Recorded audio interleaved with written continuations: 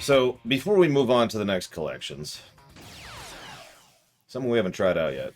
This isn't part of any review, I just want to try this out.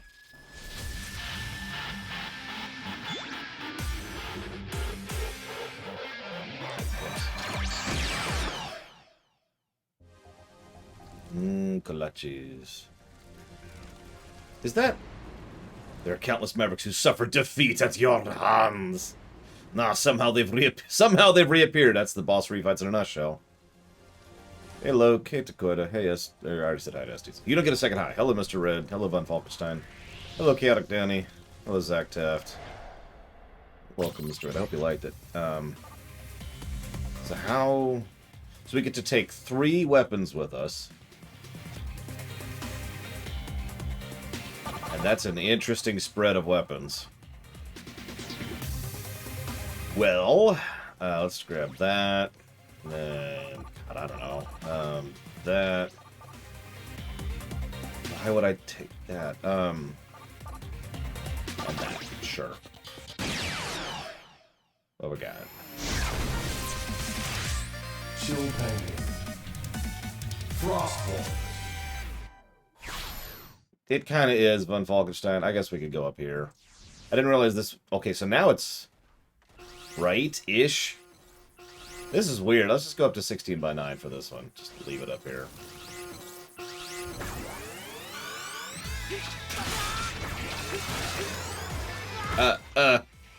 Hold up.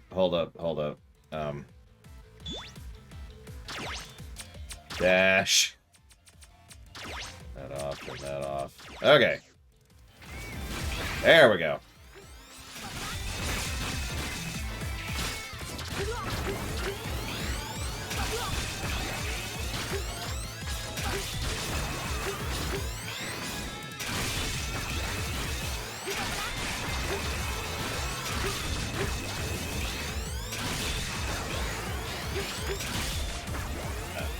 Nope, there we go.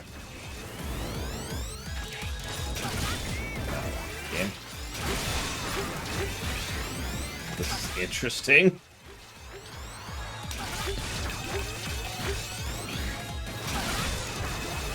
Why would we use weapons? It's Buster only time.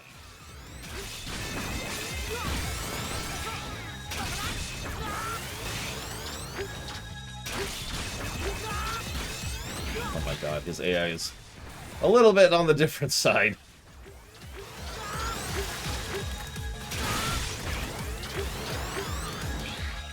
Okay, fine, we'll use a little bit.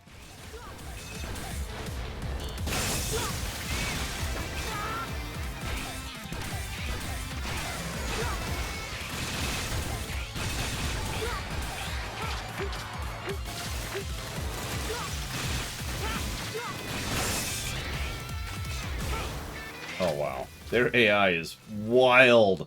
Anybody who's familiar with these 2 games knows just how bizarre this is to go through.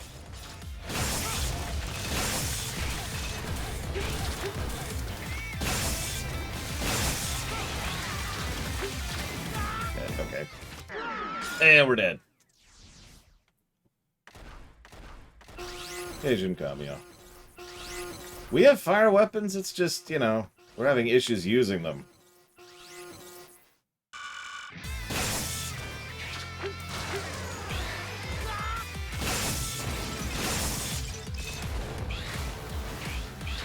Color palette's actually wrong, too. Probably a result of them, you know, trying to force 4 games into one color palette.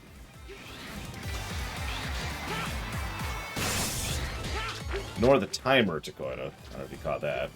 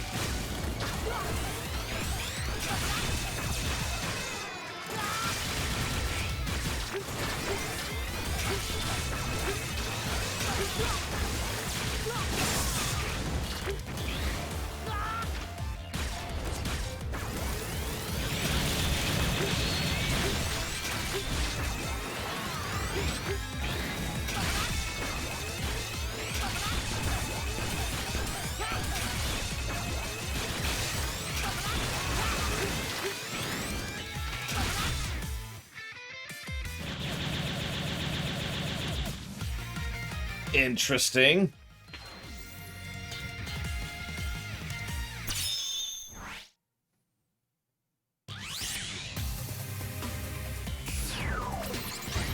Oh, God. Can we... Nope. We're stuck with the weapons we picked. That's what I figured. This should be fun. Bullcrap.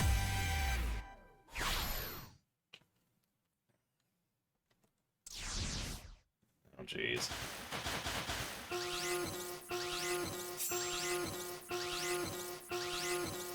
Notice our health doesn't reset either.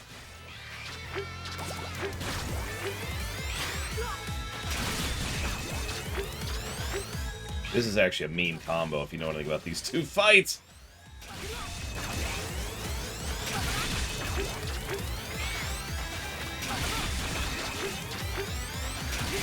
At least until we get Bubble down. But since this is a time thing... Oh, come on! Yeah, I thought so. He actually jumps higher because of the underwater thing. So it's even meaner than I thought it was, and I already thought it was mean.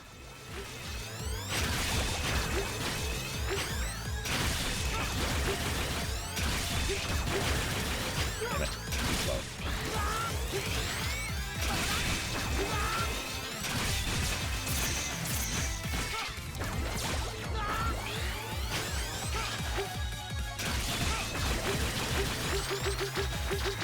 Yep, saw that coming.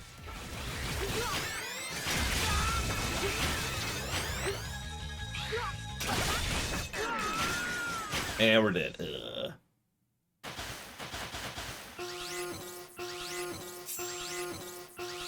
Yeah, no kidding, Veldrix. This is actually kind of neat, admittedly.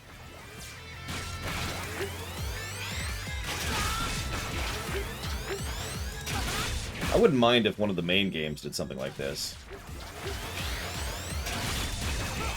I guess they kind of did.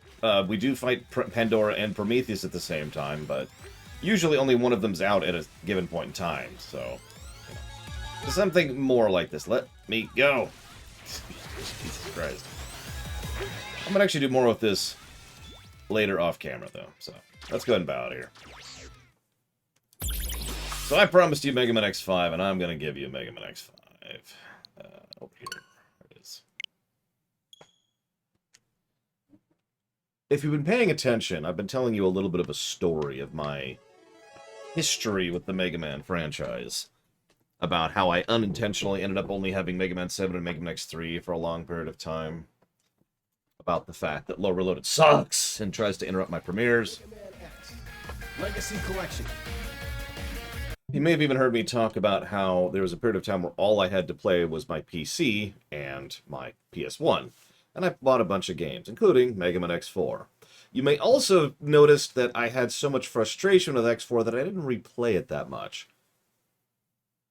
So yeah, the Mega Man game I used to replay all the time, in fact, what is probably my second or third most replayed Mega Man games, is actually X5 of all things. Go figure. Listen, Low Reloaded, I know that you're bigger than me in every way, so much so that other YouTubers actually bash you. That's how you know you've made it big, by the way. It's when other YouTubers bash you. Yeah, this is... I actually really liked this game back in the day. Now, this might be another Mega Man 7 situation. This might be another Mega Man X3 situation. I don't think it is, though. I don't think X5 is going to knock it out of the park, don't mistake me. But I think, given the fact that I had access to 4, 5, and 6, as well as Classic 8, and the fact that I kept going back to 5, probably speaks to the fact that 5 actually was a decent game. That is conjecture. We'll see. After all, I've already inflamed and irritated the entirety of the universe by saying that I didn't care for the Zero campaign in X4 upon replay. What I find really funny about that, if I could comment on that briefly, and to anybody who's watching the VOD, I stand by what I said. The Zero campaign does not hold up. But what's really funny is if you asked me before I went back and reviewed X4, I would have said the same thing all those people on the YouTube comments were saying. The Zero campaign is where it's at. Remember how I was going through X4 and barely even knew what the boss weaknesses were as X? And barely knew what anything was or where any of the items were as X? Because I had that little experience with X? It's because I replayed Zero all the time. But, yeah... The Zero campaign sucked, and I stand by that. I'm sorry. I'm glad people get enjoyment out of it, but that campaign sucked. It was clearly underbaked. So having said that, now if I praise X4 more than X5 more than X4, I'm probably going to get people to shoot me in the face on this one. So here we go. Let's turn off rookie mode, first and foremost. Let's just get that crap off. There we go. Before we go any further, can I share a quick story? So you notice that these are all in my recently played thing on the Switch. By the way, I hope you have fun with it, Mr. Reloaded. And as a consequence of that, that's because I was getting snapshots for my thumbnails, right? Because I like to get my own snapshots for thumbnails if I can. I fired up X7. I'm like, alright, let's go ahead and play X7. And it starts showing up in this language that is not English. And I'm very confused by that. Like, wait, what? And I do a little digging. Apparently it was you can see it in the upper left there. It was defaulted here. If I hit this button to Italian edition. If not for the fact Italian in the upper left, I wouldn't even have noticed that. Do stress the way I said that, though. It was defaulted to Italian. These two were defaulted English. This one was defaulted to Italian. This one was defaulted to French. Now, in addition to this, you might think, oh, well, you just hit the button by accident. No, actually, I'm not the only person who's had this exact issue with X7 and X8 happen. Apparently, there is just a thing where occasionally it will default that to Italian and that to French. I was really confused by that, and I just wanted to share that super quick. Anyway, so...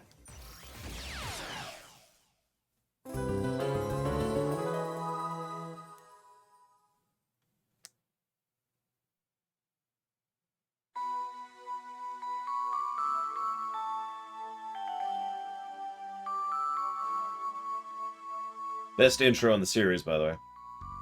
Maybe second best.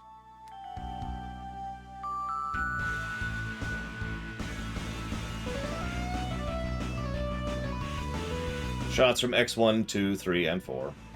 Alia, Douglas, I forget the medic's name, and Cygnus. Lifesaver, that's his name.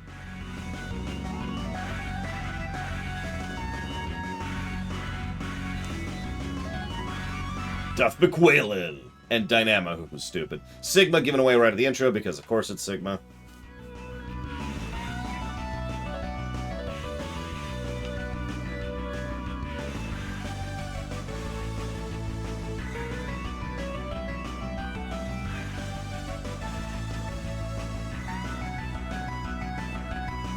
And a shot of the armors we'll be getting. Call me a weirdo. I actually legitimately like that intro. It's a nice little flashback. It gives an idea what we're going at. It spoils a couple things, but it doesn't spoil anything of substance, my opinion. So, right out the gate, plus the story, intro. Opening crawl, actually, pre-title crawl. Now, that being said, this game has an easy, a normal, and a hard difficulty. This is one of the, if not, this is arguably the first Mega Man game to do this. I don't know if this deserves a positive or not, but this was kind of innovative at the time because it does actually change the amount of damage you take, which is whatever. But the other thing this does is it changes how the bosses operate. Their stats, and as a consequence, the drops that they will give, and the moves that they will use vary based on these settings. So it does change the AI, it does change the stats, it does change the drops. And I'll talk about drops in a minute. Drops is the wrong word, but we'll get to it. There's also this, which is the weirdest thing. I've never played in slow, but that's kind of a thing. We also actually have a button config, as we always do. But the really weird thing, this is the weird thing here. There's actually a music test for the first time since X1. Thank you, Nightingale, for that sub. Very much appreciate. Thank you. If you do happen to know a game you'd like to put that towards for the future, please let me know. And no, Cycloud, I'm actually dead, but thank you for the thought.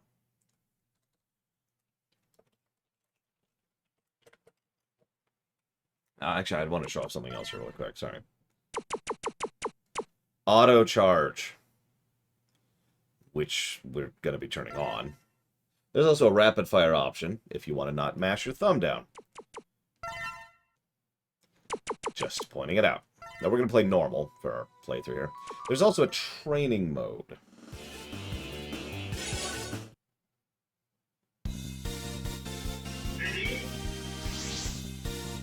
Agreed, Dakota.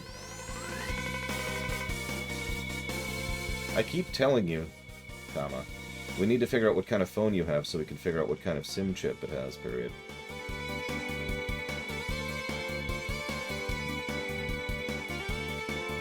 I try, Nightingale, I try. I'm pretty sure YouTube buries me, at least in part, because the fact that I produce too much content. I know they flag you for that, because... Republic Commando, you got it. Okay, so... This is exactly what it sounds like. It is an actual honest-to-goodness tutorial. This is, you've never played a Mega Man game before. You'll notice I'm not even reading it, because I have played Mega Man games before. But I'm just describing the idea of what this is. I don't know if this deserves a positive, but this is literally a, so this is your first Mega Man game kind of a thing. A very strange place to put this in X5 of all games. But I tend to be in favor of these kind of things, especially if they are 100% optional. Oh yeah, we can duck, by the way. Check it out! Human powers engage! Oh. Yes, a Pokemon game should exactly have this. Right? Like, a Pokemon game should have a, have you never played a Pokemon game before? And then if you haven't, you go through the usual tutorial. And then if you have, you just play the frickin' game. Now, the text issues are going to be worse in this one than they have previously. They've already been bad, but I've been hesitating on giving a full negative for it, because they haven't been bad enough. But this might actually be the button, or the time when we pull the trigger on giving a negative for text boxes, because they're not great in this one.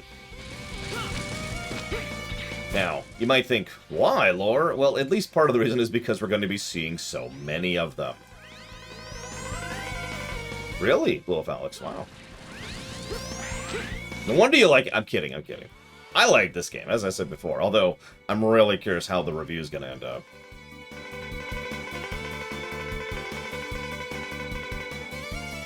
That was also teaching us that there's an auto charge button, which we have on, obviously.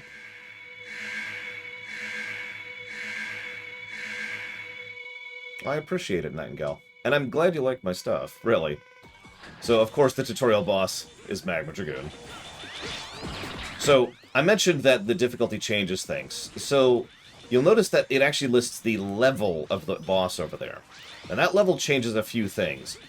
I already mentioned the obvious. It changes their stats. You know, the most obvious one being their health. But based on their level, it also... So within certain level set points, the bosses will have slightly different AI structures. Unlike X3, where it's very basic 30 go... if-then. In this game, there's if, then, else, then, if, and just a whole sequence of things that they do, depending on their level bracket. So, that's significant because every time, let me try to remember the whole list. Every time you beat a stage, no, hang on, let me walk that back. Every time you move forward an hour, every time you get a power-up, every time you accidentally watch the cutscene, every time you beat a boss, their level goes up. Unless you're on easy. If you're on easy, the boss level actually doesn't go up. This can be problematic for some reasons and beneficial for others, and we'll talk more about the specifics later. Okay. So, hang on.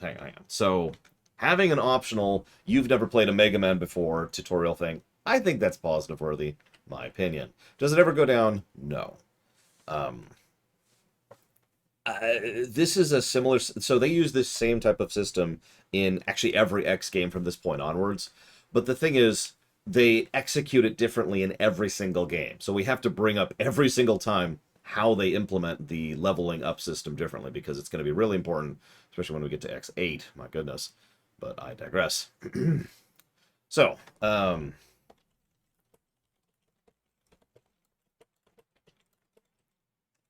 down the menu thing. Oh yeah, we're still on 16 by 9, aren't we? My bad. Thank you for pointing it out. Thank you.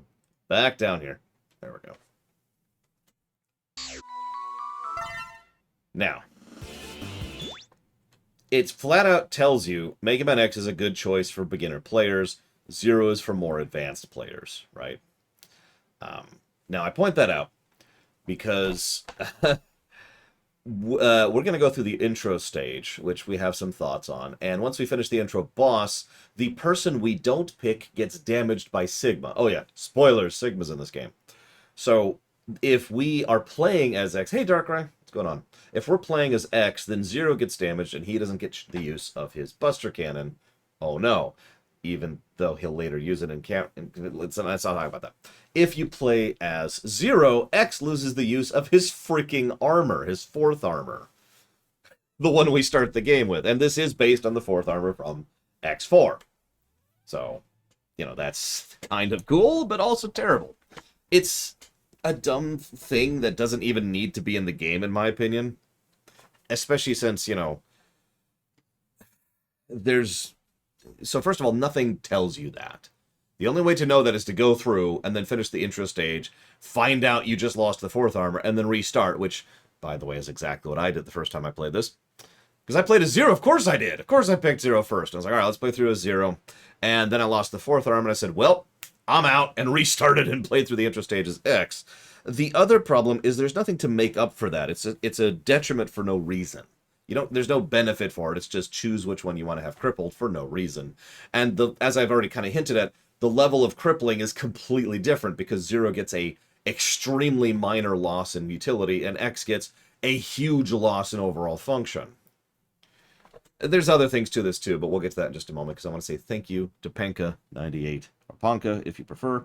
I never know how to pronounce A's because I suck. Thank you very much for the sub. I try. I try to make these reviews interesting and fun and cool and, I don't know, worthwhile. If you want to put that towards something, please let me know.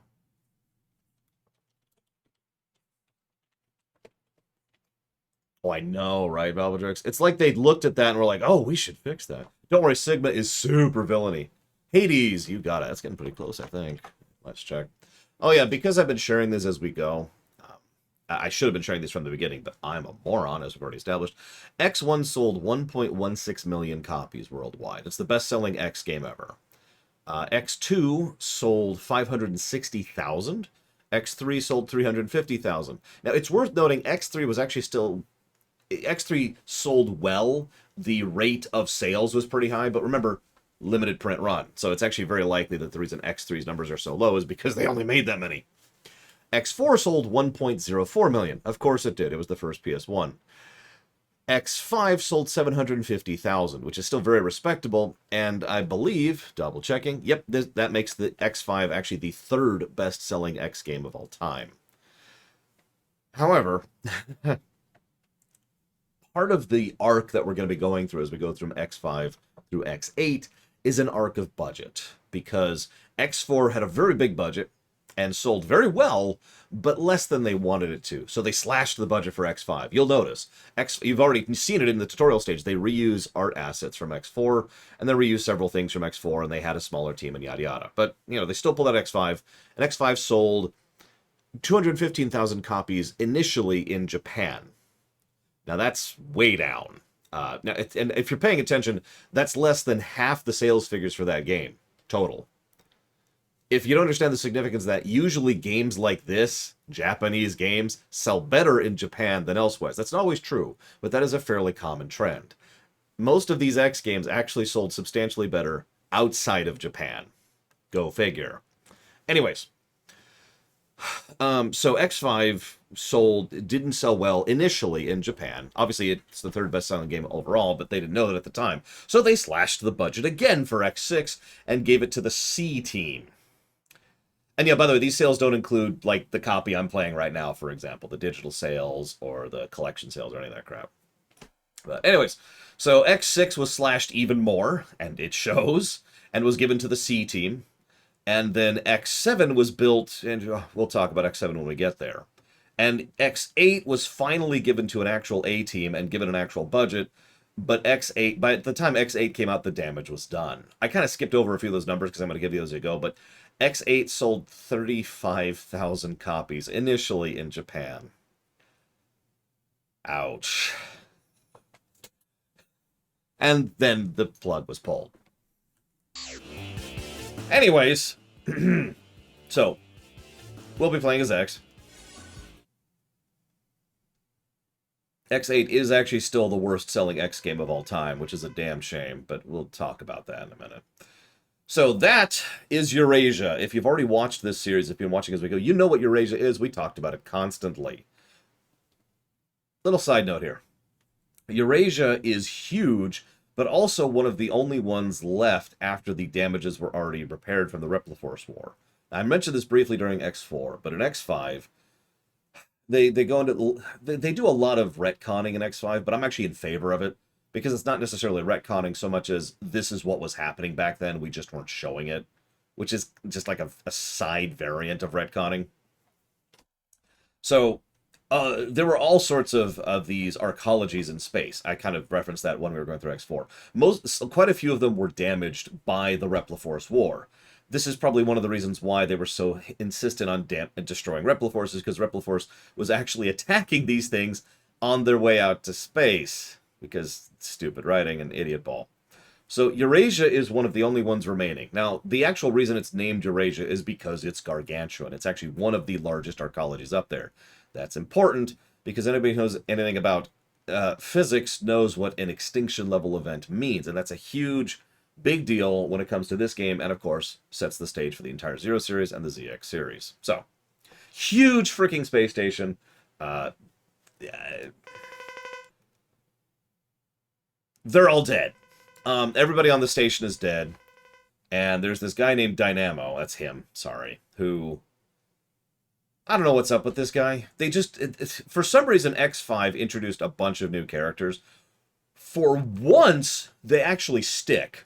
Because if you remember, in X2, they added a bunch of characters. In X3, they added a bunch of characters. In X4, they added a bunch of characters. And none of these characters ever show up again, and only a few of them are even referenced again. Dynamo and Cygnus and Aelia will all actually come up and be referenced all the way up to and through X8. So it's like they finally sat down and just said, let's actually go ahead and have some recurring characters for once. So I'm willing to let X5 slide a little bit on the brand new characters shtick because they're actually going to stick around for a minute. Anyways, so this is Dynamo or whatever his frickin' name is. He could have just been Vile, considering that Vile is actually specifically called Vile Mark V when we fight him in X8. I don't know. Anyways, so Dynamo says, yes, it's ready. Piece of cake. Oh yeah, you're probably going to ask me what his character motivations are. I have no idea. This guy is a non-character. He's here to be an opponent. He's here because we need to have a rival bonus fight. Because we had the X-Hunters in 2, and because we had the Nightmare Police in 3, and because we had Colonel in 4. So we have to have some bonus fight guy for no damned reason. Oh yeah, we actually had Vile in 1. I'm not even joking. That is the only purpose Dynamo actually serves in the plot, is to be an optional boss. Moving on. The colony is still alive. I can let it fall at any time. Please let me do it now. I'm getting bored. All I have to do is go back to the Earth and scatter the virus. Bad dialogue. Totally not Sigma. You're exactly what I expected. You're doing a good job, hee hee hee. Nobody dares to fight against you, except those stupid Maverick Hunters. I'll do anything for you. Anything. And this turns into a romantic comedy. Good. I'm going to Earth to execute our plan. Stay where you are and await further instruction. But I don't think you need to do it personally. Are they really a threat? Are X and Zero really so strong that you can't let someone else do it? Yes, in a manner of speaking. Zero, I'll show you what you really are, and who your true enemy is. Ross! Hi, Ross. Wahahaha. I mentioned this during X4. A narrative point that was, again, this is a pseudo retcon, it's like an adjacent retcon, was the reason that they give for Sigma being such a non-presence in X4 is because he was recovering from the events of X3 and the Doppler antivirus. So now he's recovered, and he spent this whole time building up and building up and building up an absolutely enormous amount of virus, because that's how that works, right? You know, that's how a computer virus works, is you have to get a large quantity of this programming code to... Look, just go with it. So he was building up a huge amount of a computer program in order to spread across the world. Oh, sorry, spoilers, what she's about to do.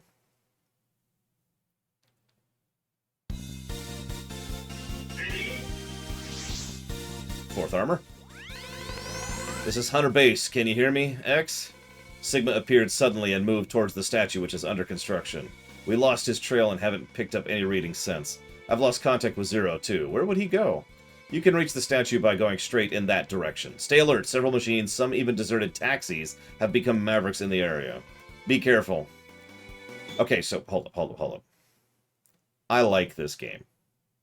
But this is the first game that has a truly, legitimately bad localization. And I just want to preface that, because I'm going to jot it down as a potential, but it's probably going to be a negative.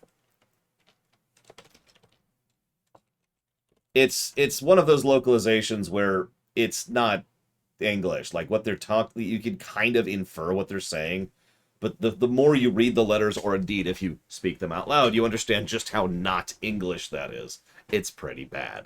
Thank you, Ross, as always. If you know, if you're going to put that towards something other than Tangled, you're killing me, Ross. It's never happening. Okay, so... Now, let me go ahead and say, first and foremost, by memory, I like the graphics, the background graphics, let me be more clear about that, a little bit better in this one than I do in X4. Which is funny, because they spent less time and effort on it, and it's more...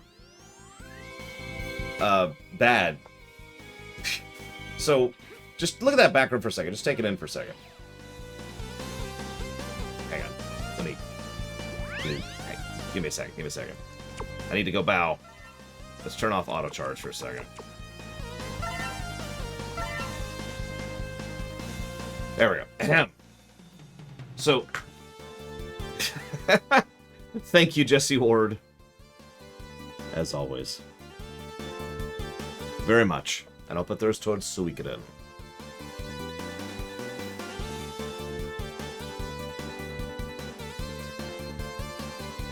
Listen, Dr. Wily, he's busy, okay? Okay, so... let me explain a little bit what I mean about the backdrops. Remember... less budget, less time. Now, the thing is, this game did have one thing going very much for it, and that was weight. Now, this is something that I've talked about a lot, but I want to quantify for just a second, because we've never really had a chance to sit and discuss what this means. A particular development team can have a budget and a time and access to resources and whatnot, but having weight put behind a game allows them to do a better job of tapping resources and prioritizing their development. Make sense? So, in game development, usually developers, especially within certain departments like art departments or music departments or like testing, you know, that kind of stuff, some of the more lesser-known departments, they work on multiple games simultaneously. But if you have more political weight behind your game, then your game gets priority, and it gets boosted to the top of the list, so it gets more attention. You get a higher percentage of that thing. People spend more time on it. More of the actual resources of the company that aren't directly allocated to your budget can be allocated to your game in order to try and make it better, etc. Now, this has come up a few times, but this is probably one of the biggest examples that we've seen. Because despite this last budget, and despite the quick time, X5 had a huge amount of weight going behind it. And I think that's one of the reasons why it is as good as it is. It is also the last X game to have that weight. Last Mega Man game to have that weight, actually. What a terrible sight. The highway's been badly damaged. We've got to find Sigma before he destroys anything else, or we'll be in very serious trouble. Oh yeah, so we start off with the air dash. Yay. Hey, DJ Flick. Just gonna leave auto charge off here if I'm gonna keep talking. I do rather like that background.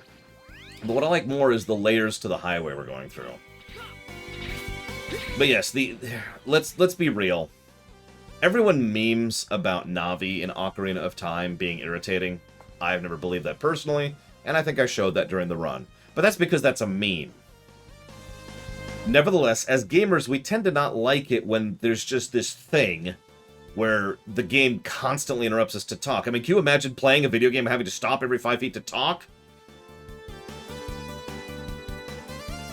Self-deprecating aside, that is exactly what X5 does. And it's not as bad as some of the later games, but you notice how we've had 3 separate moments where the game has actually essentially paused so that Aelia could talk to us in our ear for a minute. We actually commented on this when it came to the ZXs as well, if you're remembering, that there was an issue with ZX Advent 1 or 2, I forget which they could have made work a lot better, and they didn't, so instead it's just this kind of thing. This building is badly damaged. The walls could collapse at any time, so try not to get trapped by falling rocks. You can take advantage of the lay of the terrain. Sure.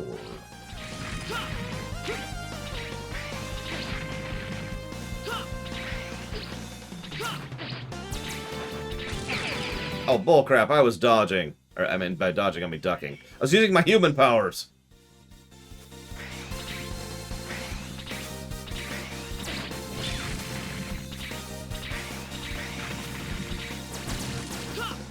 Human powers. Exactly, Chaotic Danny. Ironically, it'll be just as bad in X7 when they use voice acting for the same thing. So, can you see a red rope ahead of you? Jump and grab. So this is kind of the downside of this whole setup. Remember how I praised the tutorial? The actual intro is also a tutorial, complete with tutorial text, for no good reason. Even though simple game design could make this thing work. Here's how you do this. What you do in order to tutorialize this thing is you make a section of the game where someone is likely to be jumping up, and thus there's a chance they'll be jumping up like this, right? You put it right in the way, nothing underneath it that's damaging, so just a regular platform, so the player is likely, just by normal interaction, to have that happen to them. Then they're like, oh, that's how that works, and then they do it.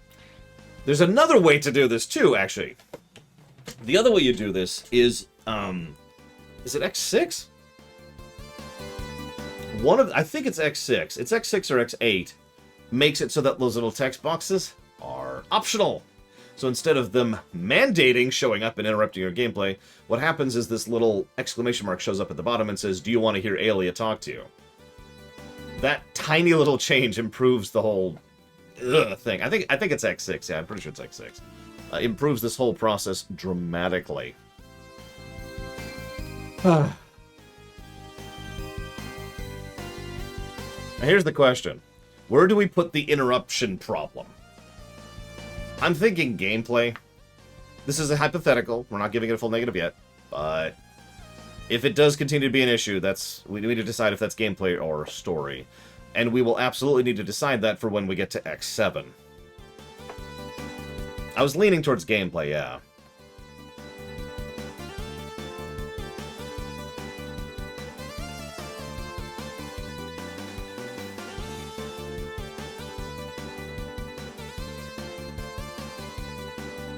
Oops, that's negatives.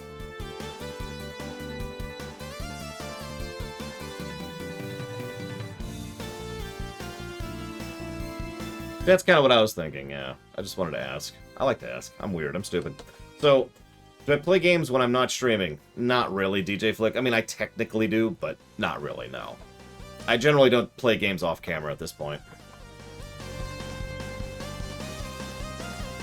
I think you're right, Blue of Alex. That's why I'm putting it in italics right now.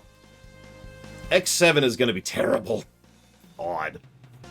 Because that's just, yeah. Okay, so... what was it? I was going to jot down something. Ah, right. Okay, just jotting down some things. Let's go fight the tutorial boss. You've finally reached the statue. I lost the traces of Sigma and Zero somewhere above you. But remember, the guard system of the construction site is malfunctioning as a result of the Sigma virus. Kick the guard walls quickly and climb them. Yeah, I thank you for that extremely unnecessary tutorialization. I always thought this was kind of cool.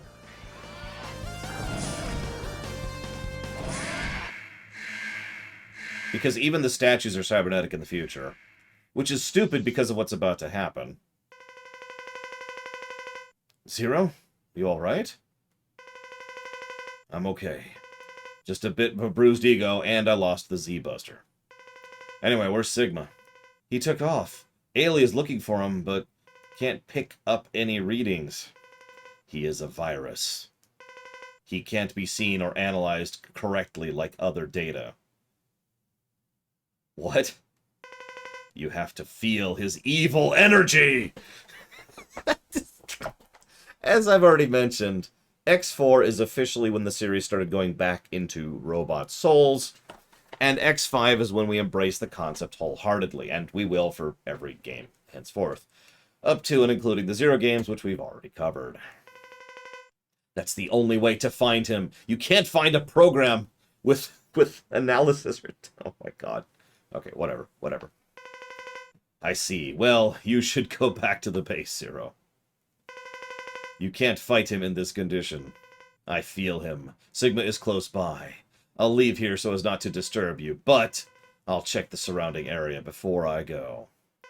While lying here down on the ground with my arm cannon. So if you can't tell, that's actually, for the longest time I couldn't tell what the hell I was looking at. His Buster Cannon is literally slashed off. His left arm is slashed off. Which is kind of funny, considering that it was Sigma's left arm. Or, yeah, no, it was Sigma's left arm that was slashed off by Zero all those years ago. But anyways, Zero on Darkrai. I can feel him, too. Sigma is very close to us. Be careful, X. Very, very close to us. So yeah, the tutorial boss is Sigma. But it's okay, this makes sense. Stupid Maverick Hunters. You will all feel the true Maverick power right before you die. Infinite power. And yes, he can teleport this statue head because... Look, I don't freaking know, okay? I am the wrong person to ask here. Because he is a virus. He can't be constrained or detected by normal physics. And I love how Zero just chills there the whole fight. Like, what are you doing? And yeah, by the way, if you think about this logically, this means this statue had the ability and technology built into it to teleport around, shoot energy beams out its mouth, and... Oh, hang on, and do that. What? Who built the statue with that? God, no wonder the world is so screwed up. Dr. Kane's like, okay, hang on. Let me think about this. It's a cool statue, but can we put like a giant death cannon in its mouth? Yeah, so let's just be honest about this for just a second. I like this game, and I do like some of the things it does narratively.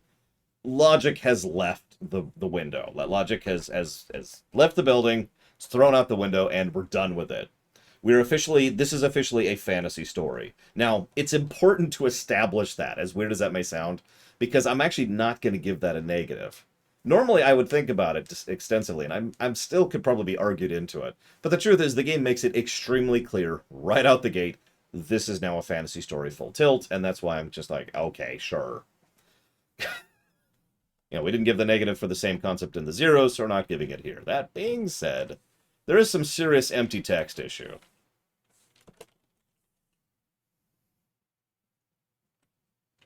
Yeah, the negative, if we do give it to Koita, would be for external continuity. Which is funny, because this game acknowledges and embraces most of the previous games, other than the fact that it just leaps into Fantasyland. It's strange. So I'll jot it down as a potential. Question mark. So, we just did the intro stage, and That blast released the Sigma virus. It must have spread all over and could cover the Earth by now. God, this localization. All the Reploids are getting severely infected. Sigma, he lost to us on purpose. We have to evacuate immediately. Hi, Alia. This is Hunter Base. Do you read me? Are you alright? Any damage? Oh yeah, when did Resident Evil 5 come out in relation to X5? Because the complete global saturation plot is almost identical between the two of them. No, really. So anyways, this is Cygnus. We'll talk about him in a second. The entire Earth has been thrown into a panic because of the Sigma virus. It's dangerous to stay there. Report back to the base, which is safe from the Sigma virus. Darn it, Sigma, you will pay for this. Even if we fight, what good will it do? A battle won't solve the problem. Love this song, by the way. Oh, wow. This predates RE5 by a ton. The situation is far worse than expected. Sigma's explosion has spread the virus all over the Earth. Oh, yeah, by the way, this is the first time we explicitly go across the globe from one of these games. I know I said that in X4, but I did some research, and apparently X4 was supposed to be one localized area. Sure. But X5 is actually... No, really! No, really! We're actually going across the globe, and we're finally on that kind of a scale. But anyways. Humans and Reploids are in total panic. What's worse, the space colony Eurasia is heading straight towards us. At this rate, it's going to crash into the Earth in 16 hours. Everything, including Reploids and the entire human race, will be annihilated. Yeah, because extinction level event, as we already discussed. We have no choice. For the sake of the world, we must destroy the colony. But the only weapon we have in the Hunter base that still works is the Enigma, and it's very old. We also have a space shuttle, but it's been affected by the virus and the autopilot function doesn't work. So we need someone to fly it to the colony and let it collide. It's almost certain death, but we have no other choice. How's the condition of the Enigma? Far from perfect. In order to use the Enigma, we need to build it up with some devices. The Enigma doesn't work as is. Under the influence of the Sigma virus, a lot of Maverick hunters have become Mavericks, and only a few hunters remain normal. Let's join forces with the rest of our brothers and complete the Enigma.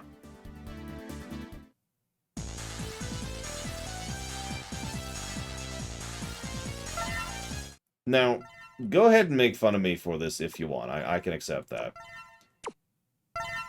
I like this plot.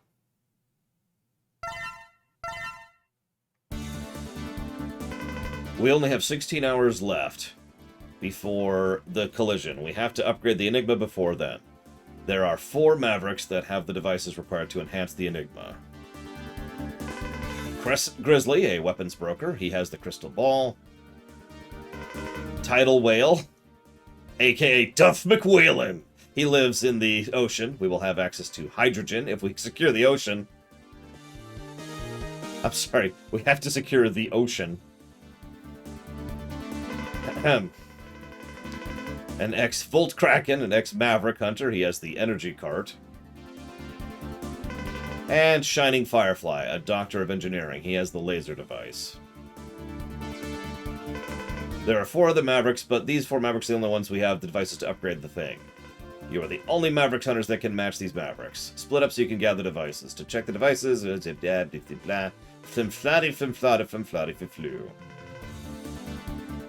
So, let's, so hang on. So we got Duff McWhelan, wow. Crescent Grizzly's in Russia. Kraken is over in, looks like, Japan. He's in just the middle of nowhere. I don't know where he's at. Apparently he's just south of Greenland. Then we got that guy who's in England. Him who's somewhere in Eastern Europe. Him who's somewhere in northeastern Africa. And him who's down by the peninsula in the Ethiopia area. I kind of like this. Mega Man 8 did this too, actually having a globe, so you have a little bit of positioning for it. It works for me the same reason Mega Man X1's map worked for me, and I do like it for that reason. But yeah, so let's talk about the plot here, because we do have to actually discuss this. First of all, I do like having a legitimate, honest-to-God mission structure. I do think it adds to the overall narrative, and I do think that it works for what we're going for. It establishes the stakes very quickly. It establishes why this is an emergency situation pretty efficiently. The virus attack is actually just the distraction for the real attack, which is the thing that's going to come colliding with the planet, right? So even though they probably it's implied several times and stated outright that they would have the ability to push back the virus attack, except they got a ticking clock. That's actually kind of smart. I also love the fact that, you know, here's the 4 guys who have the thing. There's also these 4 guys, but you don't need to go fight them. Yeah, exactly, Dakota, exactly. So I'm sorry, I want to argue for a positive for this, at the very least for the mission structure, maybe not the plot itself.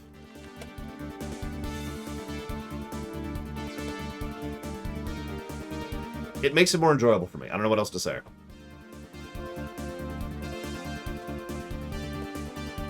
It gives good context would probably be another way to put that. Now, let's talk about that timer. So, some people are like, oh, that timer sucks. No, that timer is insignificant and inconsequential. Trust me. No, the really cool thing here is how this game is structured. I'm going to argue for a Replay Plus right now.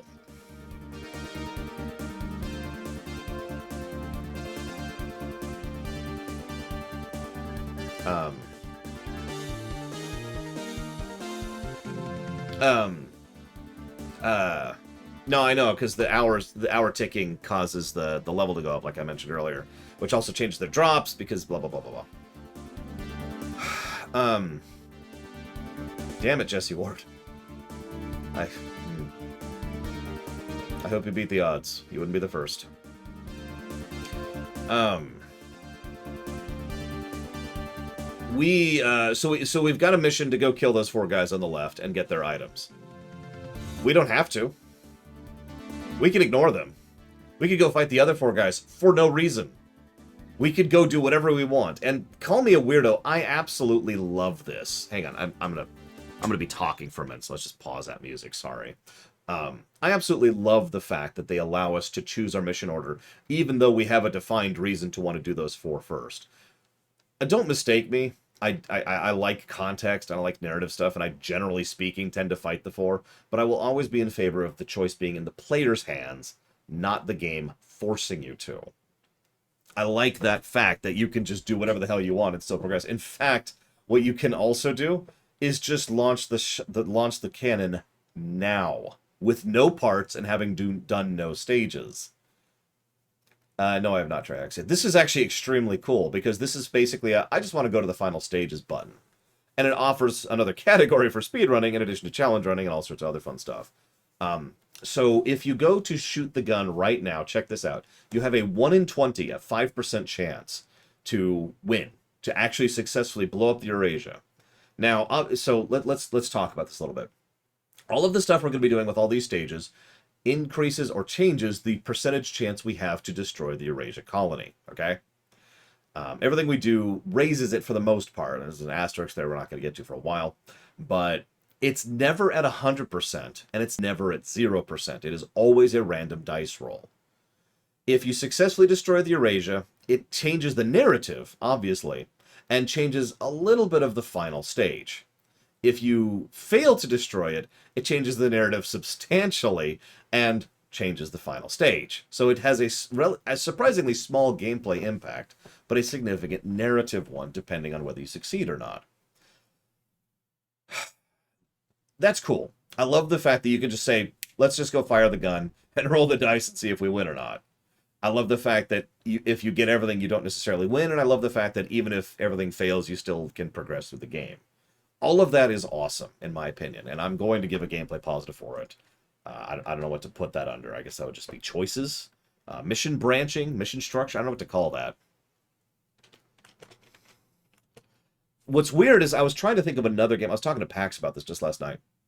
I was trying to think of another game that does this, and the only game that came to mind immediately was Breath of the Wild. Of all things. Like the fact that Zelda Breath of the Wild is the only other game I could think of where it's like, all right, you've left the tutorial, and you could just go fight the last boss. Like, you could do that. You could go to the last dungeon.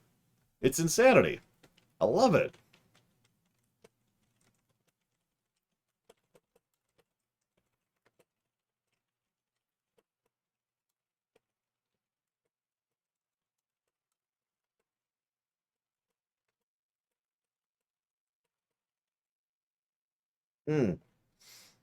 And I was going to say, since we just grabbed a save, let's just roll the dice really quick and see what happens. Actually, hang on. Yeah, so we have no weapons, no parts, no nothing. Alright, so let's fire! The time has come at last! We are going to launch the Enigma. The fate of the Earth depends on it.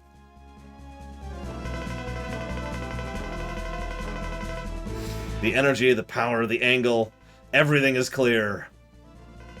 Alright, blast off! Blast off! Blast off! I don't know why he says blast off. Blast off.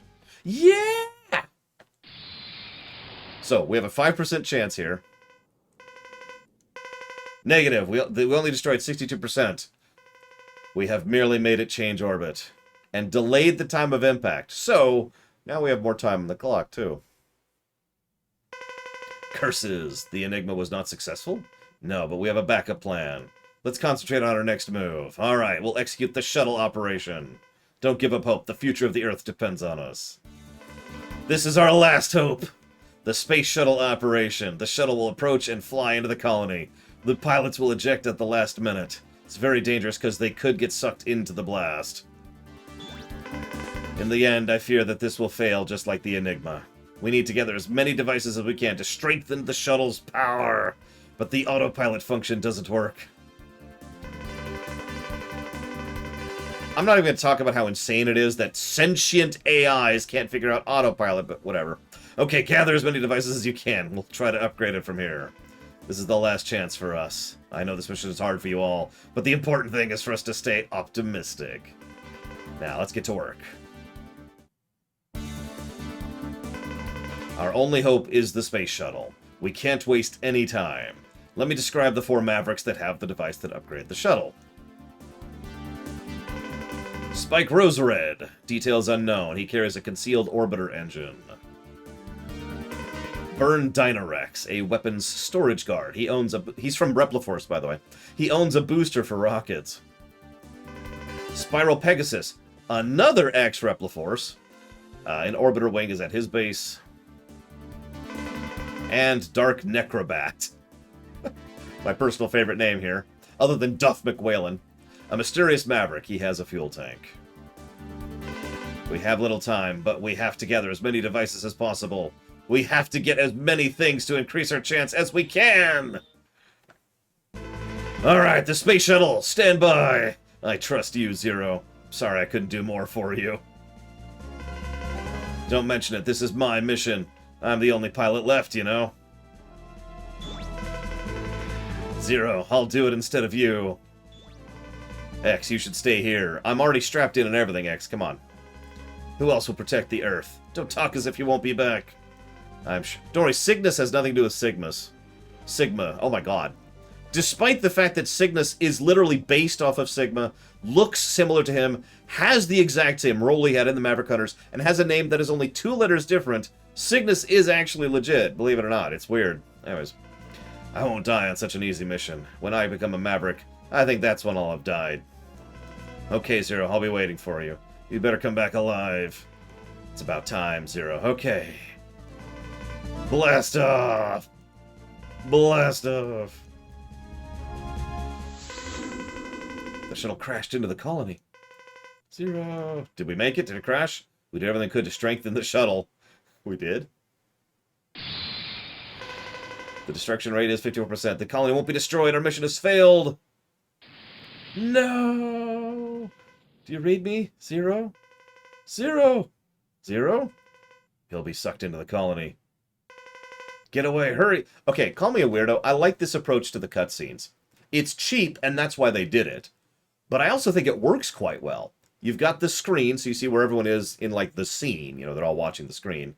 But you've also got the little reaction shots from people as they say stuff. It's a nice little approach.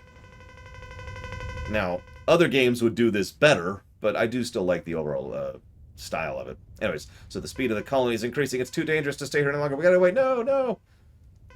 Are you gonna sacrifice Zero, a soldier who fought to save the Earth and all of us? Do we have to let my one and only friend, my best friend, die? I understand how you feel, but you need to calm down and think straight. If we stay here, we will be wiped out. Then who will protect the Earth? Who will rescue Zero? Everyone evacuate immediately. Zero, I promise I will rescue you. Until then, please hang in there. The colony crashed into the Earth. The Earth barely avoided extinction. The damage was immeasurable. Anybody who can hear my voice, please answer me. I'm here, Cygnus. I barely hear you. Aelia, are you alright? Yeah, one of the only things that this game suffers from is that budget problem I mentioned earlier. There's no real cutscenes. These are the cutscenes. So you kind of have to imagine the near total devastation of the Earth and the hunters barely escaping at the last minute, and it kind of loses some of the impact because it's all in your head, but whatever. Can you give me an update? The Earth avoided the worst situation. It's one step away from the worst situation, but, you know. Where's X and Zero? There's no reading, but they're alive. I believe they're alive. It's unusual for you to say that without any data. The reading of the Sigma virus has also disappeared. I don't know why, but I think it's lucky. Wait, what is this reading? So you remember that game we've been playing? About favorite songs and least favorite songs? Or not least, I don't know why I said favorite songs in each game, you know? Do you forget what you should do? Destroy it now. You can do it. You're the best of all my works. Wake up. So Wily repairs and fixes Zero. It's an incredibly strong energy. Zero, are you Zero? What's up? What's up, Aelia? I got a reading that looked like Zero. You mean Zero's alive? It's like Zero, but it's not him exactly. What is this reading? It's Zero. I know it is. Hey, X, where'd you come from? This is my favorite song in this game. Zero is my friend, and yet, can this really be him?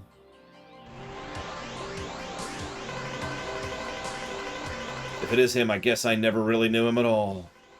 Can it be that Zero is finally discovering his true self? What's going on? Zero is... Zero. You're X. I will destroy you. What are you talking about?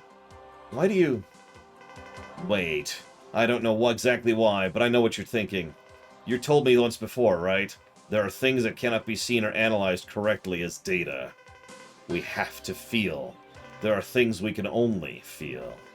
I feel it very strongly now. I accept your challenge from X2 and X3. It's time for X and Zero to fight! The Earth lies in ruins, a mere shadow of the great planet it once was. The human race narrowly avoids extinction, and it's about to face destruction again. I'm reading a strong energy reaction from point 11F5646. Let's just call that Area 0. What's happening now? It's too dangerous. No, don't go! So, which is near Japan, of course. Where else would Area 0 be? Now, I'm going to pause here, because obviously we're not going to keep going, but I just kind of want to show off what you can do in this game. But this is the canon story arc for Zero. Is that both weapons fail, the damage is severe, the planet is nearly wiped out, Zero awakes, and then some other stuff happens that I'm not going to cover right now. Now, I mentioned the way I say that because this is one of those weird niggles about creating a fictional work. They're like, okay, we're going to make this story, and it's going to be this whole thing, and X is going to barely survive at the last thing. Yes, I did, Von Falkenstein, because I could do that in this game. And yeah, this is effectively the prologue to the Elf Wars, which we talked about quite a bit in the Zero series. Now, the thing is, this was all deliberate. This is all intended, and they wanted this to go this direction so that they could start the Zero series and continue with a game where Zero is finally the main protagonist. Cool. Then Capcom said, hey, we want to keep doing X games. So then they made X6. X6 doesn't fit at all in the timeline. It is actually so against the timeline that they have been trying to explain this away literally ever since. So in other words, well, the ending I have just the ending, the playthrough I've just shown you, is actually the close to the canon ending for the Zero story arc. Blech, I can't talk. The X8, X7, and X6 games carry on from the other ending, which is where one of the things fails, which is the Enigma, but the other one succeeds, which is the shuttle. And with that, Zero does not turn Maverick. We do not have the Zero virus. And the ending changes a little bit, and X is like, I shall be amazing, and we will fight together forever. Now, I know what you're thinking. Well, hang on. Parts of the ending don't fit with that. And you're right, for reasons that I just pointed out. Yeah, ironically, both succeeding doesn't have a canon follow-up, unless that's Command Mission, which is possible. Command Mission's its own thing. I don't know. Don't ask. I don't know. Okay, so now I am going to go ahead and play this stage for like a minute. But this is a terrible, terrible idea. I just wanted to show this off super quick, because this is cyberspace. Now, we've talked about this several times throughout the Zero series and the ZX series, and we mentioned it during X4 and X3. This is the side dimension, the astral plane. Remember, we're in a fantasy game now. This is the astral plane bleeding out into the physical plane. This is literally Data, not the android. I mean, this is just the internet, except not bleeding out into the material plane. Oh yeah, and this is Quickman stage. I actually forgot about that. Yeah, the wireframe art is like, dude, how dare you? We were so cool. Okay, so over, and then right, and then right again. Down the life, down, right, I think. So now, instead of the Sigma viruses, which you didn't even see because we just raced through this game. Notice how much damage we're taking, by the way? This, I have actually done this once. Going straight to the final stage with no power-ups or anything. It's hard. You have to basically crawl your way through this game. Every trash mob can kill you in 3 hits. Oh, too slow. And the bosses can usually 1 or 2 shot you. They're mean. This is challenge mode, in a nutshell. Okay, you see how much damage we're taking? It's doable. I can prove it's... Well, I can't prove it. But then again, yeah, this is the other reason I wanted to compare this to Legend of Zelda Breath of the Wild. Because it's the same concept. You can go fight Ganon right off the bat. It's rough, and you better know what you're doing. But you can do it, right? Anyway, so we're going to go ahead and bow out of here. Actually, we're just going to bow all the way out here. Because we're not going to do that. We want to show off the game proper. Oh, it's rough. I don't know why I did it. I don't know what was wrong with me. Just to prove that I could. I don't know. And we should have... Yep. Right after that. Whoops. I swore there was a skip button. Maybe they added that in 6. So we're going to actually do the stages now. So, has anybody in chat not played X4? And if you have not, do me a favor and pick Bear, Kraken, Firefly, or Whale.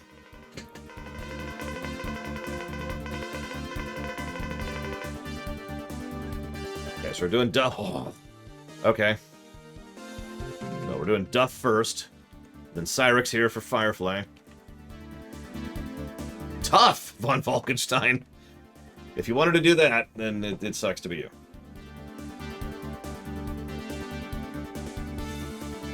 It's kind of superfluous, Casual. So, Bear or Kraken? Someone pick. I guess Von Falkenstein, you could pick. Kraken! Okay. So, almost the exact opposite of the ideal order. This should be fun. But first, I want to show off a couple things. So, I guess I can't really show this off yet properly, can I? Yeah, I can. Ah, okay. That's whatever. So, Duff McWhalen. So, this is a feature that's either going to get a positive and a negative, or just a negative. You can choose who you play as for each level. Now, on the one hand, that allows you to pick your armor, which is actually pretty cool and will be especially important as we get multiple armor sets, which is a feature this series needed in general, in my opinion. On the other hand, power-ups you get as one character do not count for the other. So if we get a heart on Zero, we don't have that heart for X. The reason I say this is a negative is because it gives you a character select for effectively no reason. It doesn't let you mix and match your play. It allows you to pick who you want to play, and then you should probably stick with them if you want power-ups. It's such a tiny, minuscule change, and I mentioned before a mod on the PS1 version of this, which does actually change that so that it flags it. So if you get it hard on one person, you get hard on everybody. By the way, X7 continues to do this system to show you how long they keep doing this system. This is such a weird and nonsensical choice, and I have no idea what they were thinking with this. Like, if this was... If the power-ups shared, this would be universally a positive. Being able to just swap between characters, between missions, is awesome. I have no idea why they did this way. Oh yeah, also, you can't get the armors piecemeal anymore. This is another weird change. So to explain what Psycloud means, there's 3 pieces for each armor suit, I think? It's 3 or 4, I forget which, in this one. It's weird. But let's assume it's 3. It is... Okay, it is 4. It is 4. So let's say you get the boots. Cool! You don't actually get to put on the boots, though. You don't get to put on anything because you only have the boots. You need to get the armor, the helmet, and the weapons. Then you could put on the full suit. Almost assuredly a sprite limit, especially since they added additional armors. But what? What's doubly weird about that is that would also be a universal positive if you can mix and match armor pieces. Like in 20XDX, for example. So here's what I'm thinking. I'm thinking both of these features deserve a positive and a negative for being cool and awful. Or sorry, one of these features deserves a positive and a negative for being cool and awful. And the other feature, we'll debate if that's a negative. Though.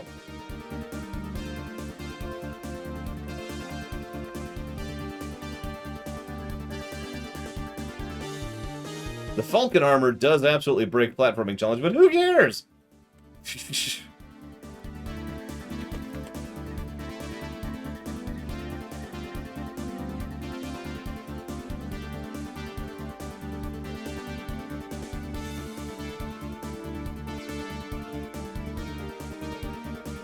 Yeah, that's the armor thing. I don't know if the armor thing deserves a full negative. I'm going to jot it down with a question mark. Armor thing, question mark. There we go. By the way, the music in this game is some good stuff. Music, hell yeah. Probably going to get a second one for that. We'll see. Anyways, we're going to play through, for this particular playthrough, as X.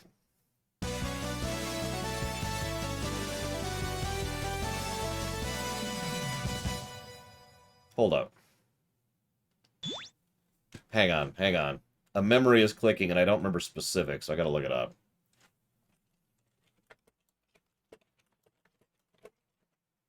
Because I know there's a reason to do this. That is a damned good question, Hazardous. I don't know. I am the wrong person to ask that one.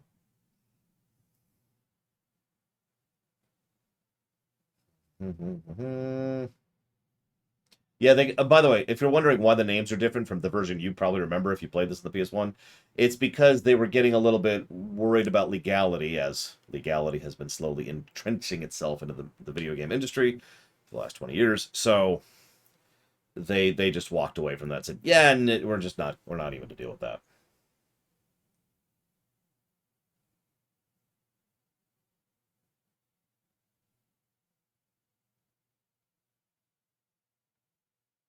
Quite a bit. There it is. I knew there was a reason. So you're probably wondering why you would ever use X without armor. The reason why is X without armor can equip 2 power-up parts. Sorry, 4. Let's get this correctly. 4 power-up parts. Whereas the armors can equip 2, Gaia can equip 0, and 0 can equip 3. So there's actually a benefit to playing non-armored X once we get some power-up parts. But anyways. So I hope you like this song from X2.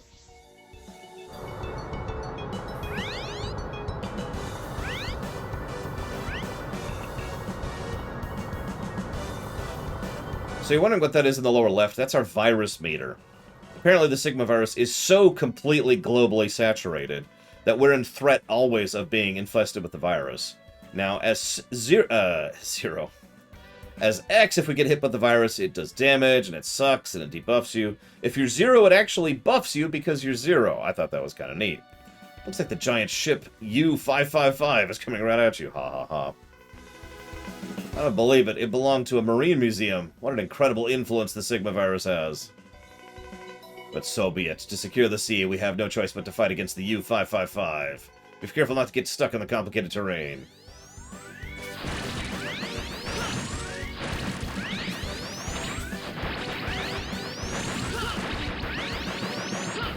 Oh yeah, this is, I forget who said that. Oh, Zamzid. Yeah, no, this was absolutely supposed to be the finale. Everything and everyone and everywhere agrees with that. I have triple-checked my research on that, figures. So we rescue that guy. Reploid Rescues is going to be a thing in the next 3 games, counting this one. I tend to think the exact opposite of that, Cashel, but I've also replayed X5 a lot. It is, however, worth noting that X5 also has some of the most ridiculous boss fights in it. So, yeah, we can talk about that later.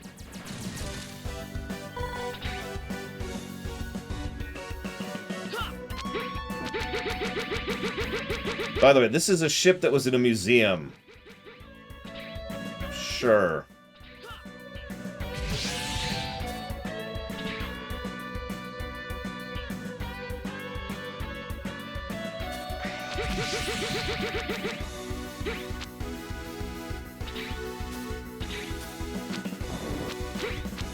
Okay.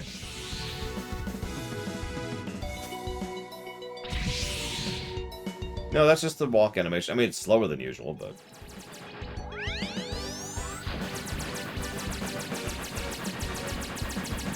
Haven't decided yet, Baron.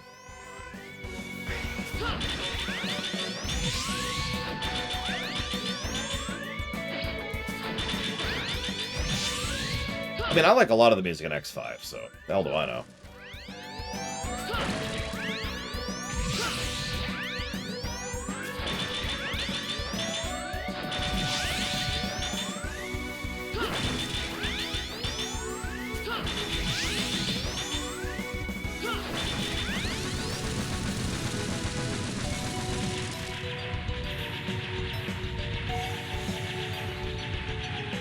Oh yeah, I mentioned the converted 3D model thing. We already saw that with the statue.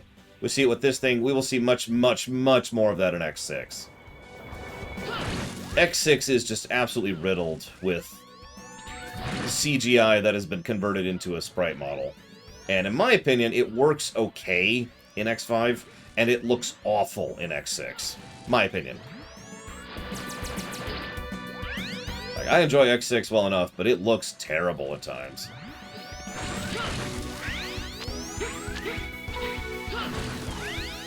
Like, you know, the snake mini-boss in Blaze Heatnix, for example? It's a perfect example of just how awful that game looks. Or all the virus mobs. Just, oh my gosh.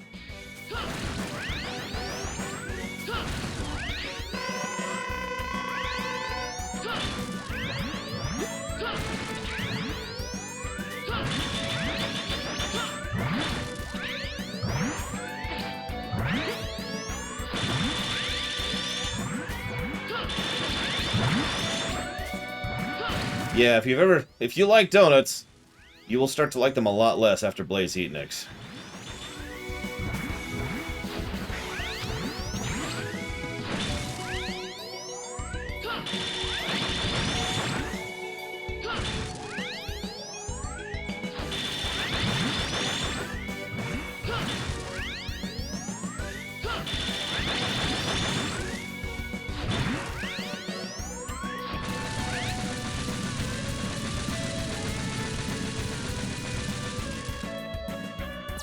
I mean, that's what I always assume too, Blue Wolf. Remember, or Blue Hero, excuse me.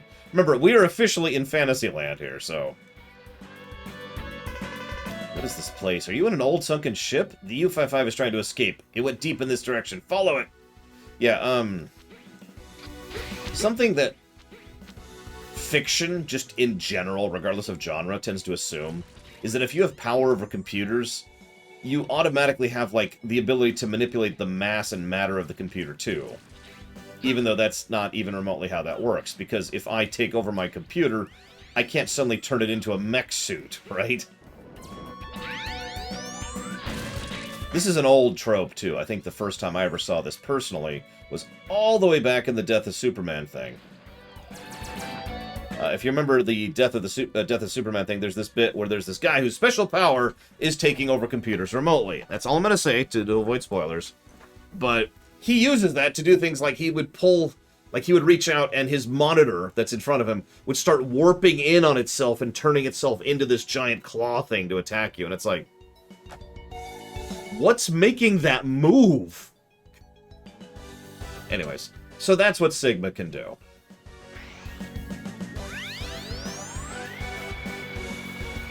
Like I said, it's just straight up magic at this point. And you know what? Okay, sure, I'm with it.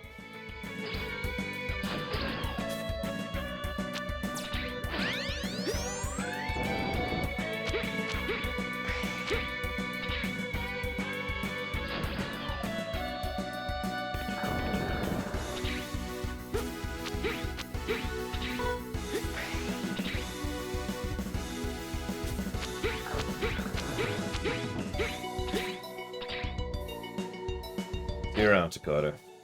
Alright, now that Dakota's gone, we can give all the negatives. Same enemies from X1, by the way.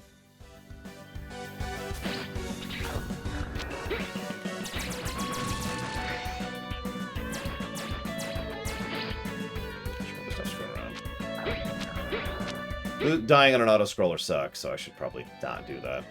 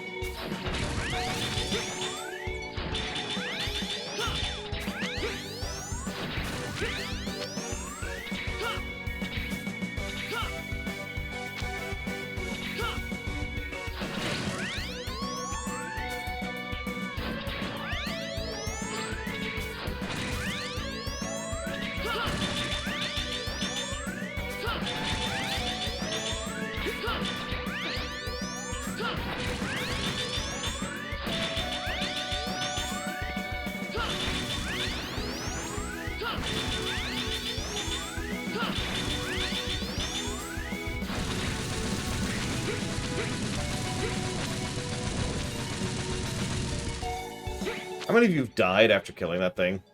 Because you fall to your death there.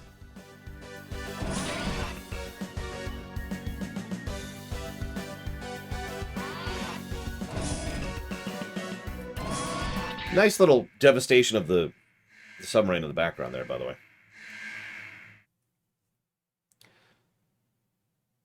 Okay, so for literally years, I have used this exact cutscene to explain stupid, pointless fights, right? Like I'd say, hey, welcome, X. I'd like you to let us use the ocean since it's nearest to the Hunter base. We need to produce large amounts of hydrogen. Do you intend to use it for nuclear fusion? So then you're going to use the good old Enigma. Yes. If you know that, then please cooperate with us. X, I'm a man of the sea. And I will not allow you to use my sea freely. You might think I'm stupid, but you'll have to fight me. I understand. I accept your challenge. What? He is on our side. He agrees with us and knows what we're doing and why and wants us to kill him in order to do it. I love this game, but oh my god, the dialogue. He's not even a maverick, by the way. He's just like, Alright, listen. I've got all this hamburger meat right here. And you've got, yes, that's also true. And you've got that grill over there, and you want to make some burgers. Okay. And you want to share some burgers with me, too. Oh, I do like some good burgers. Tell you what, If you can murder me, then I'll give you the burgers that you can then feed to me. Oh my god. It's no, Hazardous. Let me just go ahead and state this clearly, because I've read up on the Japanese version. It's literally, very well, but first you have to fight me because we have to fight. That's why I use this as the example of the stupid fights. There's actually worse examples, most of which are in comic books. See, how many of you have ever read any comic books or watched a comic book movie or played a comic book game? All right, we need a reason for these two heroes to fight each other. Well, but they're both heroes and have no reason to fight each other. Why don't we have it so that one's there and the other one shows up and says, "Who are you? Why are you here? Wait a minute. Why are you here?" And after they fight, they'll be like, "Oh, okay." And then they'll talk it out like reasonable people. And that way we have our fight scene, but then they can actually talk it up. So, hey, I think that he says that to Zero. When he talks to Zero, he mentions that he's already infected with the Maverick virus. So, by the way, what they say changes depending on who you're playing as. I think I mentioned that before. So, yeah, that's, dumb. So, literally the definition of fake drama in who you fight and why. Like, they don't always do this, and that's why I'm going to leave that in italics for right now. Like, by memory, I think it's the Kraken, specifically. You get to him, and he's like, "Hey, what's up, Kraken?" And Kraken's like, "Hey, how's it going? Can we borrow this?" "Oh, yeah, sure, no problem. I'll just let you borrow, and then I am actively infected with the virus while we're talking." And then you fight him, right? So it's, okay, sure, but whatever. Anyways. So we'll put a question mark by that one. But for years, I've used Duff McWhalen here as the example of just, yeah, we should fight. Why?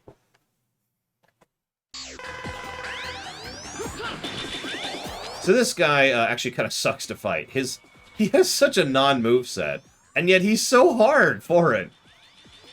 You can go ahead and make fun of me when I die, because there's death about to happen.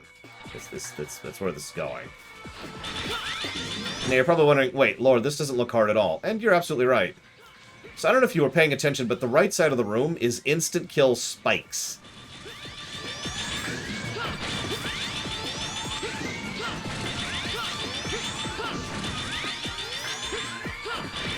Now, since we fought him first, we might actually completely skip that phase, because he doesn't have the level to do any of that stuff. But when we fight the refight, which will be silly, there's a pretty good chance he's going to try to shove us into the instant kill spikes.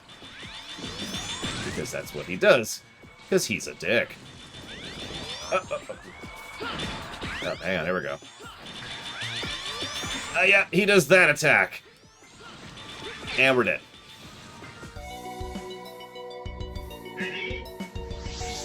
Thank you for demonstrating, Duff McWhalen.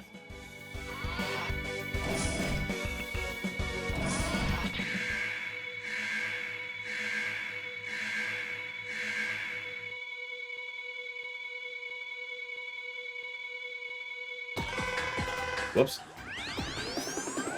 My charge.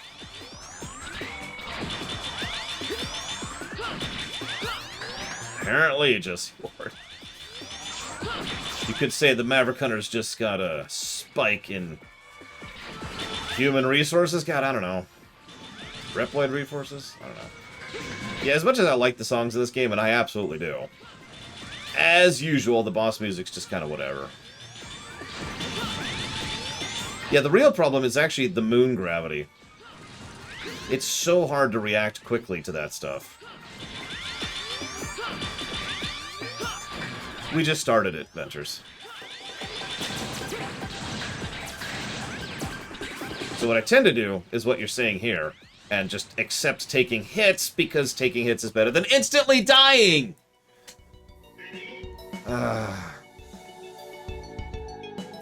Oh, interesting, Davidson. That's not what I read. I believe you. I'll have to redo my research, which I always hate having to do that, but whatever. I mean, I can't read Japanese, so I have to go what other people tell me. Which always disagrees. But yes, you start with the 4th armor, Ventures. For once! We start with the armor from the previous game.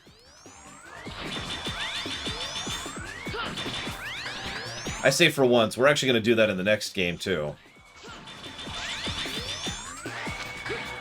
No, it's actually a cool concept. In fact, I'm tempted to actually give the game a positive to gameplay for letting you start with the freaking armor. It's even optional if you don't want to. There's a lot of options in this game. It's great.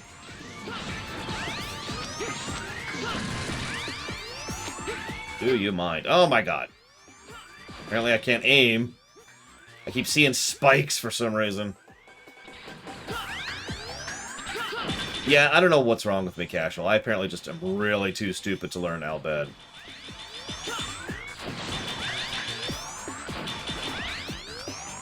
I mean, there's still new armors, Andity, so it's not like they didn't do that, you know? No! Ah, this freaking fight. Okay, whatever.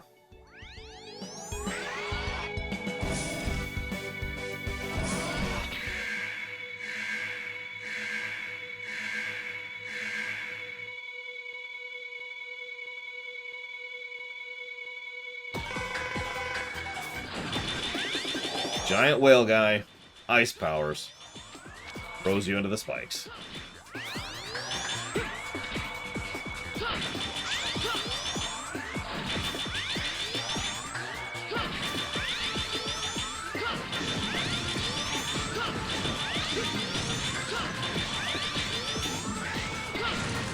Hey, silly idea. We've died several times after getting this guy very low on health because instant death spikes. It's like Bubble Man was like, you know what? Wait a minute, I could just throw you into those.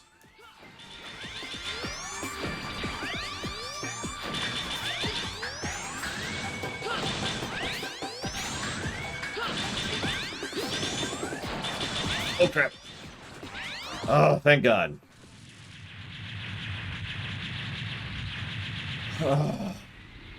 Okay. We beat Duff McWhalen. I should probably tell you why I keep calling him that. In the original English version, they were all named after Guns N' Roses characters. Now you're probably wondering, why? That's a little bit trickier to explain. It's a really stupid reason, too. It's like the girlfriend of one of the people who was working on the game, not even a major person, just one of the people working on the game, happened to really like Guns N' Roses, and so that person petitioned to have them named after that for his girlfriend, and it worked out that way, or something like that. I'm probably missing up a step in that, but... As you got DNA from the boss you have defeated. From this DNA, we have a special weapon. This is how you equip weapons. You get other items if you defeat the enemies at higher levels.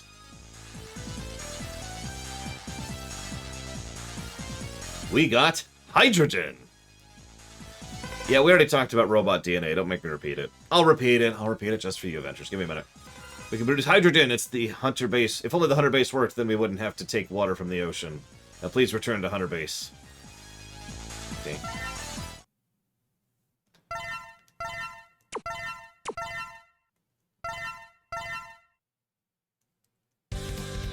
Hey, it's Dynamo. Incoming message from a pointless character. Could he have just been Vile? If you wanted to have some random idiot who just wants to fight us for no reason, just make it Vile. What's this? I've never seen him. Hey! Nice to meet you! I have no hard feelings towards you, but this is my mission. Before long, I will attack the Hunter base. Aw, Mr. X and Mr. Zero there. Please play with me. I'm really bored. Don't worry, we'll fight like true sportsmen. Oh, I almost forgot to introduce myself. I'm Dynamo. Or Dynamo. See you soon. How dare he at a time like this? Should we even attempt to fight against one so arrogant?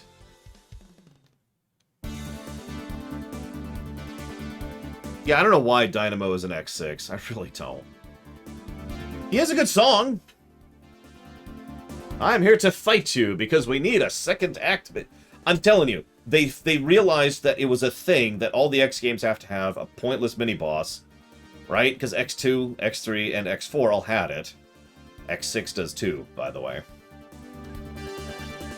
I don't remember if 7 does.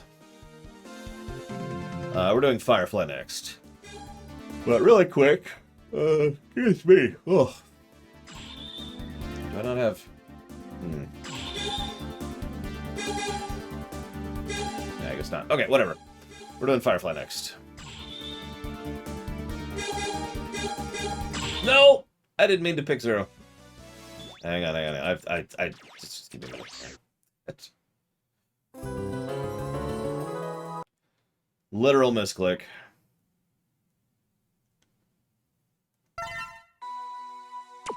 I mean, at least with Axel, they... I can't finish that sentence. At least with Axel, there was a reason to put Axel in the game. Let me put it that way.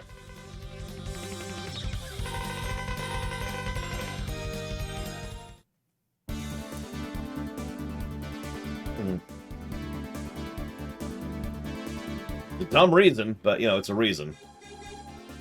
So, as X, please. Thank you.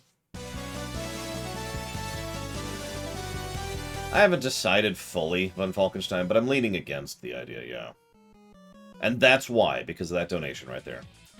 This is probably my 4th favorite song in the game. There's a lot of good songs in this one.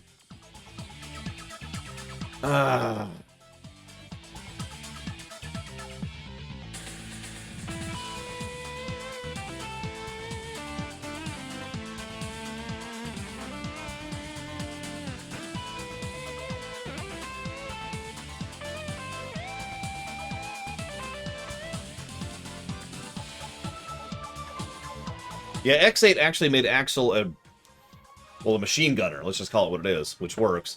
Because X, despite this, is not actually a machine gunner. X is that. He's an artillery, which works quite well.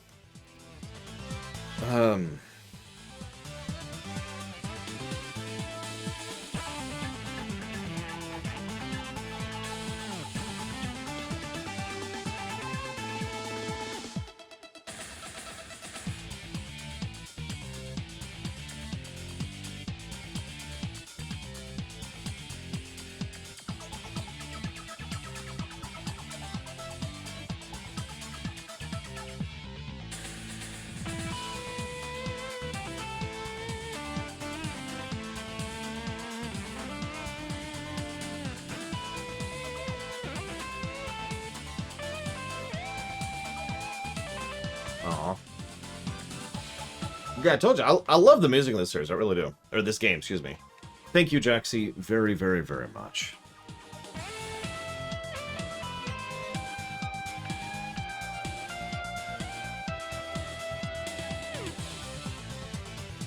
I always appreciate that support. Thank you so much. I'm glad you liked the WoW lore run. That was a lot of work.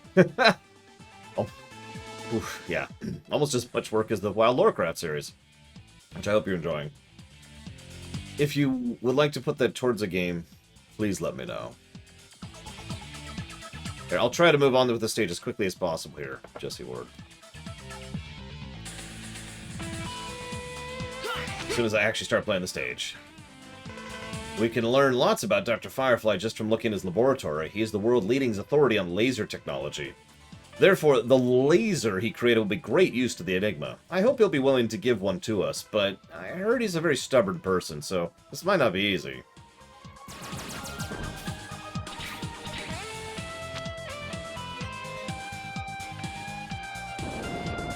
Ah, almost. Yeah, I had to start my day with that too, Jesse Ward. Okay, hang on. I think I might need Falcon for that. I don't think I can do this as is. I'm going to make one more attempt, but I'm not even getting close.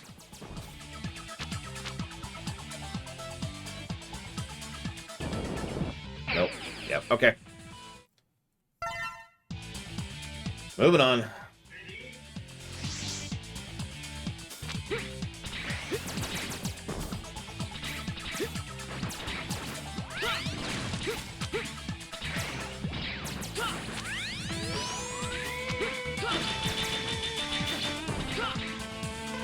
The platforms won't be destroyed, so you'll have to just time... Okay, Aelia! Aelia! I know how to do platforming. Please shut up.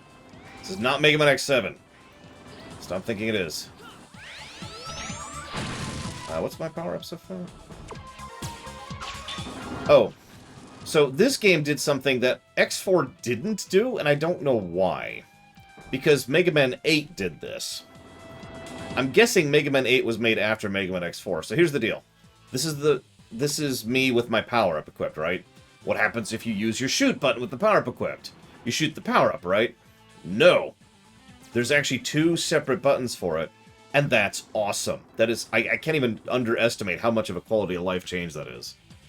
So much so that I'm probably going to give it a positive, because if nothing else, Mega Man 8 deserves that positive, and Lord knows that game's going to need it.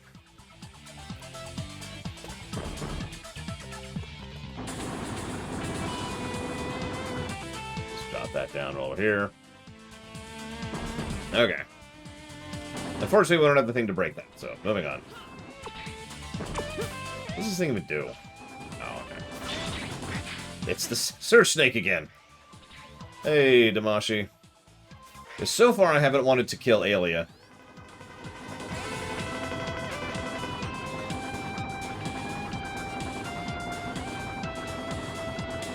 You should proceed by stepping on the platforms.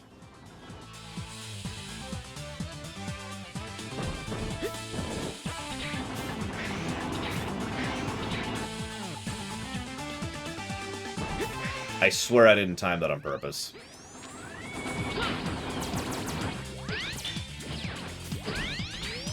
Damn it. Come on, charge. There we go.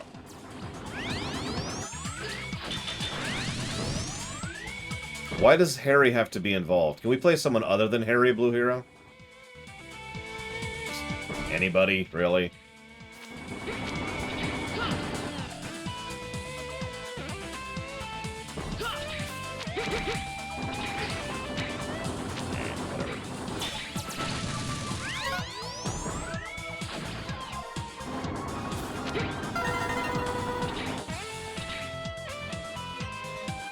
Hell,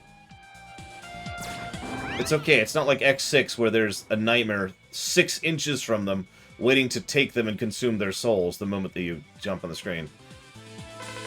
Aelia, oh my god! What she just said was break down the door and then proceed to the next room.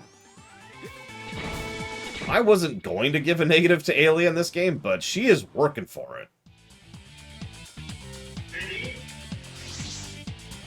Generally speaking, no, Jesse. I'm sure there's such a thing as a Destined Hero story that I like. I just can't think of one right now.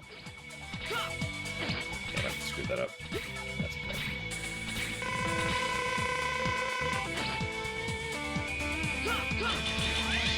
Well, that's a thing. Yeah, what's with the camera in this section, by the way?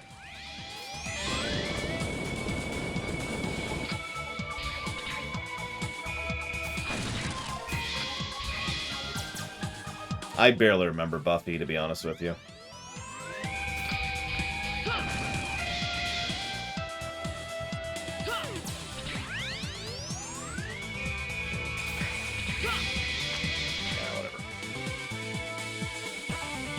I am being serious. I don't really have much interest in Harry as a character. One of the things I've always found most interesting is how much Harry isn't the main... How do I phrase this? He isn't the hero of the Harry Potter series. He is the center point of a lot of other heroes. He keeps going because of the people around him. And he's got a really good support network therefore, but... Harry himself is kind of pathetic. Now, that's not a dig per se. I actually like that about him. It's just, you know... Anyways. So, Harry Potter game. Let's see, of the thousands of people you could play as. The defense system is engaged. It attacks you with plasma. If you have some kind of weapon, you may be able to neutralize it. Aelia, shut up! Oh my god. And I don't think we do have a weapon. Nope, we do not. Okay.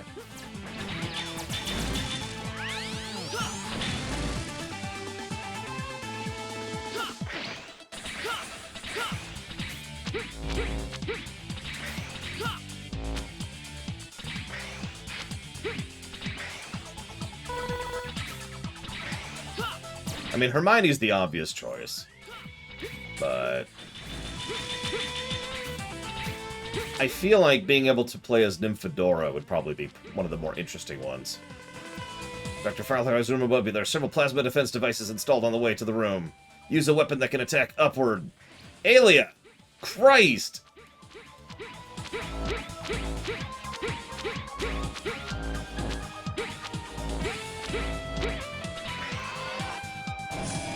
I could see Draco.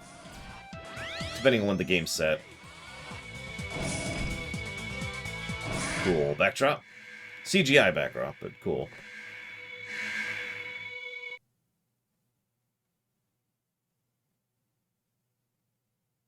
Gotta have an opening. Just gotta have that intro. How dare you bust up my lab? This laboratory is so badly infected by the virus, there's no other way for me to enter. Humph, you hunters always do that. My work is not for Maverick hunters. I've never trusted your approach. Therefore, I won't cooperate with you. Doctor, I don't have time to argue with you. Please understand. My body has already been infected, too. I realize I may have been wrong, but it's too late to change now. I've made up my mind. Now let me rest in peace by murdering me horribly. Okay. Do I have to? Why am I killing you again? I'm infected, but I cannot self-terminate. That's actually a thing, so maybe that's the reason. I don't know.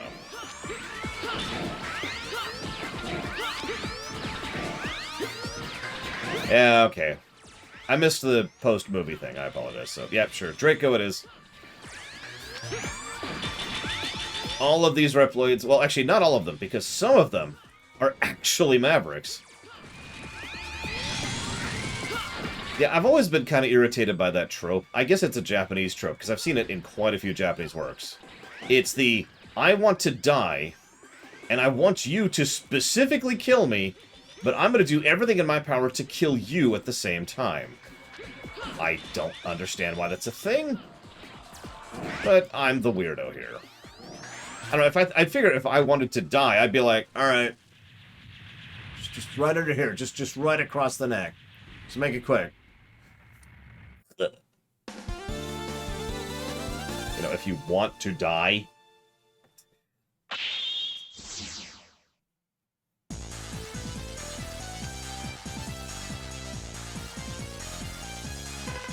You got DNA from the boss you have just defeated. From this DNA, you get a special weapon. Equip the weapons using these buttons. Every enemy has a... I'm giving a negative to Aelia. I'm sorry. This is ridiculous.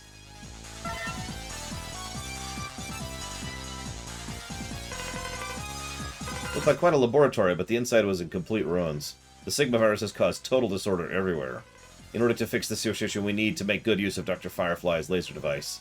We finished taking the laser device back to your base. Thank you for your help. We'll meet you at the Hunter base.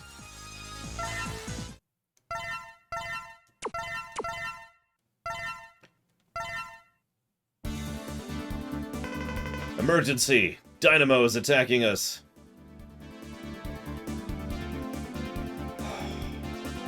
Okay.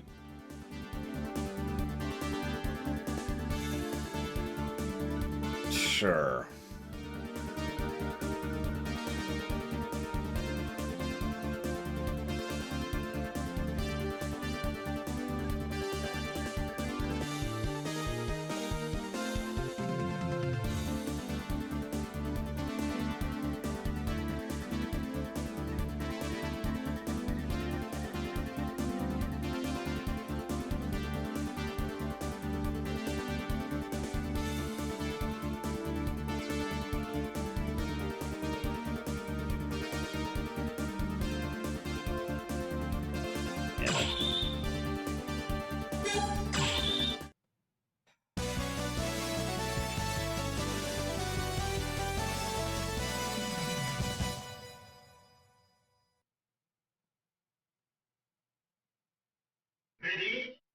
Fun fact, if you fight Dynamo when the shuttle's being prepped, that's the background instead of the Enigma. Nice to meet you. You are X, aren't you? The famous and persistent hunter? Who are you and what do you want? Well, to stretch a point, I want to disturb what you're doing. Oh, don't worry, I don't want to disturb you. I don't intend to kill you. But you wish to fight to the death, don't you? No. Well, if you fight me and die, then I'm sorry. But I'll play less than my best. What?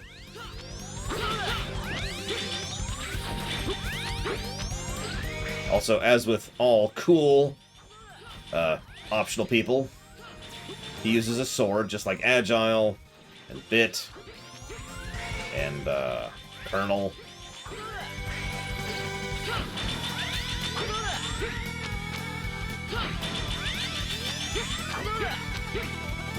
Those were up to level 3, by the way. I don't think it's possible to fight Dynamo below level 3, though.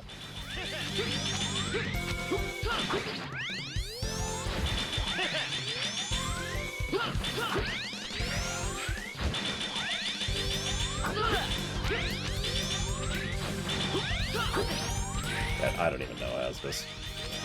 God damn it. I'm slowly... I don't want to say I'm getting into a bad mood here, but... this is slowly proving to be a worse game than I remember, and that's irritating me because I was afraid of that walking into this.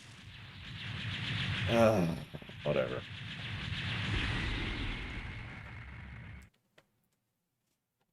Yes, Blue Hero. Just as I thought, you are strong. You never let up. I'll retreat with this result, but I advise you to relax a little, or you'll die from all the stress. Adios, amigo.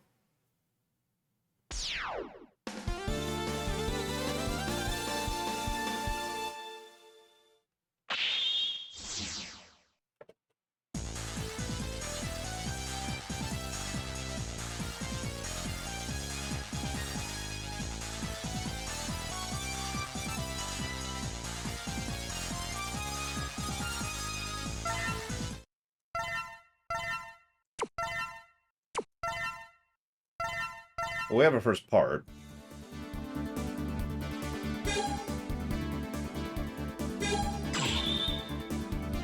I think? Hello?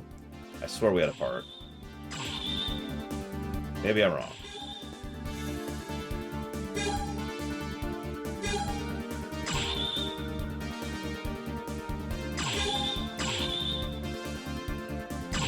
Whatever. Got it. We got nothing. We suck.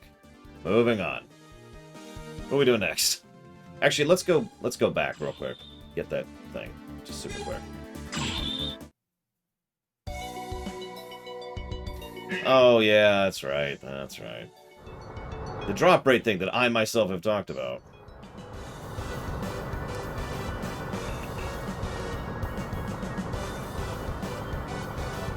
You know what's funny, Pixel Pusher, is I actually don't mind iterative game design. I really don't. And I point that out because one of the biggest complaints I heard back in the day, when it came to several of these games, was the fact that it was a Mega Man game, which is like, okay. But I absolutely think that if you're doing something just 'cause with no actual reason, then yeah, no, that's bad.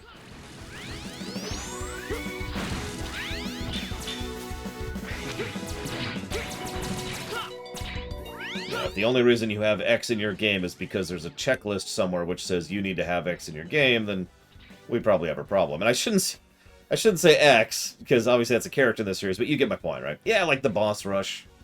Like the secondary character thing I just referenced. Like getting shot in the face by a giant cannon. That always sucks.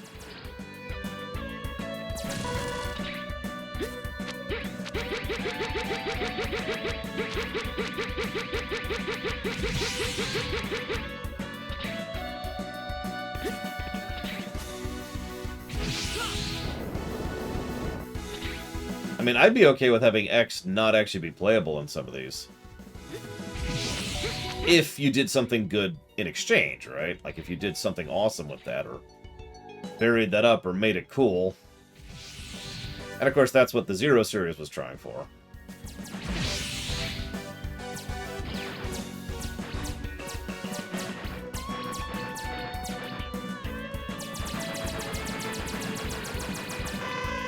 It's okay, Blue Hero. I understand. Accept it.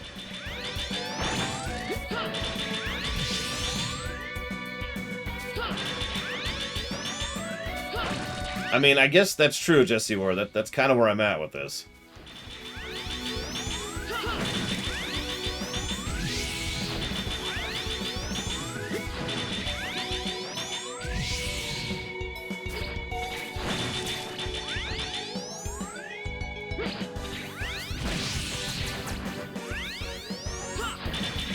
I feel like I've encountered that before, Hazardous, and for the life of me, I can't think of a specific example.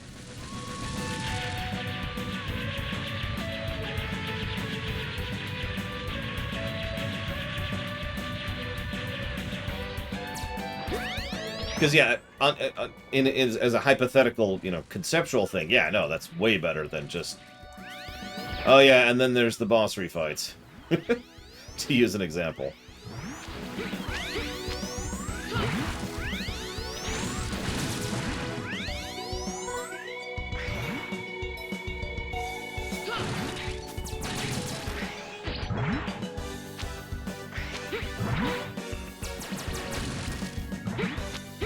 That's not a bad example. That's not quite an example of what I'm talking about, Jesse Ward.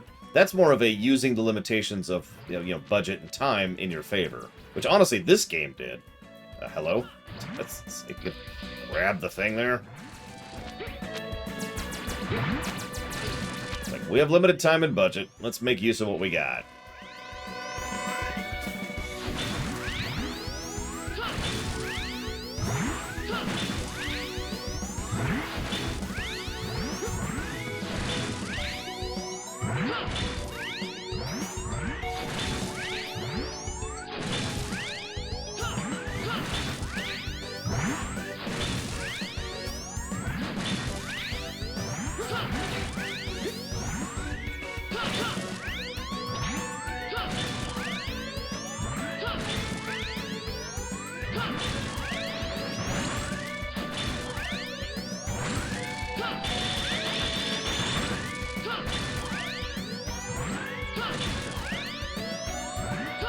Trying to, Zagtaft.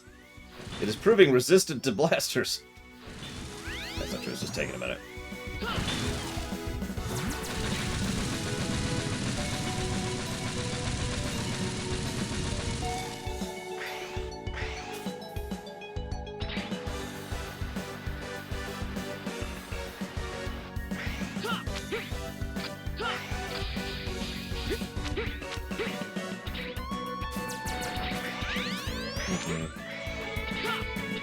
Thank you, Nightingale.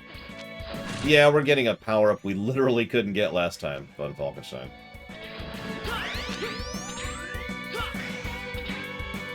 No, not that one. This one.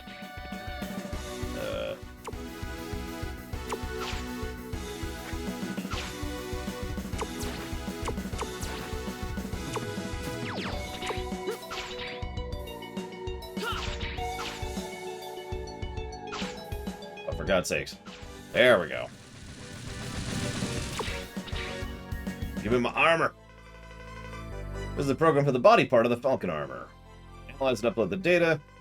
Once you've uploaded all 4 of the programs, you'll get the Falcon armor, which lets you freaking fly.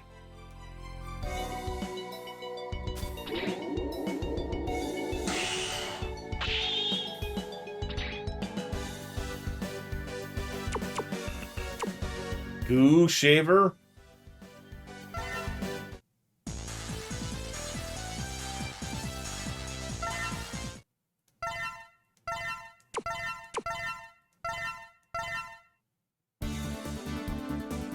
Okay. First revisit. Where are we going? Kraken!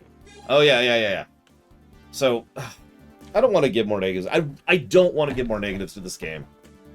But I'm probably going to give a negative for what's about to happen, okay? So, what I'm going to do is I'm going to pretend I'm slightly younger me. This is 2001, 2002, something like that. Sitting there playing my PS1. And I hit A. Switch over to him. Hit A. Put down my controller.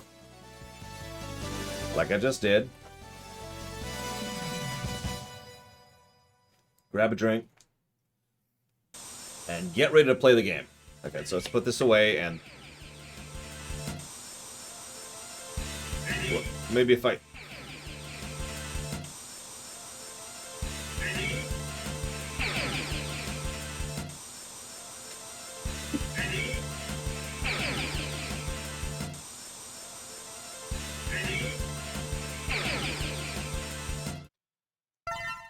Do I need to add anything to that?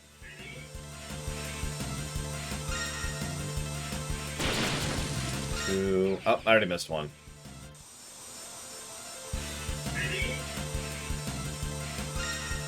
I forget how many we need. I think we need just all of them, but I don't... Ah! Okay. Oh. Because they hate you personally. And then down... Oh, Jesus Christ.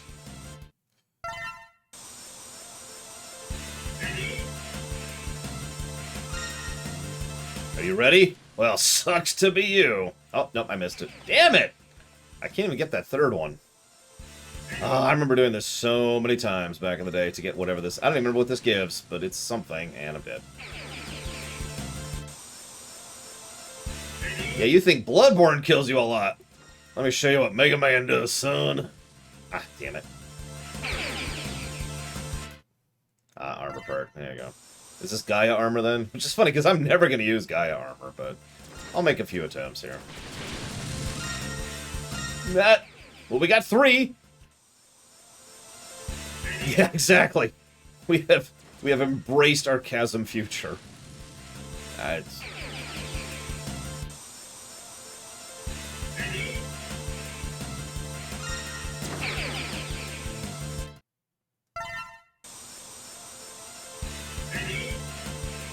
It's probably Gaia armor, because I just got the Falcon armor body part. Might be Falcon armor, I don't know. I don't know where... Oh, come on!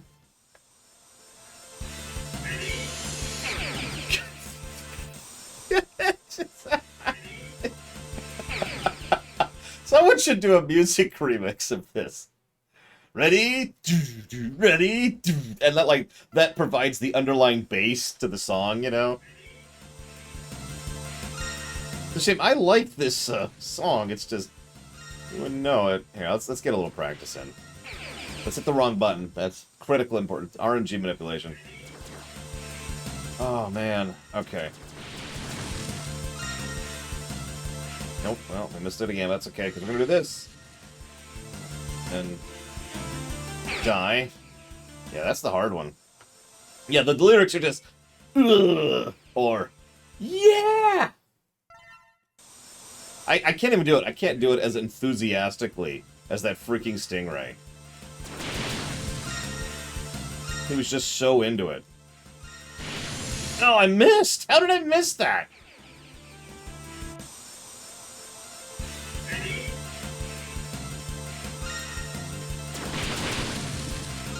Ah! On the plus side, on the collection, this is super quick. Because there's, like, no load time at all. Hey, Amadeus. Welcome to Ready. There we go, there we go. Now we gotta do this. No! No! No! No! No! God damn it, it's a third time I've hit the wrong button in the moment. I am so stupid and terrible at everything. Back, and then up. Shoot, shoot, shoot, shoot, shoot, shoot, shoot. I missed one! I missed one! It was the easiest one!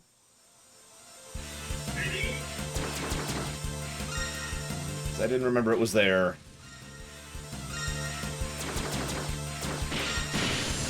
If this looks easy, by the way, go to hell. I just want you to go to hell if you think this is easy. That's just... It's nothing personal. Just rot in the depths of hell.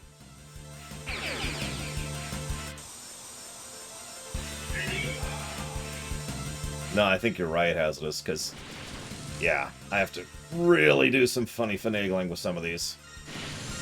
Like on that one. I need to hop. Yep, there we go, got that one. And missed that one. Very important. Critical. Yeah, no, this is pure memorization to get these.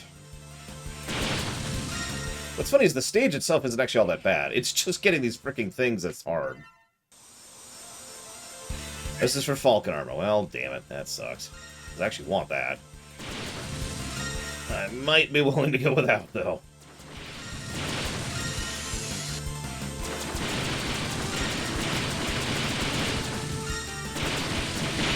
No! That was it. That was the end, right there. That was the last screen. Alright. I'm afraid you know what you need to do, Hazardous. You need to go straight to hell. Do not pass go. Do not collect $200. Do not take the old blood. Do not fear the old blood. The old blood does not fear you. Oh my god, this is insanity-inducing. Once upon a time, I've told this story a few times. Once upon a time, my friend and I were at a movie theater, and they had a weird thing going on. And one of the things they were doing was they didn't have a movie playing for whatever reason, and we were in the wrong area. So they would play these really short, I mean like 10-second music ditties over and over and over again. Just non-stop, right? And that was just...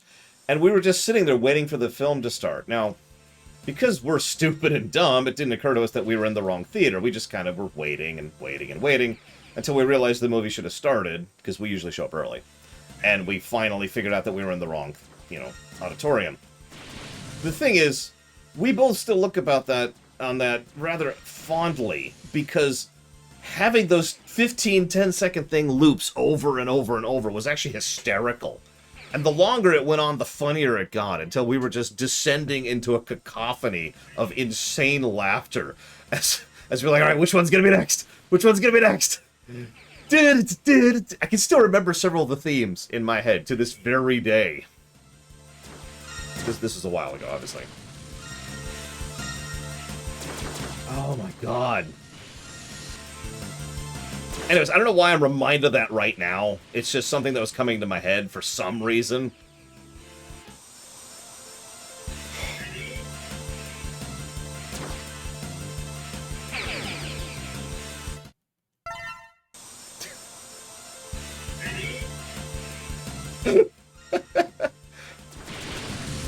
I hope you really like the first 10 seconds of this song.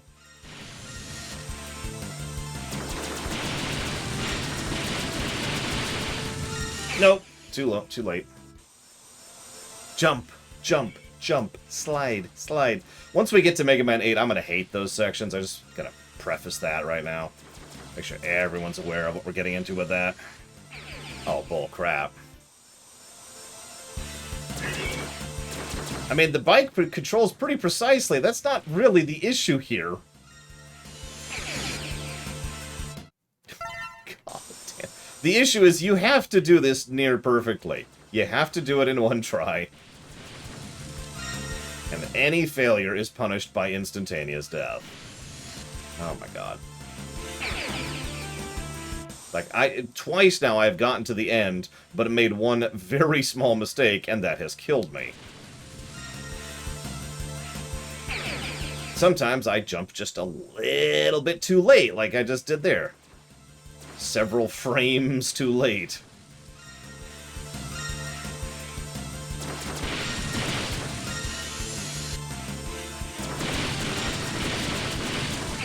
Nope.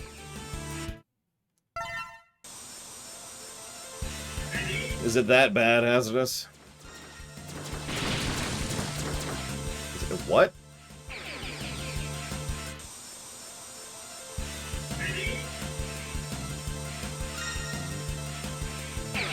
I thought I could jump over those. Silly me.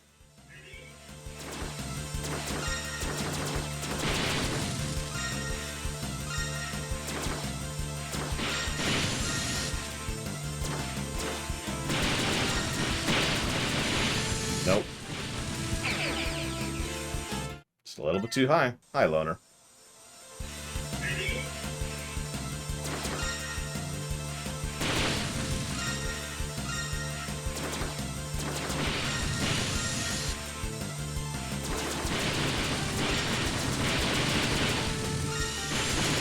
Nope. Too late.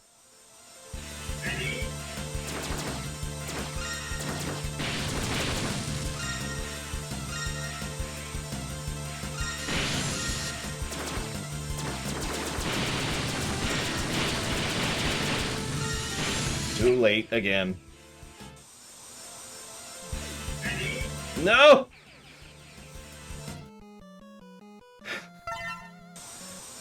Do you need me to mute the audio? I can do that. I mean, I still need to hear it, but... Because I need to hear if I get the item, so I have to have the audio.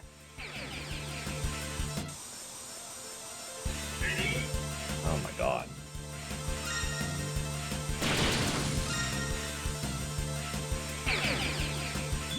Oh my god, this game! I mean, hi, what's up?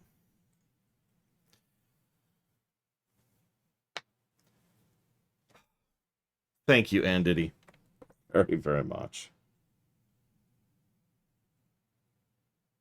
You can't even see when I bow that low. I shouldn't bow that low.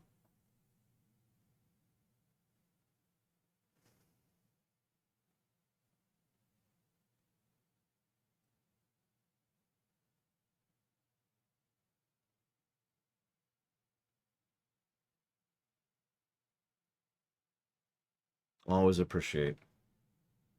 Thank you so much, Andity. No distractions. I'm trying to actually do this. I've got 5 more minutes to do this. I set myself a little timer. If I don't get to that point, I'm out. And thank you, Chaotic Danny, very much. Ever and always. Thank you. So let's see. And Diddy's is going towards Deserts of Karak. And Dealer's Choice. And Chaotic Danny's is going towards FF14 ARR. You got it. And thank you again, both of you, very, very much. Just bear with me. 4 more minutes. I got 4 minutes to do this, and then I'm going to give up on it. No! I'm not even acknowledging that. Nope. I refuse to acknowledge the amazing donations any longer. I am onto your scheme. You just want me to give up. Well, it's not gonna work.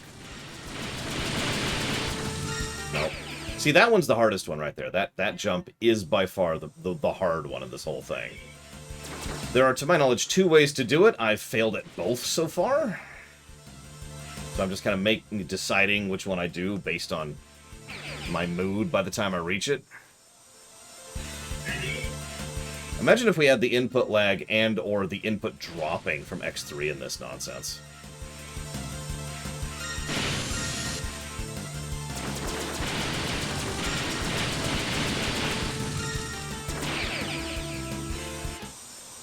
I was so excited about getting it, I forgot how to do the next section. No, seriously, that's exactly what just happened.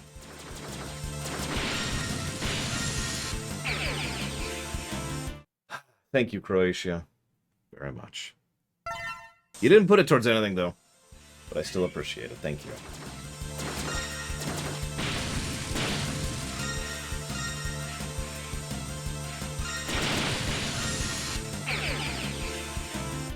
Hades! I can do that, but not right now. When I die again. Or, when I die 2 more times, sorry. Whoa, that was weird. Hang on. We'll put it towards Hades right now.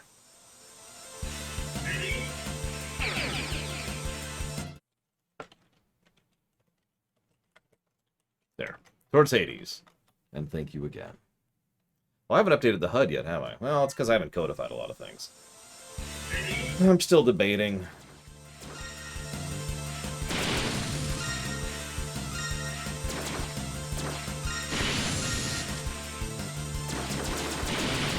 Debating how many negatives I give this section.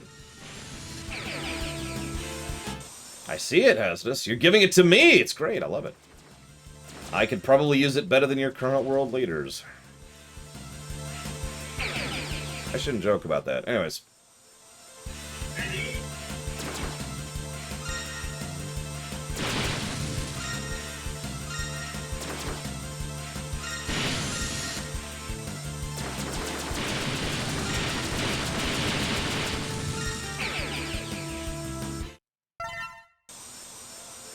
Yeah, these instant load times are almost throwing me. For record, these did not have this swift of a transition back on the PlayStation 1. I can't tell if it's better or worse for that. I think it's better.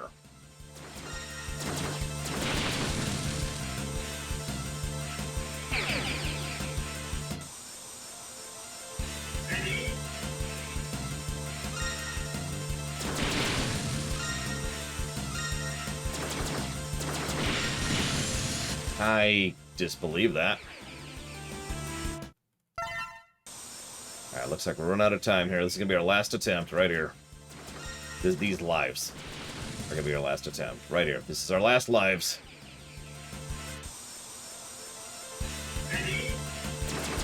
I'm going to be hearing ready in my sleep tonight.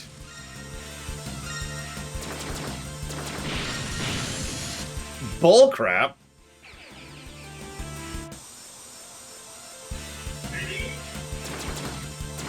Why would you even need a new car? That's so strange. Come on. Hang on, I still got time. One more round of lives. One more round of lives. God, I'm actually doing worse. I think my eyes are starting to blur out a little bit from constantly trying to follow this rapidly moving screen.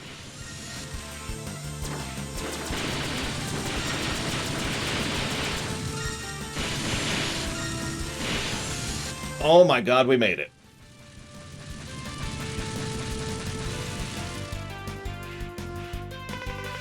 Hello? Hey, are you alright? I am going to rip out your voice box, Aelia, and beat you to death with it!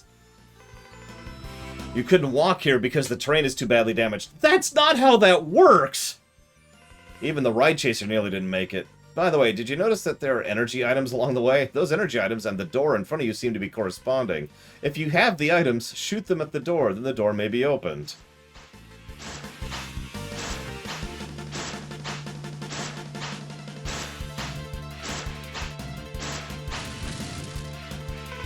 You did it! The door has been broken. I wonder what's inside. Proceed with care. Oh my god. Just, oh god.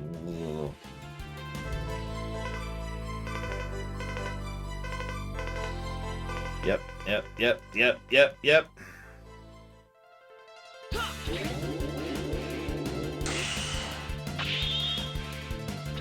I know, right, Aunt Eddie?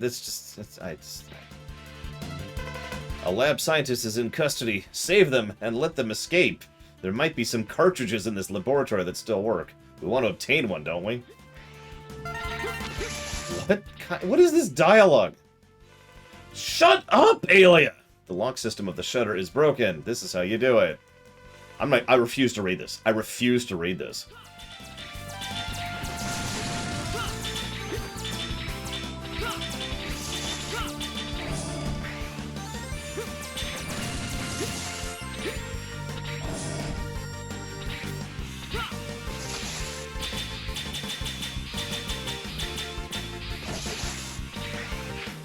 She is failing at helping. Quite thoroughly.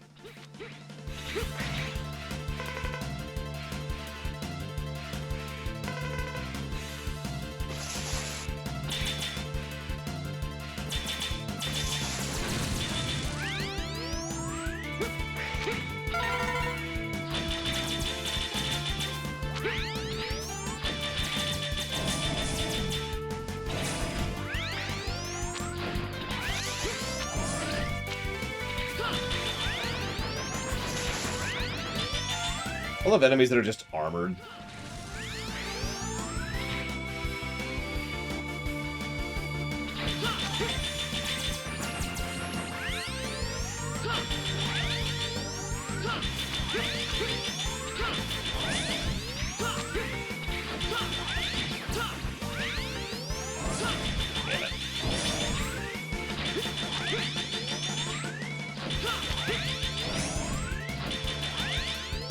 Yeah, this actually, I remember doing this as Zero, and it absolutely does, in fact, suck. Can confirm.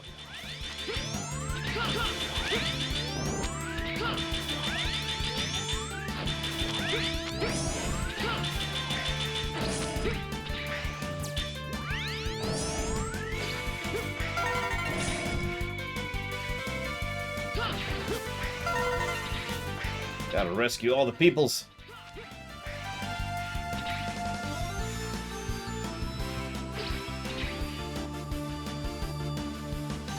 Human powers engaged. Speaking of suckitude.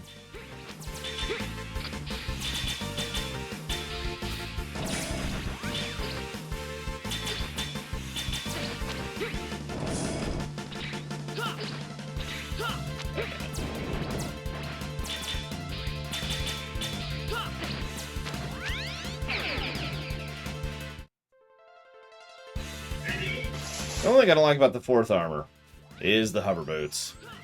For the exact same reason as an X4 as well. That's the funny part. Oh, come on!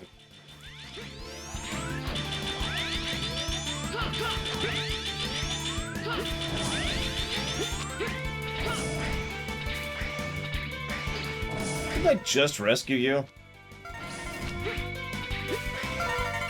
Whatever.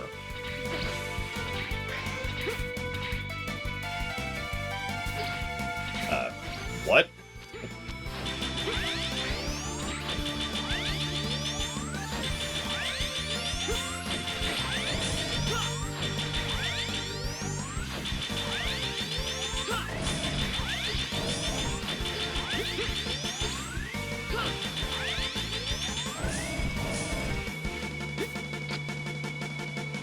Puzzle Co. It's not just for Resident Evil games. It's for all Capcom games, apparently.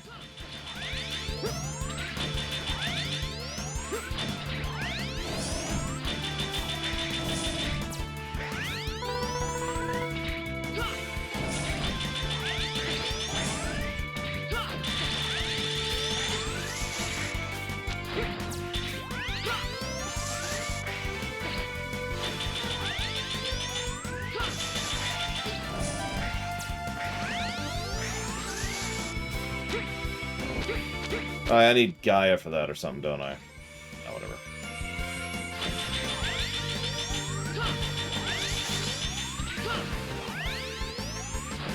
Hello?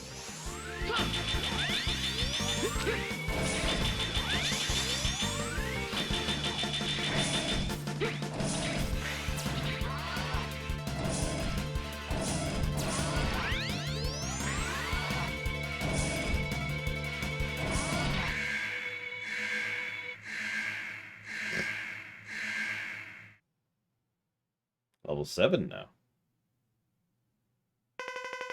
Old Kraken, will you do me a favor?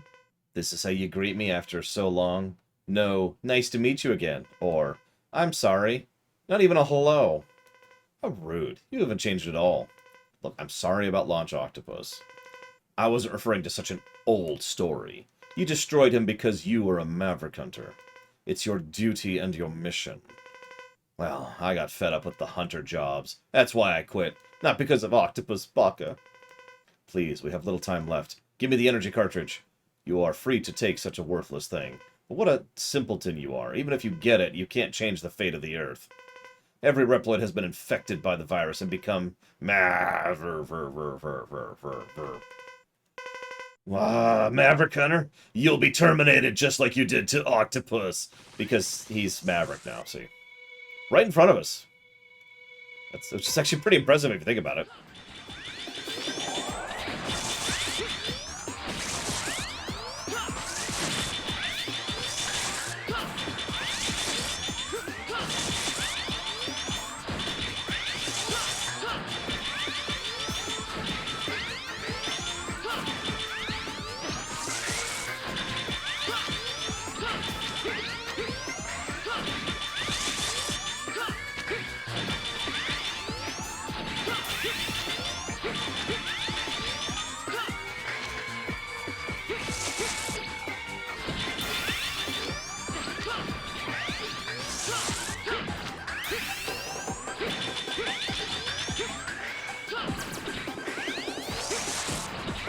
A little close.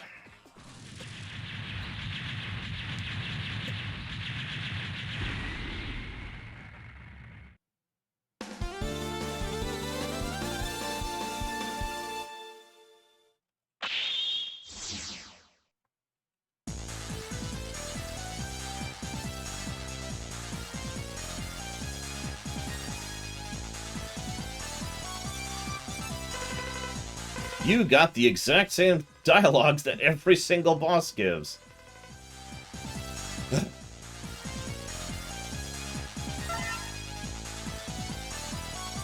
That's not quite true. They give some other things, but anyways. You got around so many traps. Thanks to you, we now have a precious energy cart. Kraken used to be a hunter, but had become a maverick. It must have been hard for you, even though it was your mission. Let's restore peace. For Kraken. Sure. I mean, sure, why not? Let's do it. Hold up. I need to look up something real quick, just super quick.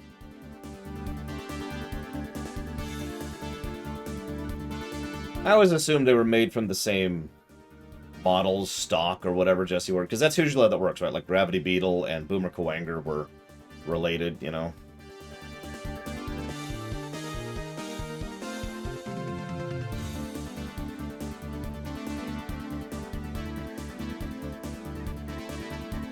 Okay, got that.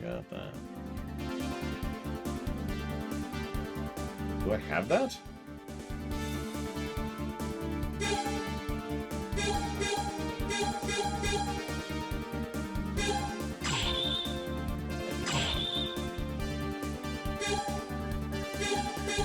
Hang on.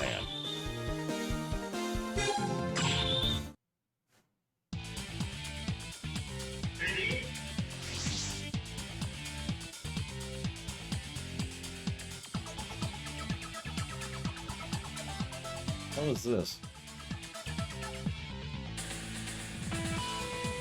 Oh, right.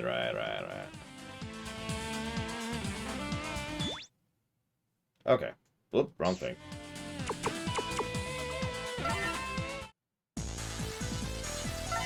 No, don't.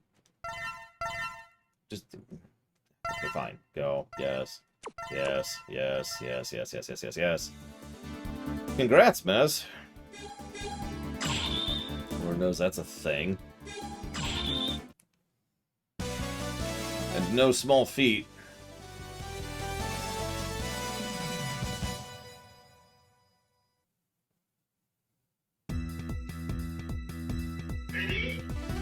You know, I'm not 100% sure, but I do know that it reduces the damage you take, and I do know that it prevents you from dying to instant death things, Amadeus. I'm not sure what else it does in X5. Destroy the Maverick trucks, then you'll be able to reach the security warehouse. Wouldn't it be better to not destroy the trucks? Do we have to destroy the trucks on the way there?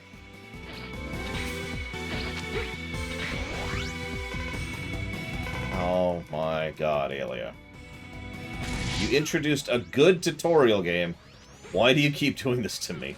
I'm actually a little bit confused.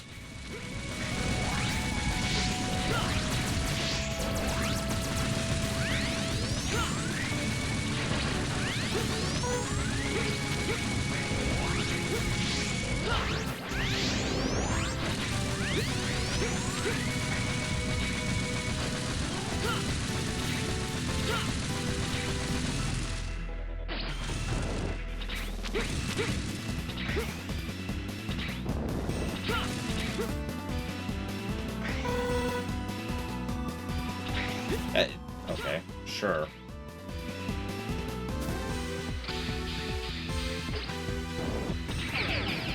Sure, I'll accept that. Seriously though, congrats, Maz. Most of my friends only paid off their students' loans like 5 years ago. For record, we went to college in the early aughts. Like 99, 2000. So, yeah. That's impressive.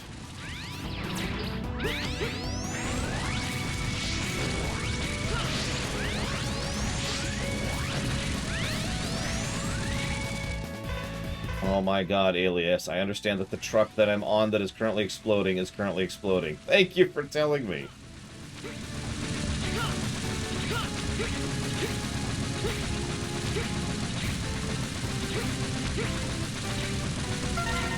That.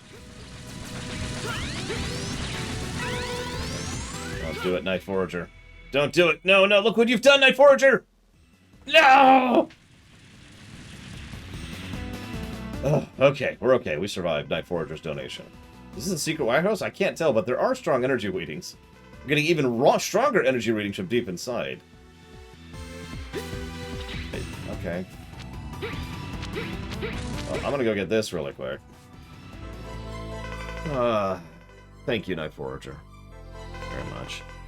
Having serious trouble again. It's like a nightmare for Reploids with the virus everywhere. It's too dangerous to equip the parts for enhancements as soon as you pick them up. Therefore, I'll give you the data program. You can analyze and upload it to your main memory in a secure area. So this is the explanation in universe. Also, he knows who Aelia is, by the way. This is the explanation in universe of why we can't upgrade it, because there's so much stuff going around. There's so much Sigma virus going around that we have to take it and purify it before we use it. Which, okay, I could get behind that. She can analyze the data and let you upload it. Anyway, here's the program for her legs, or your legs. You don't get Aelia's legs until the next game. I think it's the next. No, it's this game, isn't it? I can't remember. I do know that Aelia was totally dating Gate. Wing Commander 3, Night Forger, you got it. It was a near thing. That donation was rough, man. That's, oof.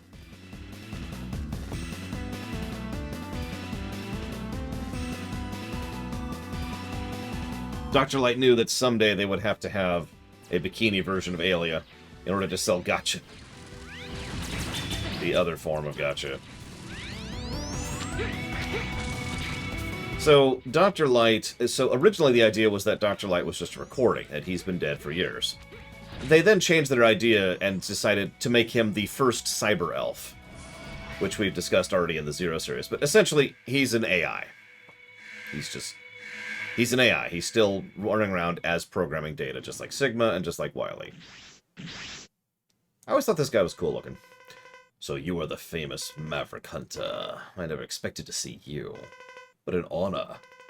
We have no time to fight you. Just give me the crystal ball. The virus is already taking control of me. Soon I'll become one of the Mavericks. We are destined to fight anyways. Fight me while I'm still conscious. I don't want to waste you when the virus has taken control. I actually showed it off on camera, Chaotic Danny, and yeah, it's pretty garbage. I understand your situation, but we don't have time. Please understand, we're dealing with the fate of the entire Earth. We can't waste time fighting. Everything is meant to be. No one can escape their destiny. I'm sure you know that too. Besides, this is part of your mission, isn't it? Now fight me, Maverick Hunter. Or you could just give it to me. Or accept death. I mean, there's all kinds of options here. But no, he wants to enjoy the fight with us. Which is funny, because I swear there's a thing, maybe he says to Zero, where he's like, hey, I'm actually a pacifist, even though I'm a weapons dealer.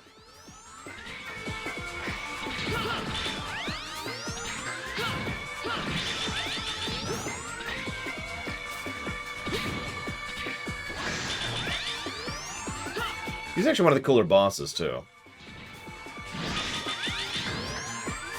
Did I write down Kraken? Remember to write down Kraken. Don't let me forget. It's very important.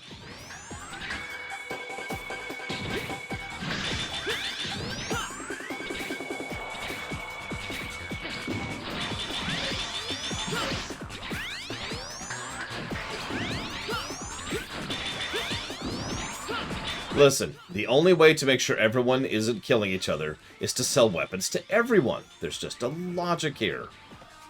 Oh, Kraken. I need to write down Kraken.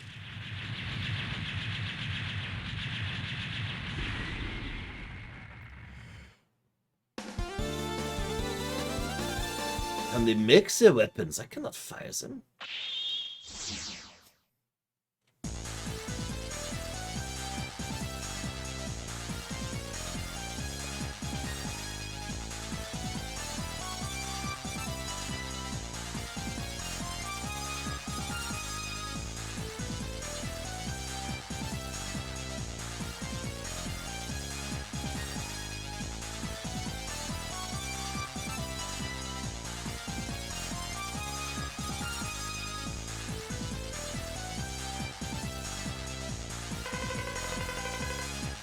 This is the same dialogue it is every single time.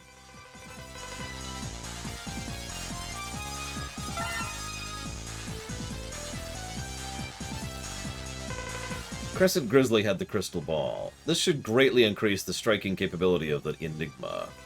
I'll ask another hunter to do the recovery operation so you can return to the hunter base.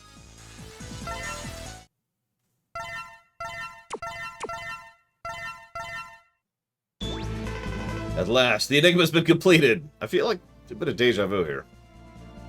So I'm not going to read this out loud because, yeah, this is the exact same cutscene, other than what happens as a consequence of firing it. So we're just going to skip through this, blast off, blast off, blast off, blast off. So what happens? This has a chance to succeed, which I kind of don't want it to happen, believe it or not. Negative. Okay, so he didn't succeed. Cool. We have merely made it to... So this is the exact same dialogue we've already seen when we were showing it off earlier.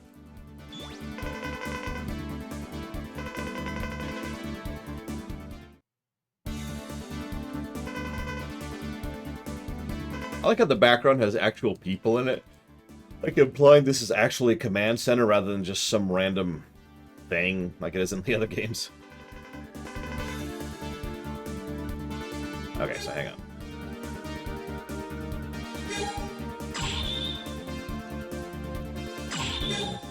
Oh, whatever. Here. Yep, go here.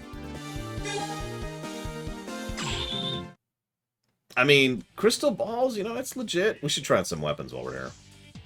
So we've already tried out... That's a weird one, but okay. That's a cool one.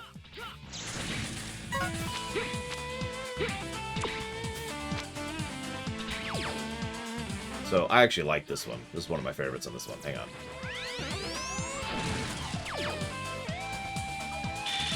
Ah. Oh, well.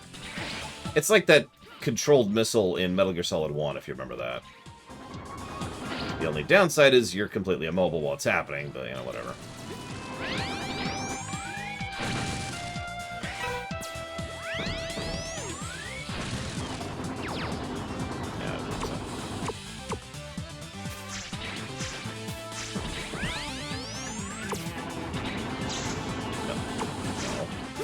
Oh my god, shoot up! Shoot up!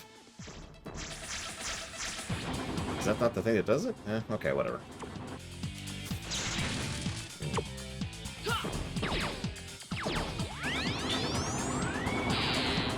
There's a powered up that. Oh yeah, notice we actually have access to these pretty early on because we start off with the 4th armor.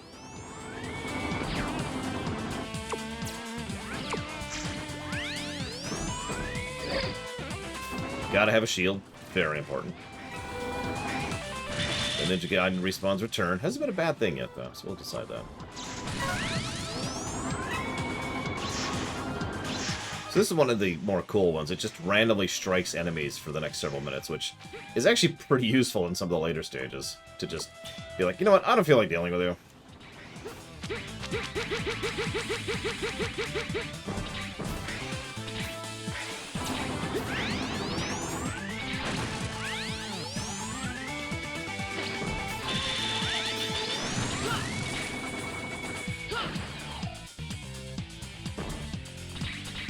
Like a literal, what do they call it? Disarmament or whatever? Chaotic Danny? Like the military is like, yeah, we need to shut down. I guess that would be demobilization, technically. Just on a personal level rather than a national level.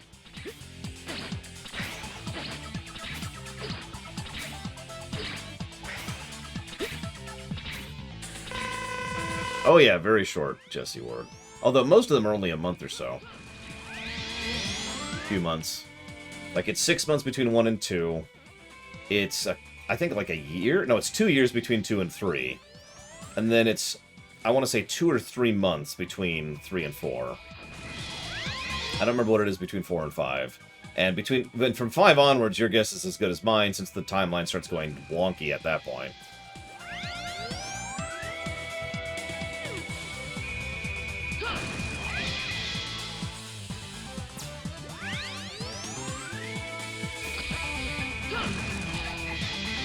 So, I make fun of the fact that he disarms every game, and I will continue to make fun of it because it's stupid. However, because it's me, and because I've spent far too much time thinking about freaking Mega Man in my life, I should go ahead and mention that I actually do have a specific headcanon answer for this, if anybody wants to hear it.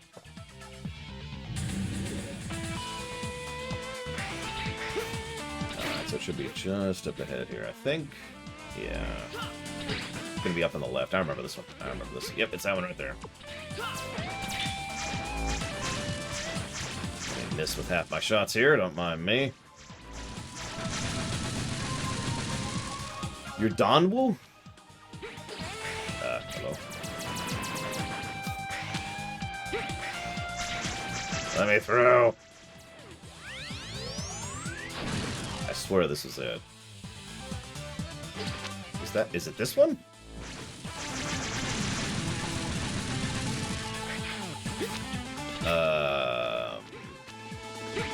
What? Alright. Okay, apparently it's further than this. Okay, I believe you. I believe you.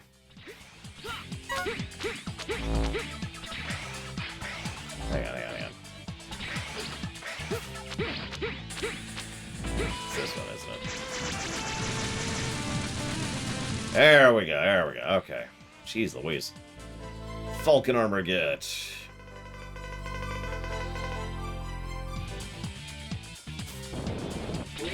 There are several references throughout the X series to the government, and there are several inferences from the Zero series that the world government prior to the various apocalypses was a single unified force. The reason I bring that up is it's easy to presume that there is only one nation, or at least one nation of significance, as of the X series.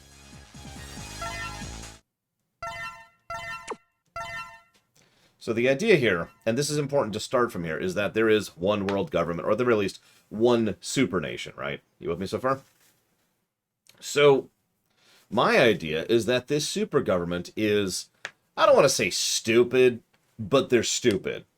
That after every time the hunters go out and actually successfully bring about the end of a current incursion, a major incursion, because Maverick attacks happen all the time. So there's just level of Maverick attacks is here, and then, you know, X1 happens and it spikes up. So when it goes back here, I always liked the idea that the government mandates that all the hunters disarm down. Like, okay, hang on. We're not at war anymore. Everyone bring it back down a bit. Even though they're still actually fighting normal Mavericks, because the general idea is that they want to placate the public, and they themselves are afraid of the hunters, especially since hunters are proven to be capable of going Maverick. So anytime there's not an actual urgent crisis, this is why I say they're not really stupid. Anytime there's not a urgent crisis, the hunters need to disarm so that A, it helps the public and public image, B, they don't really need those super weapons while they're going and fighting normal stuff, and C, and most importantly, if something happens to them, they're not as big of an issue. They're not as big of a threat. I mean, Mac was able to be taken out with just 2 hits, right? Just a random example there. So that's always been my headcanon explanation. And X, being X, who isn't a Hollywood pacifist, but is a pacifist, he doesn't actually want to kill people, he doesn't want to fight, is the kind of person who would be like, yeah, no, just dump. And honestly, probably wouldn't even keep backups of most of his data. Because why would he? The first time he actually keeps a backup is as of X5. Now, even that makes a degree of sense. He keeps around some of his stuff from X4 into X5. Why? Because X4 was the largest scale conflict we'd had to date. 1, 2, and 3 were all pretty isolated incidents, really. But the Repliforce, that was hitting the global level. So, okay, hang on. Maybe I should hold on to my armor this time. And have Aelia help maintain it, because that's what happens. It's in the manual. So he holds onto the 4th armor, and then we get to 5, which is an actual global catastrophe, and here we are. Anyways, so those of you who haven't played this game, we have to fight the Pegasus, the Plant, the Bat, and the Tyrannosaurus Rex. Who should we fight? And in what order?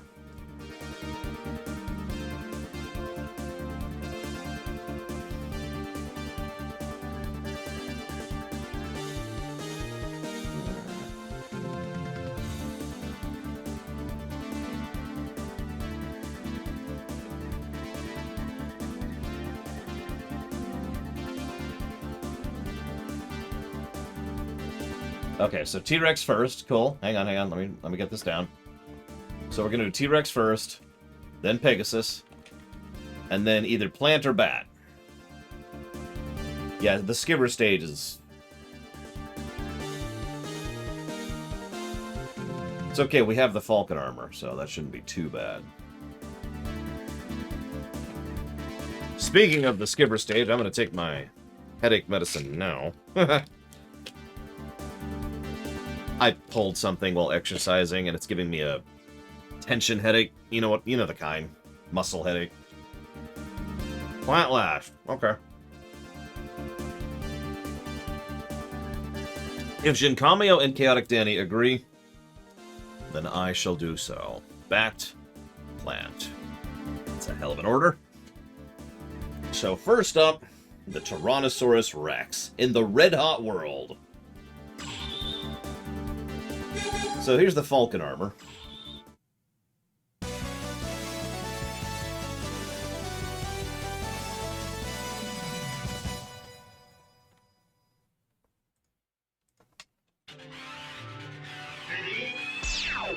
I haven't been updating the HUD, have I? Hang on, Alia, can you tell me how to update the HUD?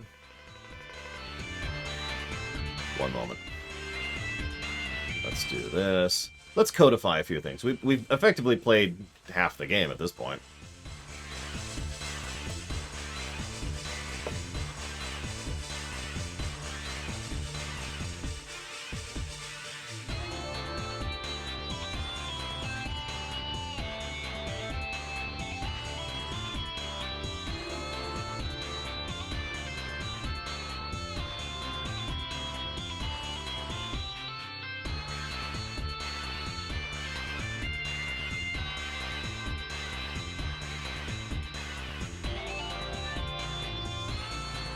I'm gonna get rid of that. Well, that's a hell of a spread so far. So we're actually up to 12 on gameplay already.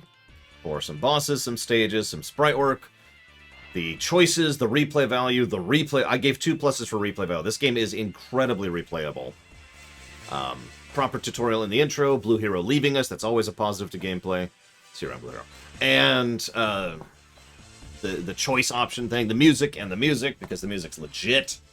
I gave a negative to the text box interruptions, the power-ups not sharing, Duff McWhalen stage, the Duff McWhalen boss, and the Kraken stage. So that's 6 gameplay negatives. I'd like to say I don't want to give any more, like we totally won't give any more gameplay negatives. But I can think of at least one more gameplay negative right off the top of my head. We've got 2 story negatives too. There we go. Okay. And that is the Black Devil. I love this game to death, but several times I would just do the 8 bosses because screw the Black Devil. There's a rocket booster engine in this lava area. Watch out for the lava and proceed with care. If you touch lava, you'll die instantly. So this is how Falcon armor works.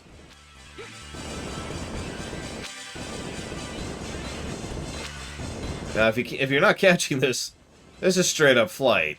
It's not perfect flight.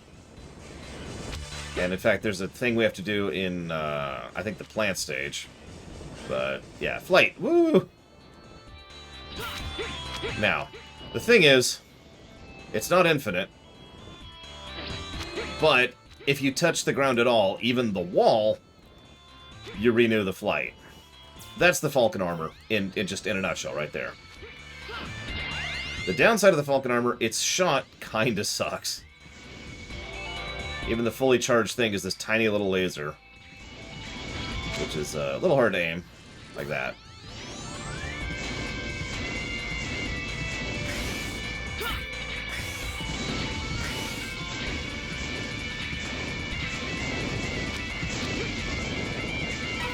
Still, flight, you know? Oh yeah, you also, like, do damage, I think, like it's a damage aura, I believe, while you're flying, which I haven't really been able to show off, so let's do it here. Yep, there we go, see?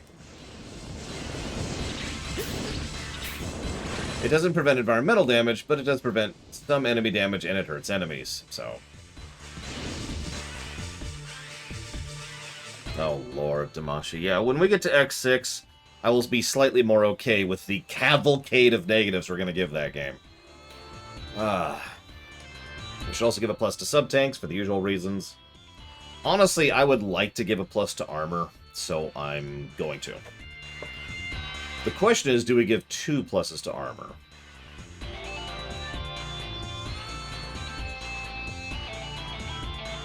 And I mean that sincerely. And here's the reasoning. There's 3.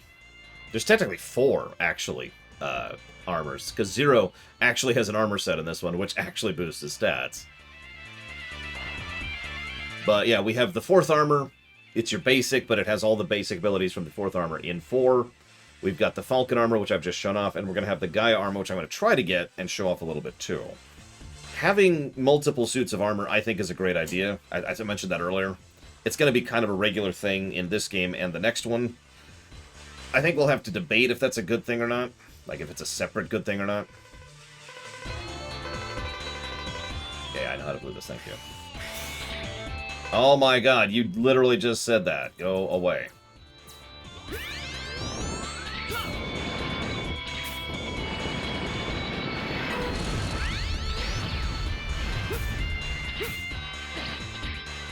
Okay, so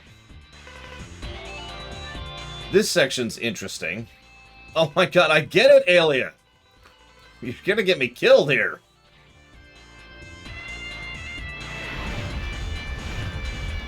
Now, I can't decide if I like or hate this section, because on the one hand, it's cool. On the other hand, it's kind of a... It's red light, green light, right?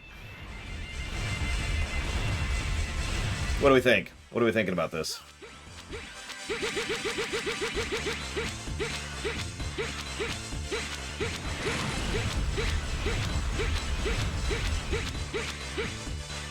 Watching speedrunners go through this is harrowing, by the way.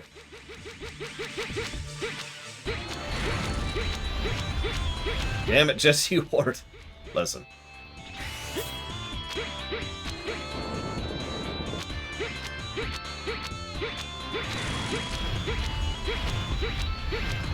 I don't think it's negative worthy. I'm just debating if it's positive worthy. That's the real question here. We're going to play it a little bit safe. That is instant kill lava. If it's not obvious. And nope, nope, nope, nope, nope, nope.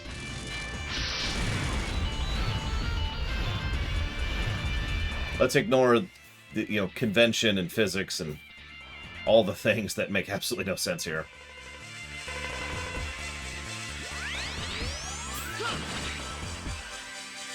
Look, we can use our human powers.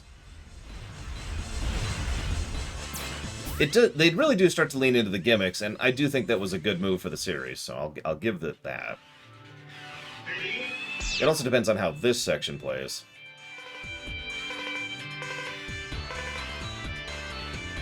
So this, I kind of remember hating this section. I'm going to try and explain why. When you're in the lava, but you're in the mech, you're fine, see? However, if you do a dash jump like that, but accidentally or, deliberately jump in the air, you jump out of your mech. Guess what happens if you jump out of your mech under the lava?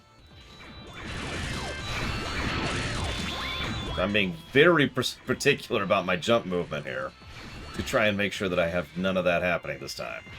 Because I've died to that more than once. Well, obviously, if your mech suit dies, you also die in the lava, so that's cool, too.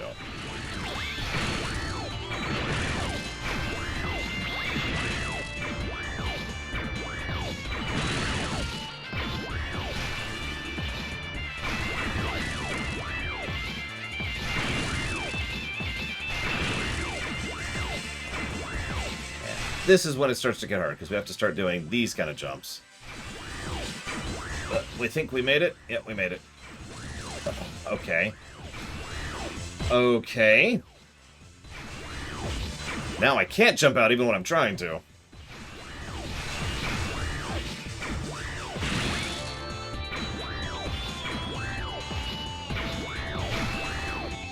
Okay.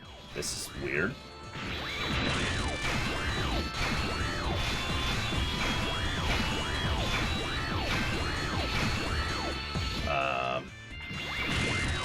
Question mark? I can't seem to jump out of the mech. Also, I think my mech's... Nope, it's not dying. We're cool. We're cool. It's not letting me, Amadeus. Yeah, something's off here. Hang on. I have one other idea, which I haven't done yet. We're gonna not dash. Nope, that didn't do it either. What the hell?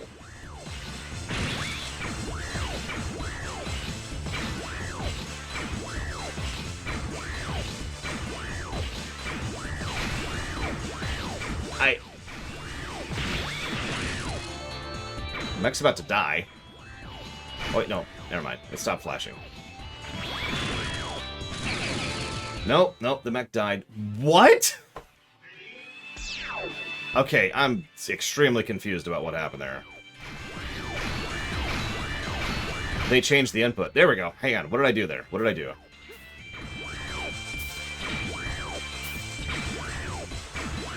Okay.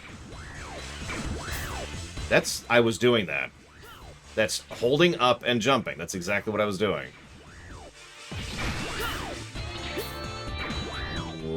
Okay. We're gonna make one more attempt at this. Yeah, it might have just straight up been a glitch. I don't know.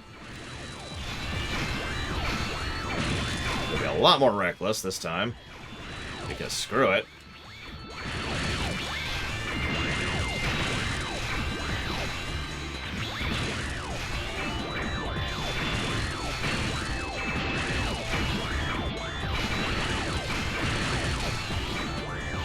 Hi, Dream Whisper, if I didn't say hi already.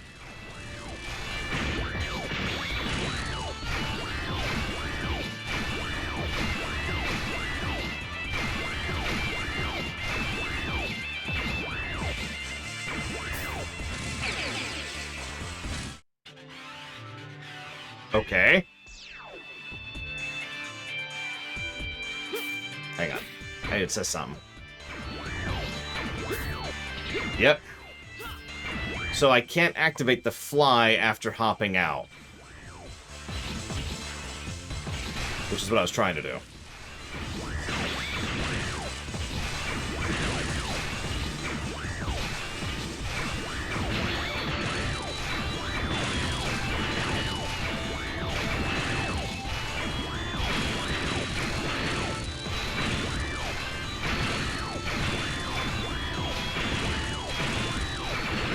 What'd you think of your busiest chapter this morning, Dream Whisperer? I guess second busiest, but whatever. Hey, Mr. Red. Oh, we're already flashing. Oh my god. Okay, go, go, go, go, go! Okay. Wow. Okay. That was various levels of bullcrap.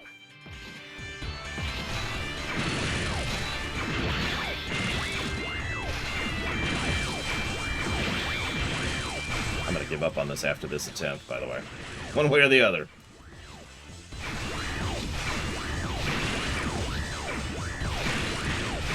Aw. Well, I hope you enjoy it when you get there, Dream Whisperer. If you ever do.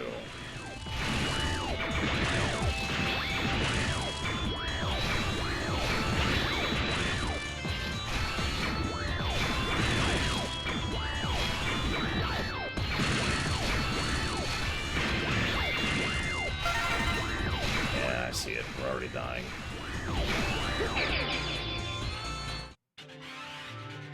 Okay. Whatever. I give up. I don't care about the guy armor that much. Moving on. Moving on. Mega Man 2 reference. We're walking. We're walking. Hey, you should break the door in front of you.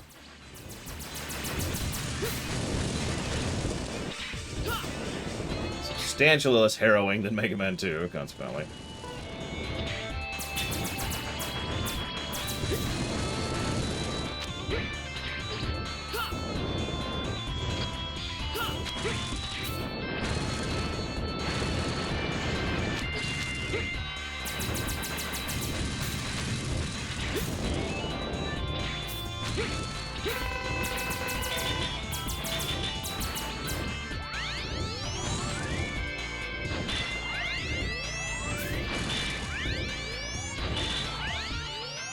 I'm just confused by what the heck was happening there. But whatever.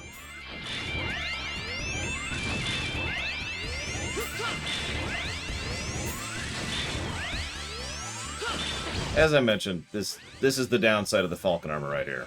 Mobility in exchange for offense.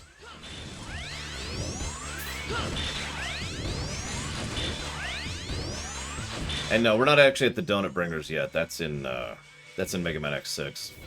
And if you think I'm joking, I'm not. I hate those donuts so damn much. The benefit of this thing is it pierces everything, like terrain. So I can shoot him. Oh, I've done it a few times. I can shoot him through the platform, for example, like that.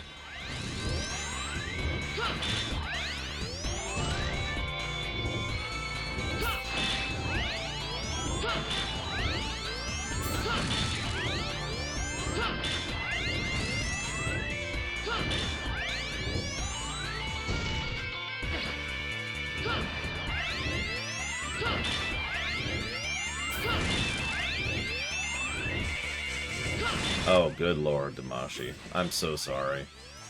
Knowing how random our order has been, we might end up doing that stage first, which is really gonna suck. I'm not even sure I can do that. By the way, I don't promise to beat X6 without cheats. I've done it before, so I don't need to do it again.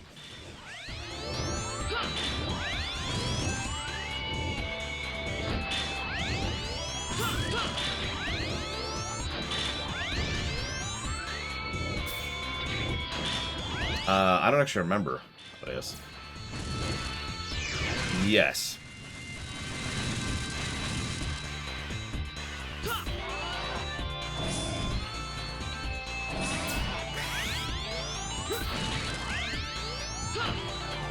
Of course, Trihexy. How do you avoid news like that? Someone dropped the ball hard.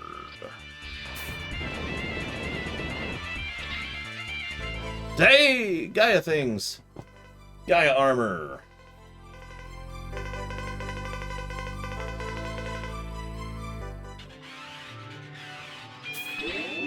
Yeah, we will not be using the Falcon armor in 6, because there's no reason to.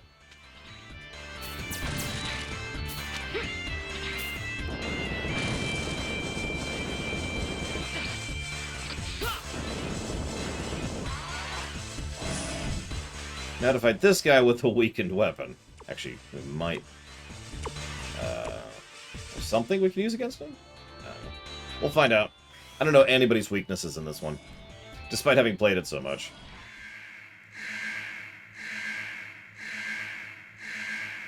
So, burn Dynarax. Why have you come this far?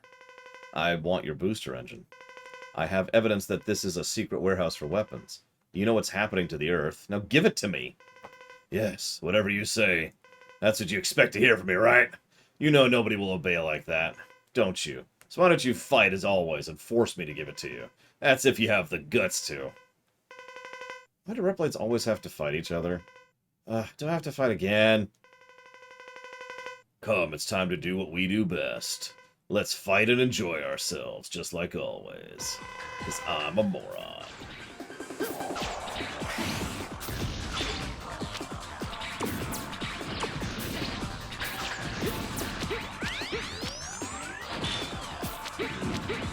Oh, right. Falcon armor. Right. Oh, that's... okay.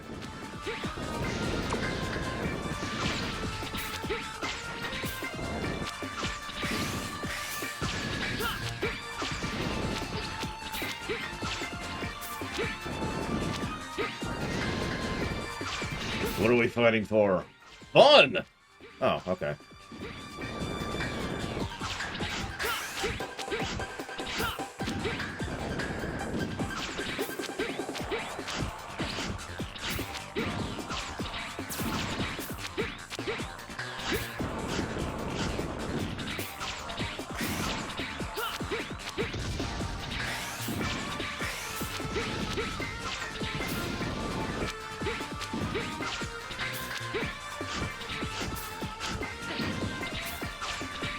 Damn. Oh well. No, Triaxia.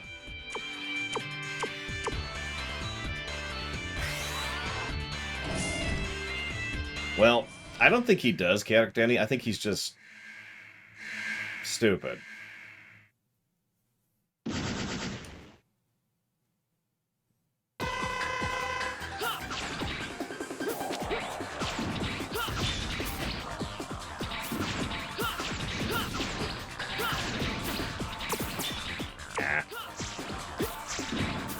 Damn it. Damn it again.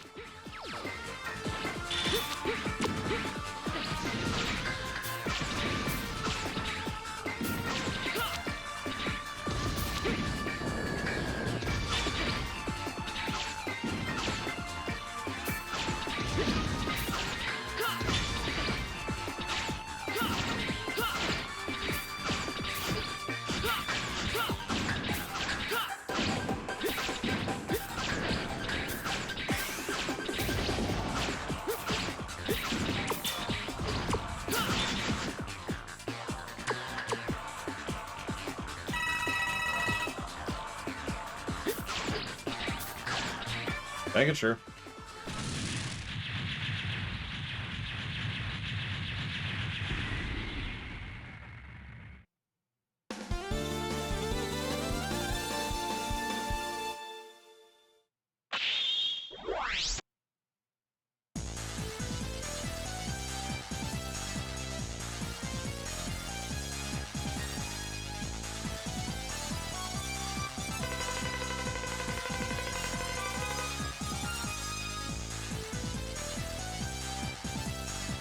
I mean, that would make sense, Shaludo. Oh, yeah, same dialogue as always.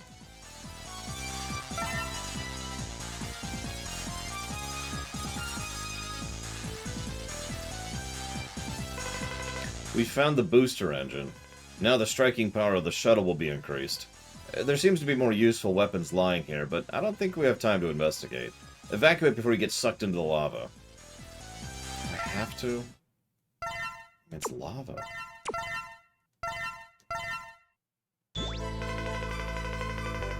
I've been fighting the Sigma virus for a long time. It is the virus that causes all Reploids to transform into Mavericks. Not quite true. The most dreadful virus to ever exist. Why? Why am I not harmed? Instead, I feel energy growing within my body.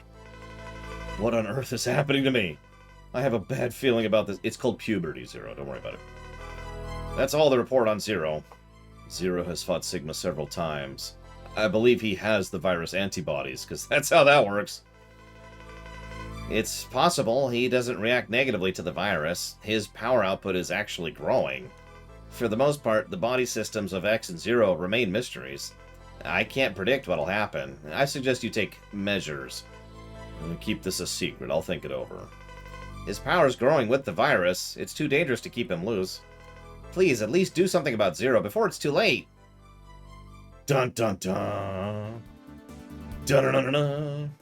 Okay, so next we're doing... What are we doing next?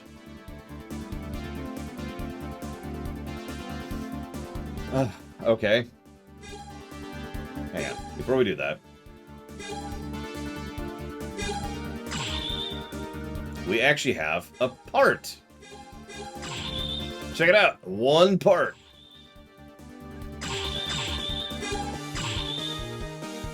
And you can equip it on multiple suits, by the way. Like this. And we're going to do that because, of course, we are.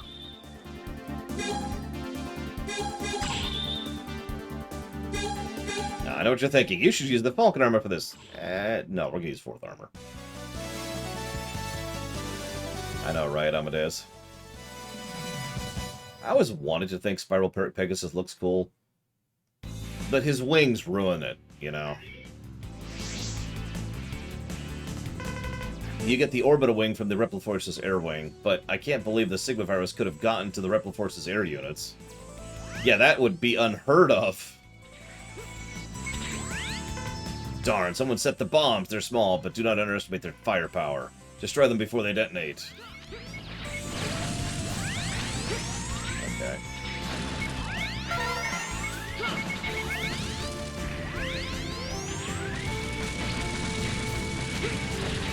So that's what happens if you fail to set one off.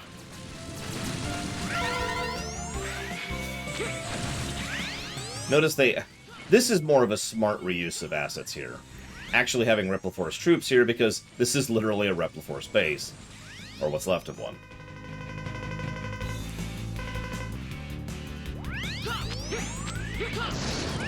My favorite thing is the Repliforce apparently set the bombs and are immune to them, even though they go off right in their faces.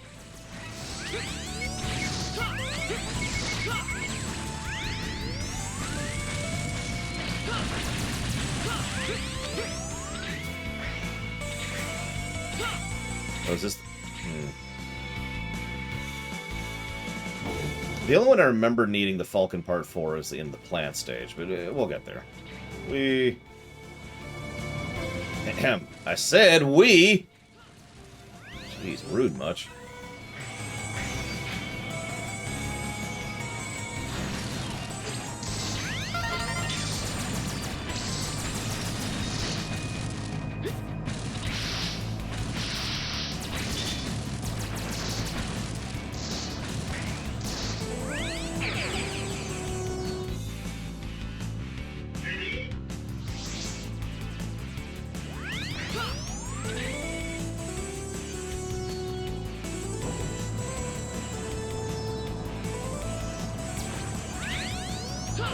Apparently not, Zach Taft.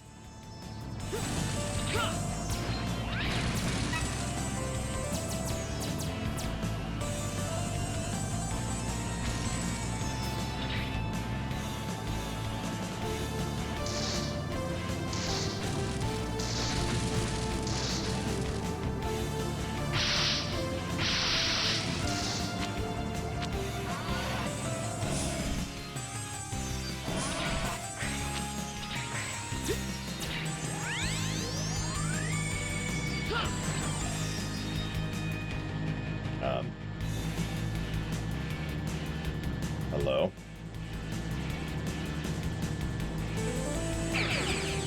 And goodbye, apparently. Jesus.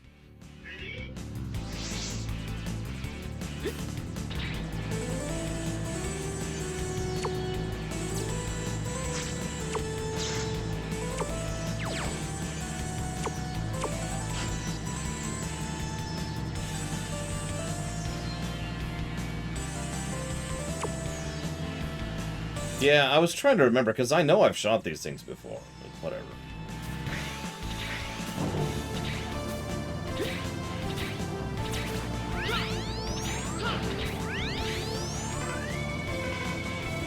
Hey, there's bombs.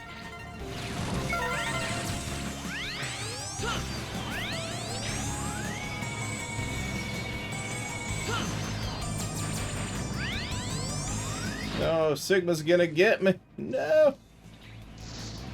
No. I've been Sigma'd. I just got Norded.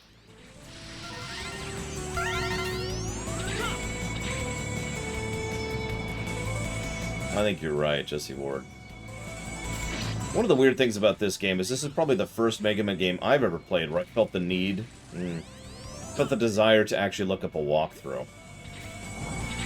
Because there are so many parts you can get that do so many different things across so many combinations, some of which are RNG, some of which require doing certain things in the certain order, some of which require you literally standing around doing nothing until you get to like a certain time on the timer and then going and fighting bosses and so forth and so on. And it's just interesting.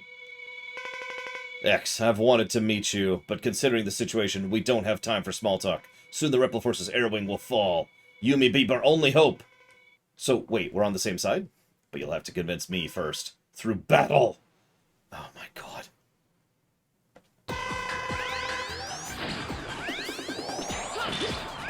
Very well, the Skipper.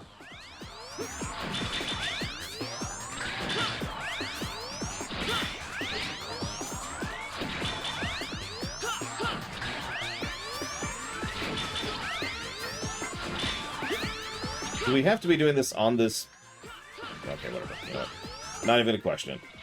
We're just gonna fight for no reason. Even though you and I are literally on the same side, and for once you're not Maverick confused.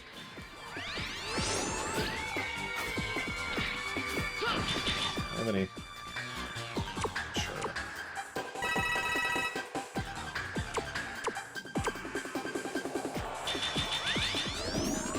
Yeah, no. I wanted to hold off on it until I was really sure, but I think the dumb excuses to fight deserves a story negative. It's just ridiculous at this point. We're not even all the way through it yet.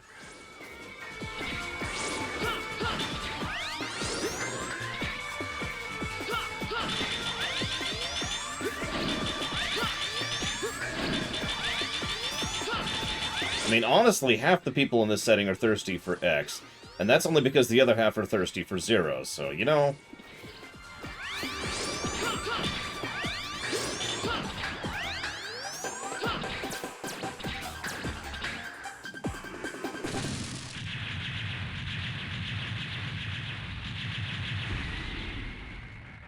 Me, I'm more of a layer guy myself.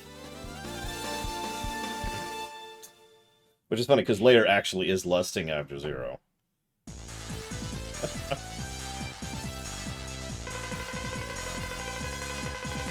I did, several times, Valvatrix. Again, yeah, this game doesn't, of course.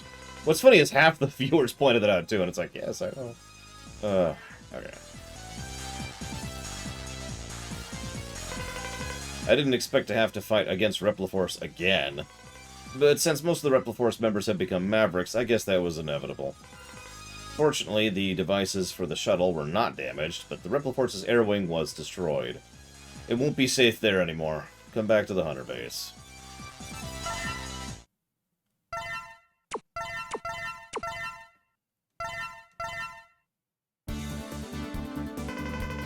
Emergency! Dynamo is here for some stupid reason.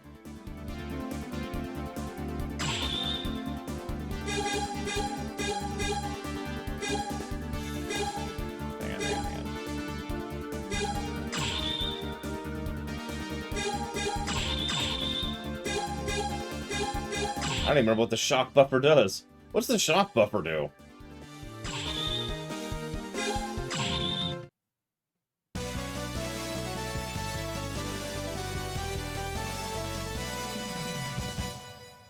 Padding Man. Oh, I told you. Now it's the shuttle in the background.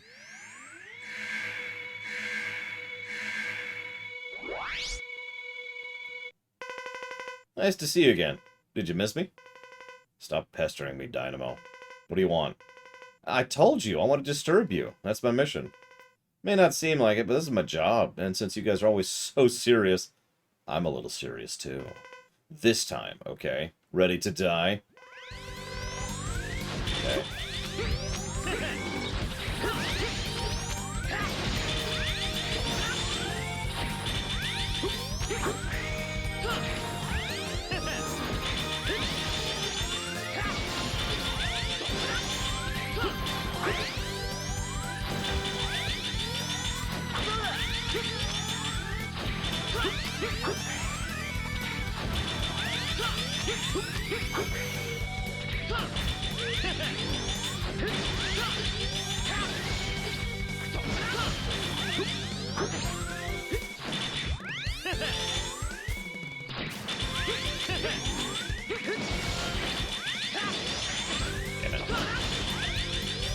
Twice in a row I screwed that up.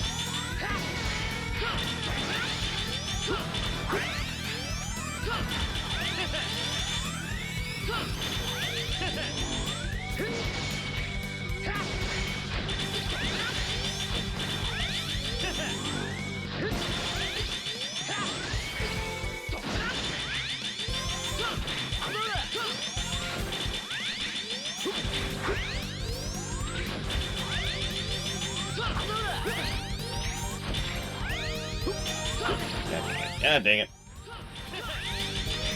Yeah, Vile literally just wanting to mess with us because screw us would make a little bit more sense, and at least it would make Vile show up 4 times instead of 3. Actually, 5 times, excuse me, because then Vile would be more of a recurring character, and they were going more in the direction of recurring characters in general, and just whatever. I fought seriously this time. Anyway, I'd need 9 lives if I stuck with you, so I'll leave. No more games. You should think about your future, too, or you'll die someday. I'm getting out of here, because I don't want to die right now. What? Oh god, don't even joke about that, Cashel.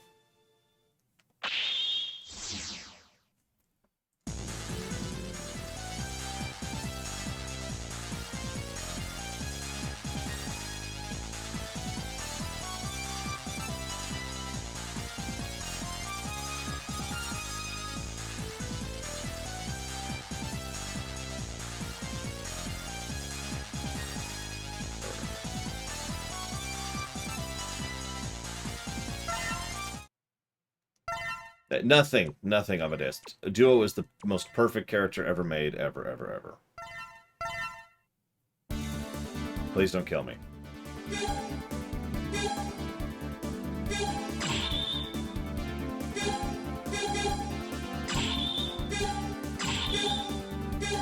Okay, honestly, I might as well equip that on both. It's the only part I got right now. Okay. We're doing plant last, right? Yeah. Okay.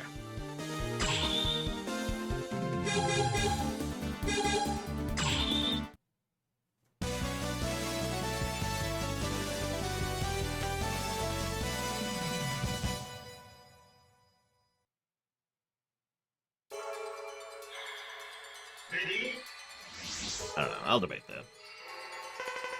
At first glance, it may seem to be an ordinary planetarium, but in truth, it's also a space laboratory. Why don't you borrow a fuel tank for the space shuttle? But before you do, there's something strange about the planetarium. So, the Sigma virus has already polluted this facility, too. Your visits to the planetarium will be very interesting, I guess. Thanks, Aelia. This is kind of a cool thing, though. I'm picking up a Maverick rating at the Constellation. Watch out.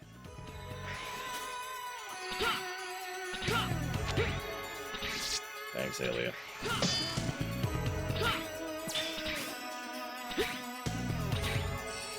This is kind of a cool stage, though. This is actually among my favorites. Legit. Just a neat concept. I guess you need to get on the lift. It's unstable, but there's no other way.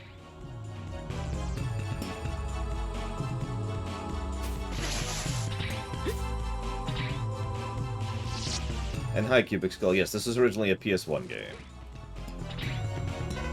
Oh my god, Aelia, shut up!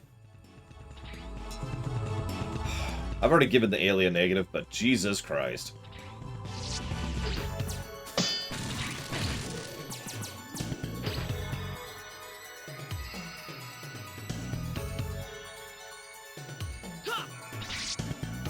Yeah, if you type in !" commands, you should get a list of the commands.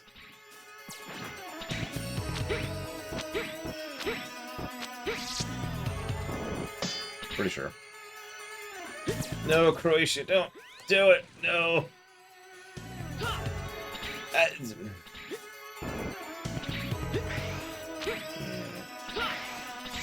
No! Not any tank.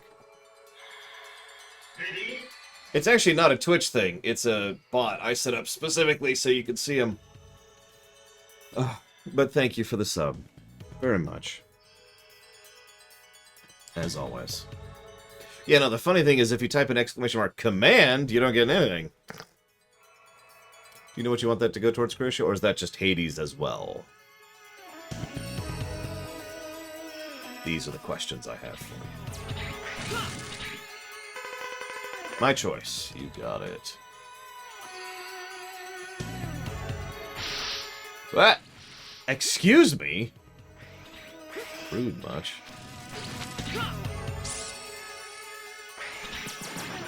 Yeah, no, this stage is getting a pause. This is a fun one. I remember liking this one quite a bit.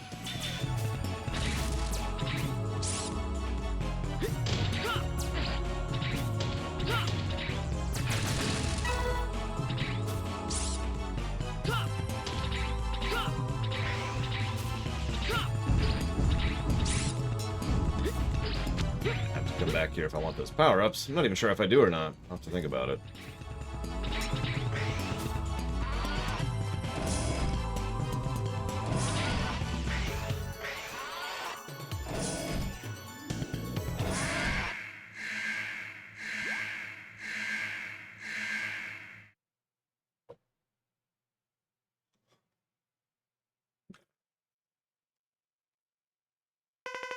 Eek! I've been waiting for you. Hey, can't you understand the urgency of our present situation? There's no time to fight. Who cares? I don't take orders from anyone. The word Sigma means nothing to me. I'll destroy all Mavericks like you. I'm always ready. What? So he just says, I don't work for Sigma, and then our response is, I'll kill you. What? I don't really watch stuff off camera, Cubic Skull, so no. I also have yet to watch any of New Trek, so no on that front. I'm glad you liked it, though. Yeah, X is like, I'll kill you by mere virtue of existing. I mean, he is a Maverick. If you look at his artwork, he actually has a Maverick symbol on him. He's one of the only ones who is. No, we're not playing Zero, Juludo. We don't... Okay, never mind.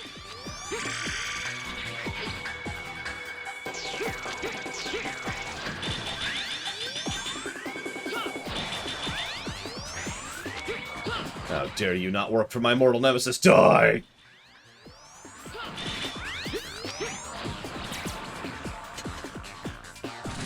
My favorite death pose right there.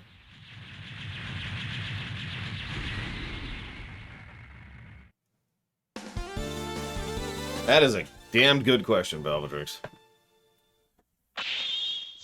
Considering at least one of these is a freaking Repliforce. Actually, two of them, excuse me, are Repliforce people. I got nothing. Same dialogue.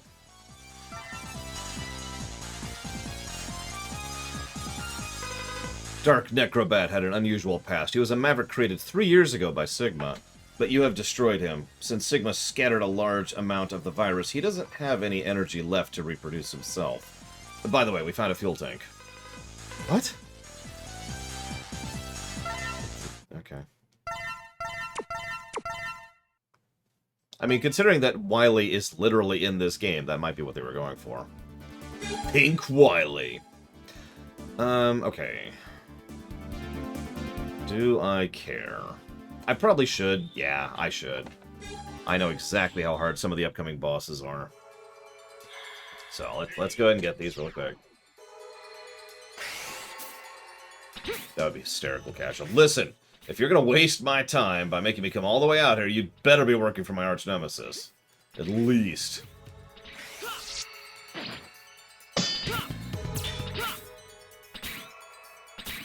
I need to give a plus for the stage, too, because it's a good one. Okay.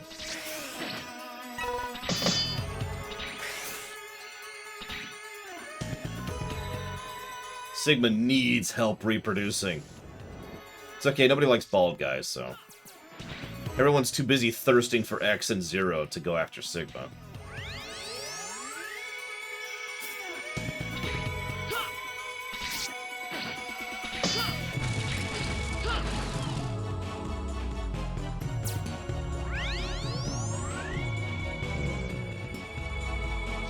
Sorry, I'm still debating your question, Croatia. I'm not ignoring you.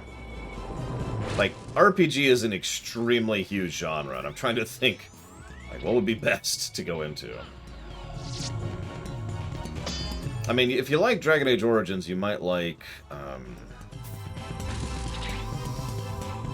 let me recommend a couple random ones here. So, Divinity Original Sin 2 is something I would recommend.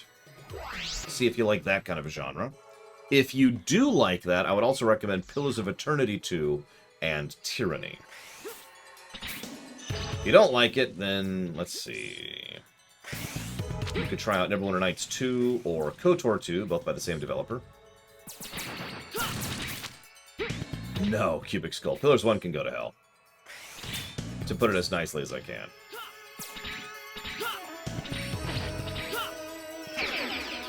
What the hell was that nonsense?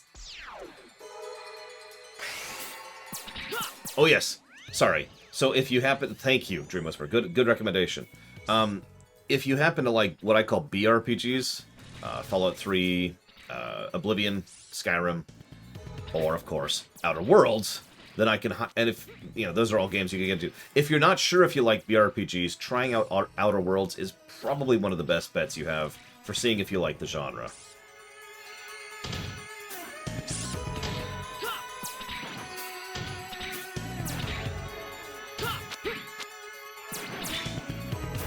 What the heck is Wizard of Legend? Someone in chat, what is Wizard of Legend? It's a video game on the Switch that Rax is playing right now. I need to know what this is. So let's get some iframes. There we go.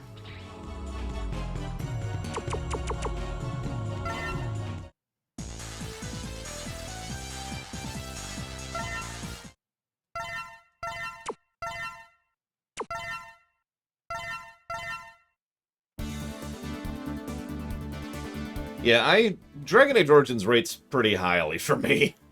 If that spreadsheet, which I believe you just got a link to, which is the overall sheet, Dragon Age Origins is, hang on, I can just do numbers here. 1, 2, 3, 4, 5, 6, 7, 8, 9, 10. My 10th highest rated game I've ever played. Or reviewed, excuse me. So...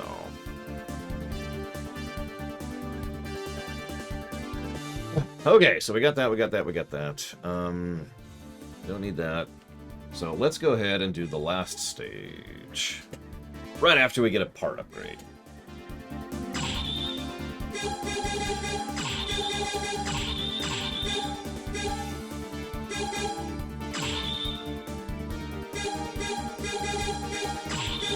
Ah!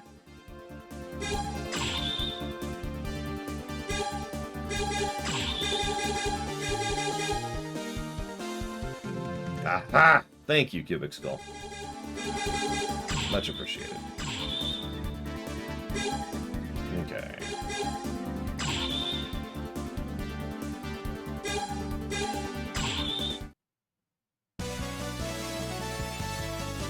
Yeah, the only thing that would make Dragon Age Origins better, other than a bunch of stuff, there's a bunch of stuff, is co-op.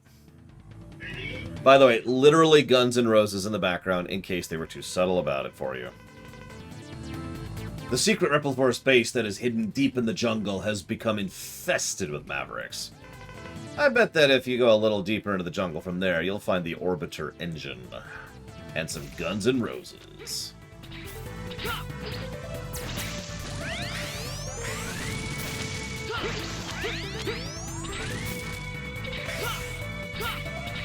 You like spikes, right? You can grab the vines. It's yes, I love this game.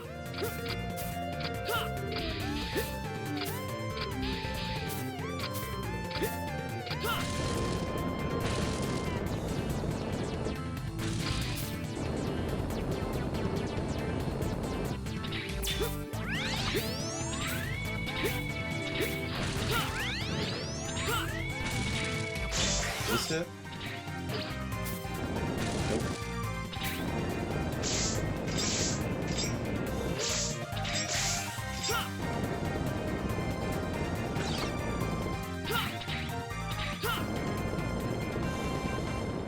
Yes, sorry, Dream Whisperer. Yes, they are.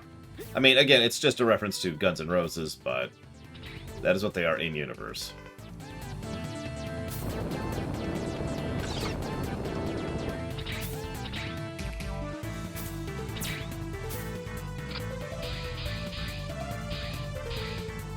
By the way, that's one of the only times right there when Alia's help is actually welcome.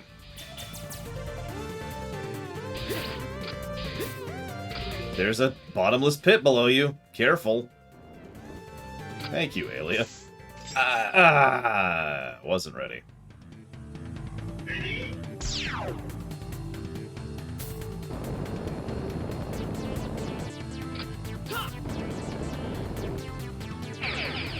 Excuse me? That was strange. I'm curious if Inquisition or 2 will rate higher.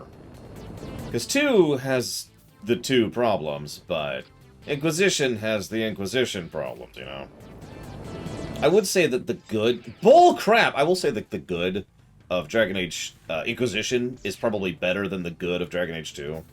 But I also think Inquisition has more overall problems with it. Wait, are you sure, Jesse Ward? What happens if I'm killed, though? Okay, there it is. I actually see it this time. Okay. Just gonna whatever. Oh, you son of a Submariner! No, I don't spoil in unrelated streams. Or at least I try very hard not to, Croatia. So I'm not going to tell you about how it was his sled the entire time, and how the Darkspawn actually end up going to the Gumdrop Rainbow Land, and... I mean, it was a cool enough expansion idea, but I really feel like it was lacking in concept. Oh, bull crap! Oh my god! What is this nonsense? This is worse than that one stage in Dragon Age Inquisition where we have to fight the gummy bears. Bouncing here and there. And everywhere. Everywhere. Okay, screw you. Right side this time. Hang on, let's just do this. There we go. Alright. Jeez Louise. I named it Gaia Armor. Gaia Armor specializes in defensibility. It's very heavy and lacks mobility. You won't be able to use weapons. Still, it'll be very useful because you'll be able to walk on the damaged area. With this armor equipped, you'll be able to reach places you have never been to before.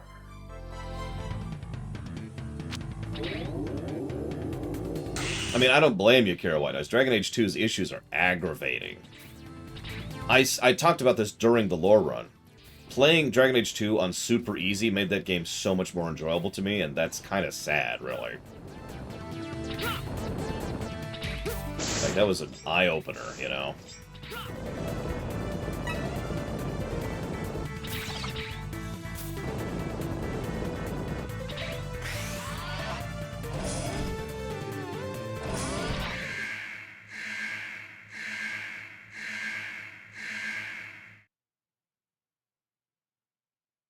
Hey, it's Captain Janeway.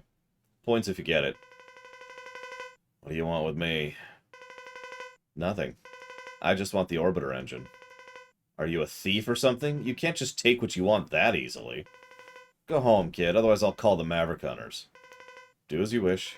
Now, tell me where the engine is. I told you you can't get it so easily. You'll have to fight me for it. If that is the easiest way to persuade you, then I'll kill you. You better watch your mouth. I'll do whatever it takes to win. Let the battle begin. What?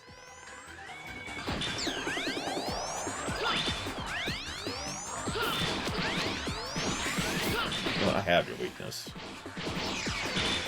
I didn't mean to hit that button, but whatever. Somewhere. There it is.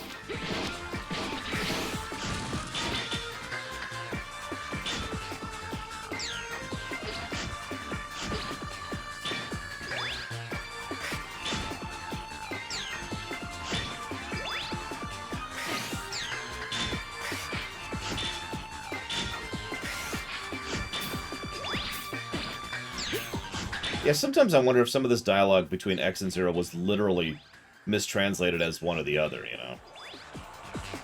Because, yeah, X is just weird sometimes in this one.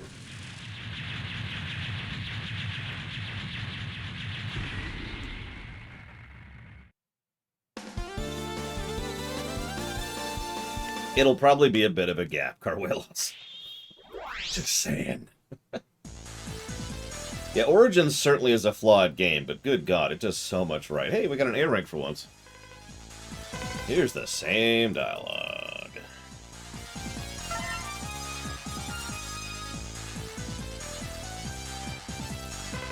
The Sigma virus even destroys nature and stupidity. There is nothing in nature now which is completely free from mechanical devices. We found the booster. It's out in the jungle. Another hunter will be there soon to pick it up. Yeah, it's been true since the classic series. Sorry, Carwillos.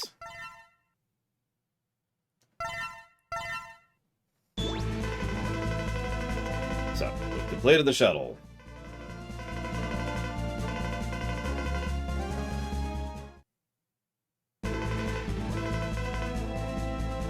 Same cutscene. Now, what's funny is this can fail. As we've already discussed, there is an RNG thing here. So I'm gonna laugh if we have gone through all 8 stages and we get the exact same outcome as if we didn't do any of them.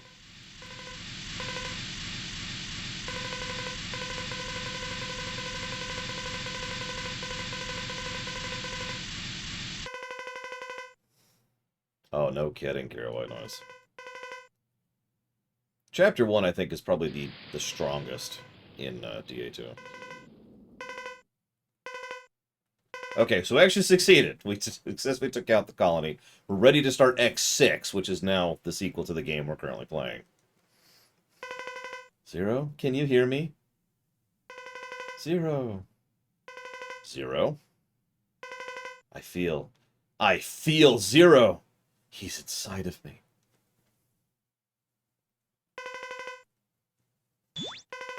This is Zero. Can you hear me? I managed to survive. We've got a response from Zero! Zero! It was all challenging, but I'm okay. Everything is fine. I think I can make it back to Earth. We'll get you from wherever you fall. Until then, try to get some rest. It won't be easy, though. I have 2 Loriums, Croatia, both of which are actually named after Star Trek Voyager. One is called the Cloud Effect, and one is called Voyager Effect, and both are inverse of each other. It's actually Syndrome, sorry, I'm misusing my own terminology. Voyager Effect, so the Cloud Effect and Voyager Syndrome, excuse me, there we go, let me say this absolutely correctly. The Cloud Effect is when you have a stupid, dumb, terrible premise, but you've managed to turn out a good work from it. Voyager Syndrome is when you have an amazing premise, and it sucks. We found Zero. He's safe, but he's very exhausted. We'll return to the Hunter base now. Wait, what is this reading? It's the best song in the game! We haven't even heard the second best song in the game yet, too. Nah, you're fine, Croatia. This is exactly the same reading. Should we call this the Zero virus? The scraps of the colony virus and the Sigma virus combined together. I wonder what's going to happen. Please stop restarting the awesome song. A new virus? Out of the frying pan into the fire. For the moment, we've called it the Zero virus. I'm reading a strong energy reaction from point 0. We may be able to solve the mystery of the Zero virus, but it's very risky. What should we do? I know we can't escape, so we'll just have to fight. Go for it. We must bring an end to this once and for all. Oh, absolutely, Night Forager. Are you kidding me? Manipulations by the Dominion? The Empire falling apart? A civil war? The return of the dragons after millennia? Come on! There's tons of great premise there. And then there's Skyrim.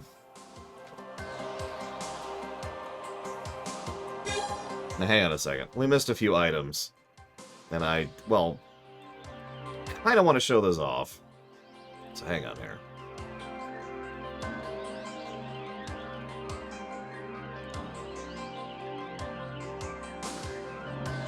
I don't remember where they are off the top of my head. I usually don't actually get the Gaia armor, because would I? Here we go. Okay, so.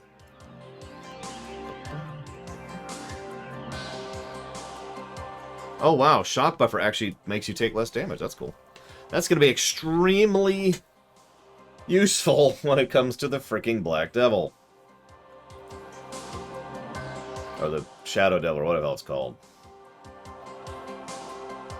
Oh my god, that's a lot of stuff here.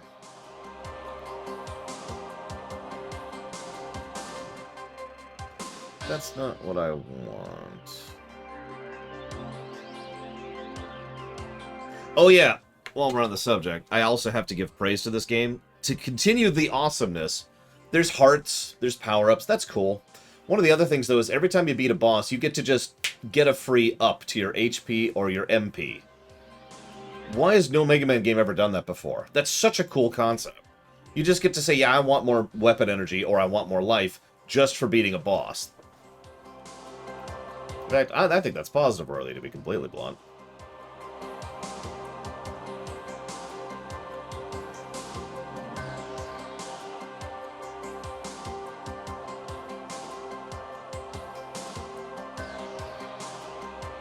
Oh, agreed. Kira White Noise, agreed.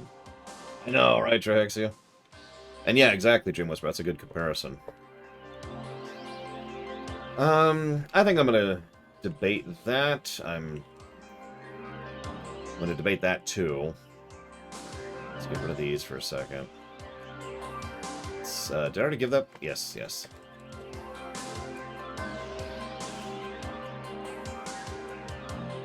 I mean, basically, this is some good ideas that could be even better, Jesse Ward. But I do agree with you. We could do so much more with this. So I'm still debating these.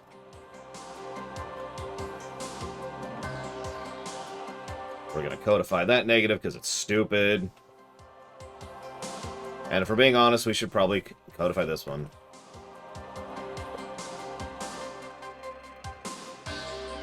And maybe this one. We'll write this down as a potential. I love this song. Sorry. Forgive me for sitting here while my favorite song in the game plays. I apologize.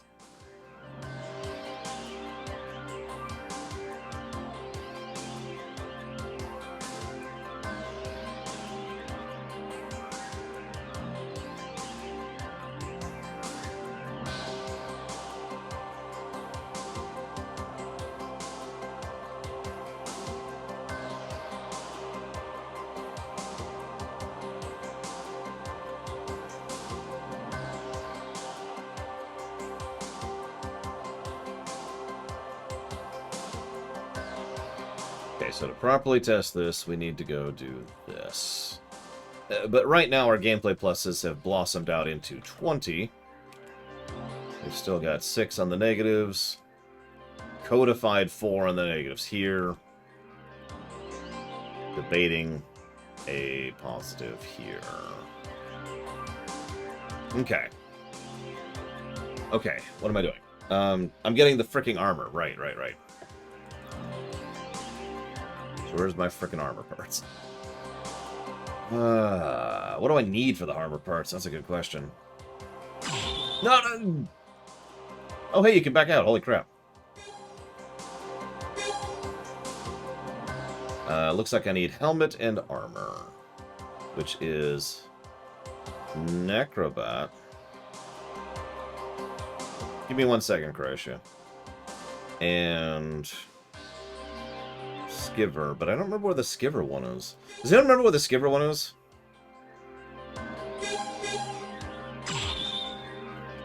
I'm gonna look it up. In case anybody... I don't even know why I asked. I'm stupid. Ignore me.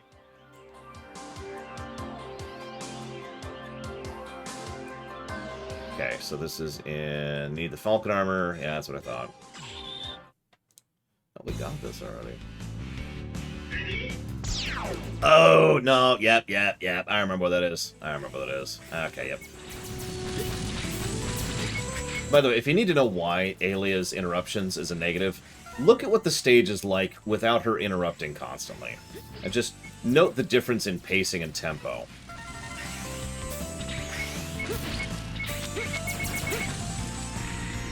Okay, so, is the amount of funding needed just for you setting a price based on my interest plus time, or is there a formula to it? So there is, in fact, a formula to it. However, my interest is not a part of that.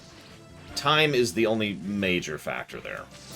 There are other factors which, honestly, haven't happened yet, for lack of a better way to put that. But in the future, there will be other things that can affect the cost of a particular run. Nothing does right now, though, because, frankly, we have too many runs as is, and we're not in a hurry to fund things. So the goal, Croatia, is to have runs funded at the same rate as we have them run, right? Now, I keep track of all those stats because I'm a lunatic and keep track of everything. So, I can tell you right now, for example, that we're about 100 hours behind. So I really don't want runs to be funded right now. I want runs to be run. Make sense? So there's other variables that will eventually go in, like how long the game's been on the list, or taking into account, personal interest, or ease of streaming, I think is the other one. I'm coming into that. Yeah, I have a lot of spreadsheets. And I use them well. Here we go. Okay. Hi, Sigma Virus. Look at him! Look at him! Why can't I get him?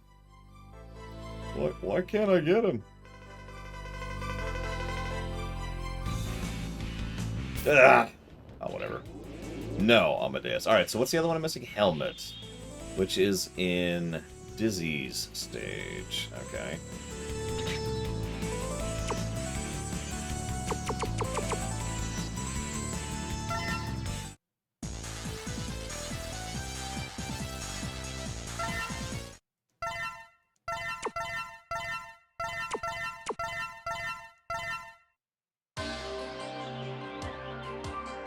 Sigma's like, what's a cutscene? Sorry, Dark Dizzy is the name of this guy. I need... What do I need for this? Looks like I just need 4th armor. Okay, we can do that. Oh, right. Yeah, I know what that is. I know what that is. It's all the way through the stage.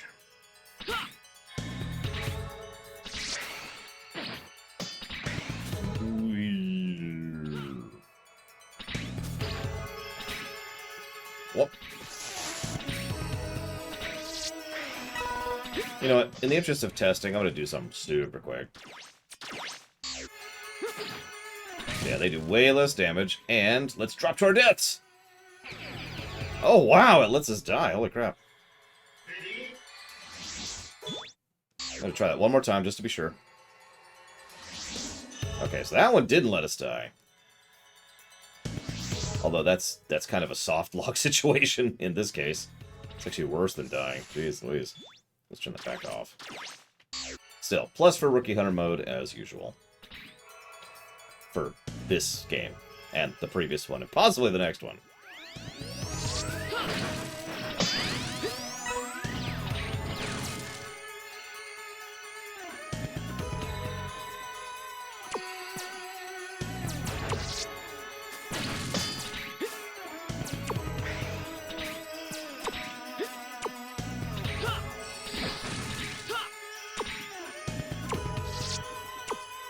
Where's the frickin' laser?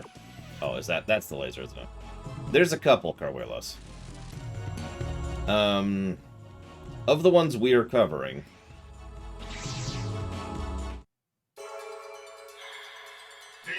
there are 25.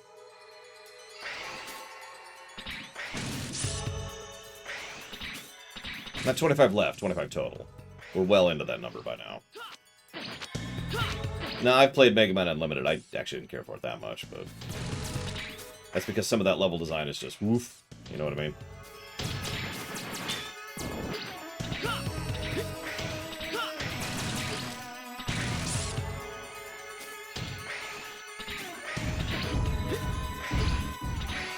I like how Sigma also doesn't understand iframes.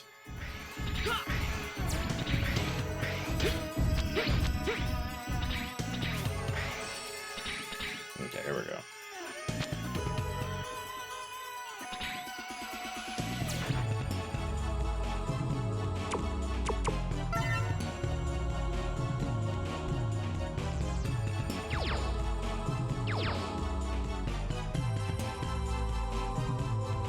Ugh. This is much harder to do than it looks, by the way. I cannot believe I got that third try. Okay.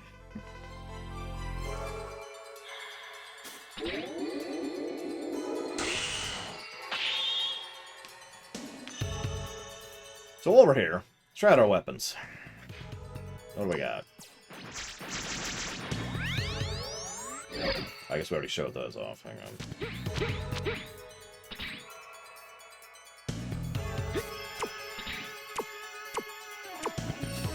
So we got that and that. It's kind of cool weapon, actually.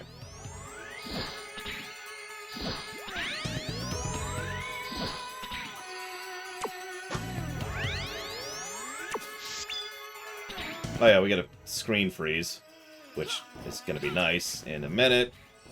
Hi, Russ. Hang on, let me just kind of chill here for a minute while that runs out. There we go. I've actually already shown off the basic one for that, but there's the big one. One of my favorite random attacks of the game. And is that everything? That's everything. Okay, so there's the weapons of the game. Whoops, wrong thing. Wrong thing. I need to do this.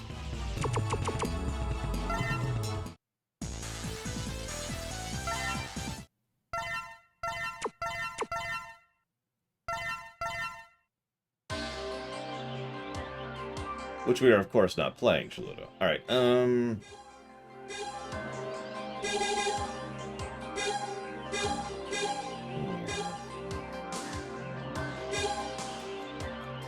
this'll do.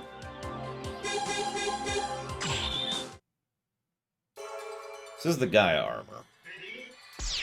Actually, you know what? Hang on.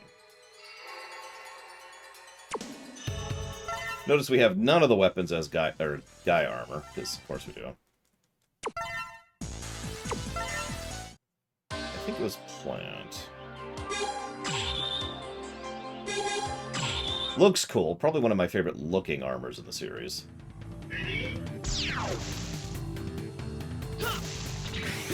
So our dash is really slow. However, we can just stick to walls. No aerial dash. We also, so our basic buster gains shortened range.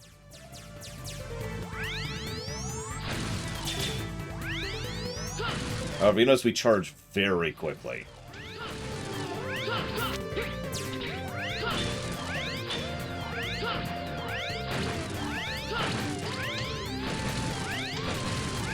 Look at that.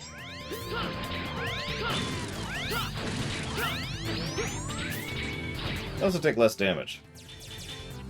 Yeah, this thing does a substantially larger amount of damage.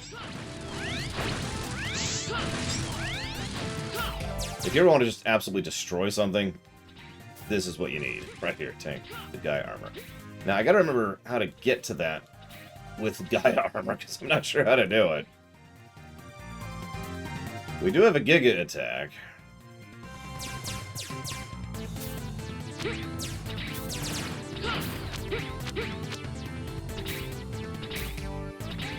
Nope.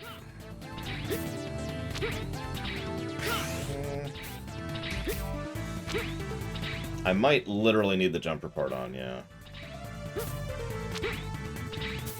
Well, whatever. I mainly just wanted to show this off.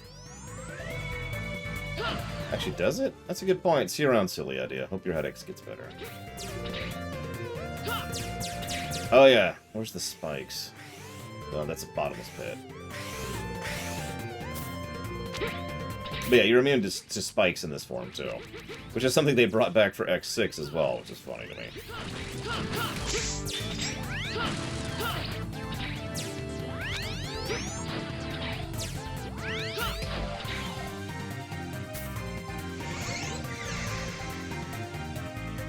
Nope.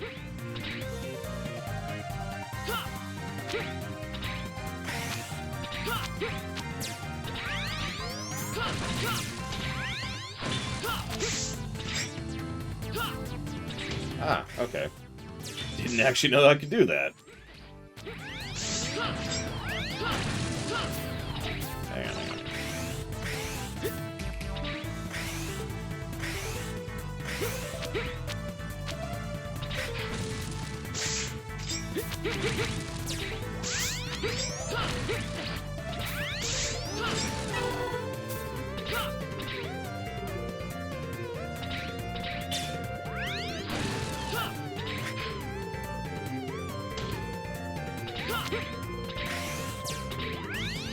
No, no. Okay, hang on.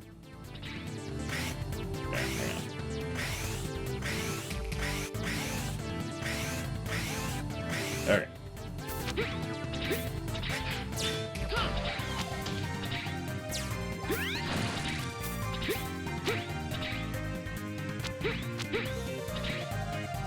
No, that's right. God damn it! This is just... Ah. That was just a frustration one right there, don't mind me. Since I'm already here, I might as well get this stupid heart.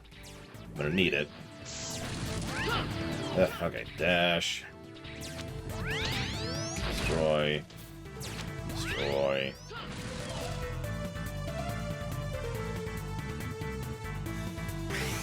Respawn.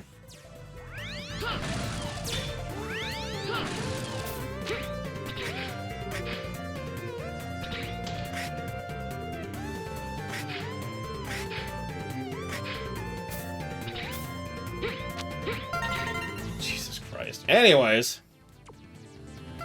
So that's Gaia armor. It's just fine.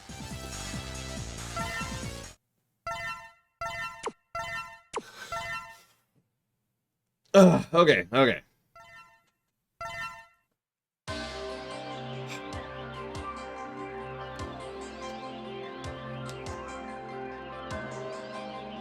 Sorry, I'm gonna check something super quick. Give me a moment. Hi, Baron.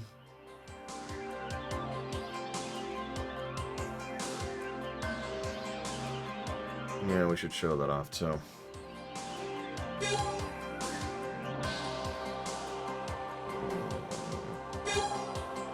Blue here.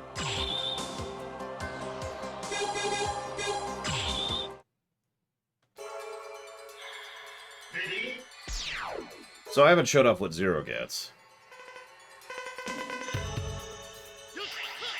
So he gets a double jump, of course.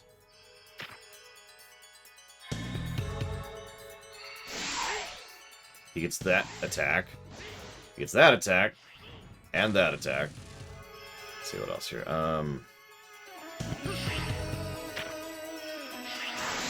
We get the ability to make an ice shield while we're dashing in the air.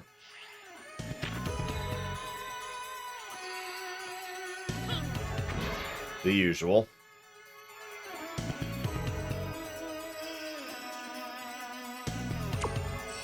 We actually do have an attack where we can freeze time.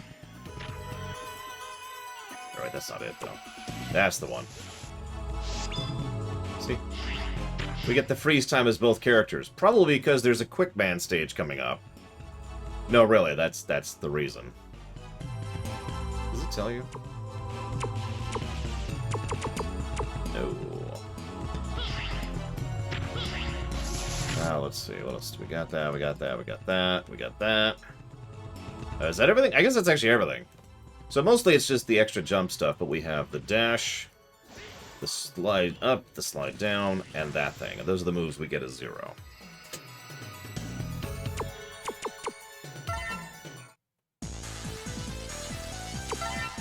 There we go. So, I'm going to destroy the universe. But before I do that, I need to look up something.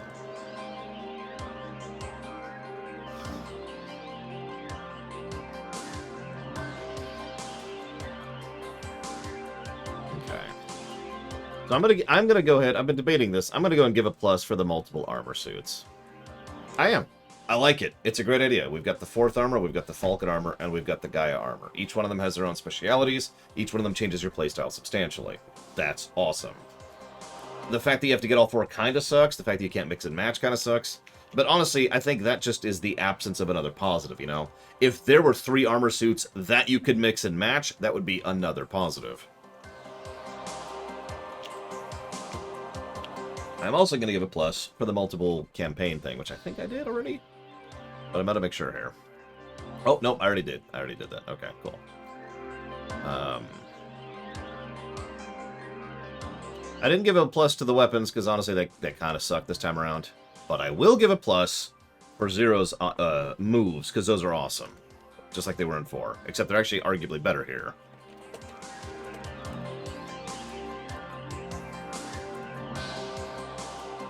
I'm going to give a plus to Nameless Baron, for the usual reasons.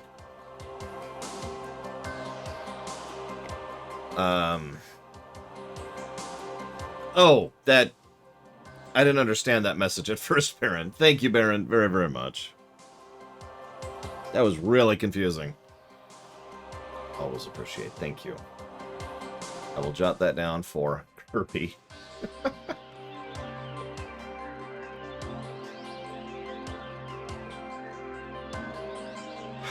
Okay. One moment. So we gave that plus, we gave that plus. Enemy variety has been good. We're going to give that one.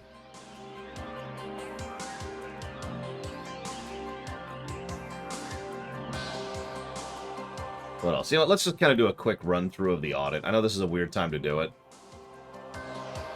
But, I mean, this game's going to need the positives, because these last few stages are going to be rough. That's... Oof. I'm going to laugh if X5 beats X4, though. I really am. Everyone's going to frickin' hate me. I'm going to get so much flack if that ends up being true.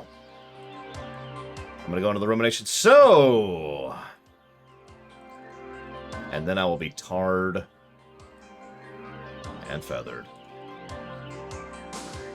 Again. Yeah, like I said, Amadeus, the last few stages are probably going to be negative territory. Let's just be real about that.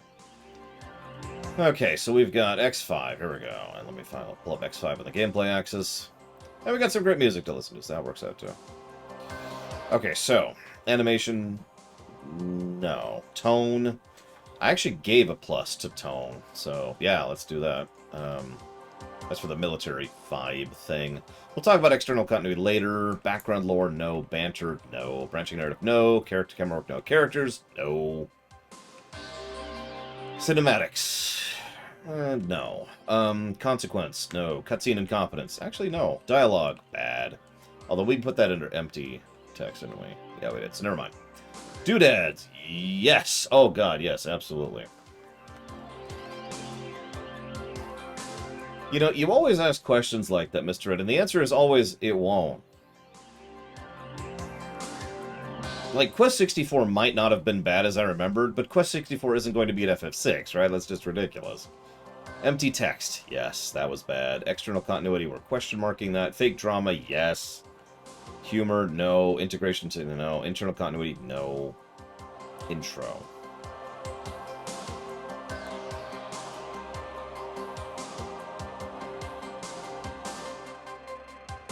You know what? I want to give a plus to the intro. I do. It does a good job of establishing everything and lining up the stakes and getting you into the mood and vibe of what you're going after, right? It does what an intro should do. Here's the characters, here's what's going on, here's the threat, here's the goal. Bam, bam, bam. That's gonna be sad, Jesse Ward, if that ends up being true.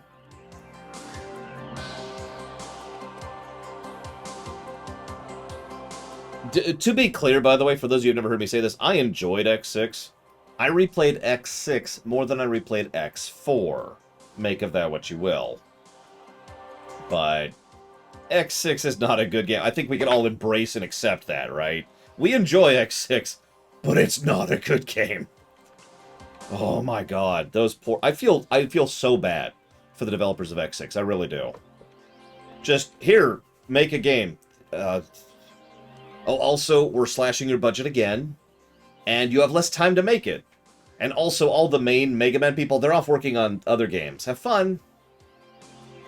Remember how I mentioned weight was behind this game? X6 had no weight at all. So they had the opposite problem, where if they needed a resource, sucks to be them. Yeah, it's just exactly Jin Kamiya. If we manage to get a net positive on X6, that's a win. To be blunt. God. And yeah, X6 had so many... X6 is a perfect example of Voyager syndrome. It had so many cool ideas and so many awesome concepts, and it's X6.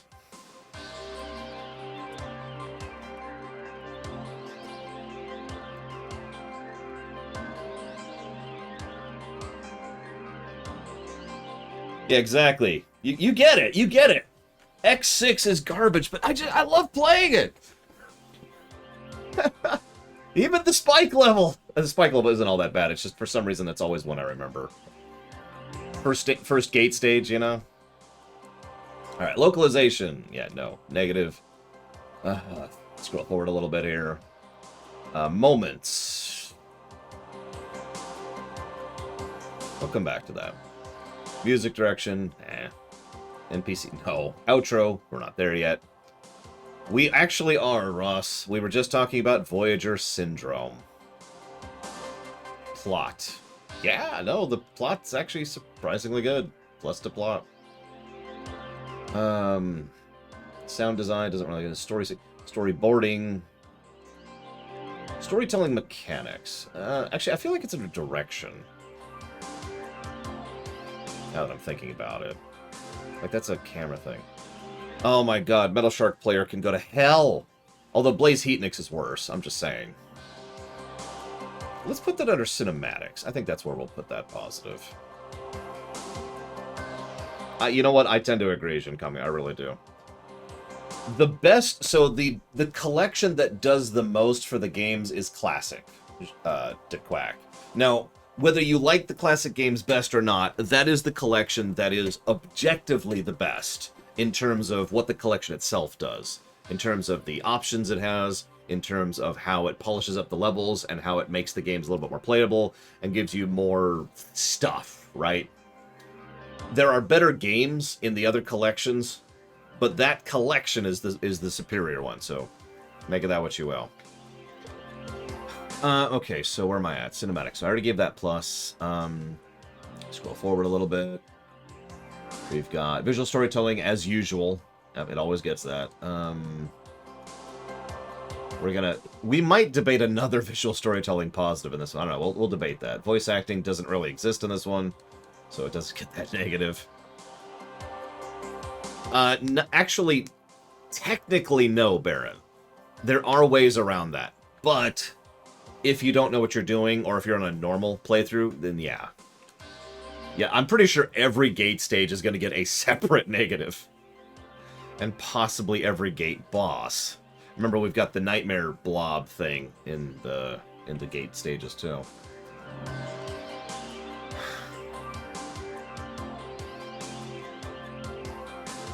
You know what? Screw it. I'm gonna give it. Takoida, when you see this in the VOD, go ahead and argue against me, but I want to give the external continuity positive to this. For the connections to X1 and X2, for the connections to the classic Mega Man, for the connections to X4, for doing more with the Repliforce than X4 ever did. I think this game deserves an external continuity positive.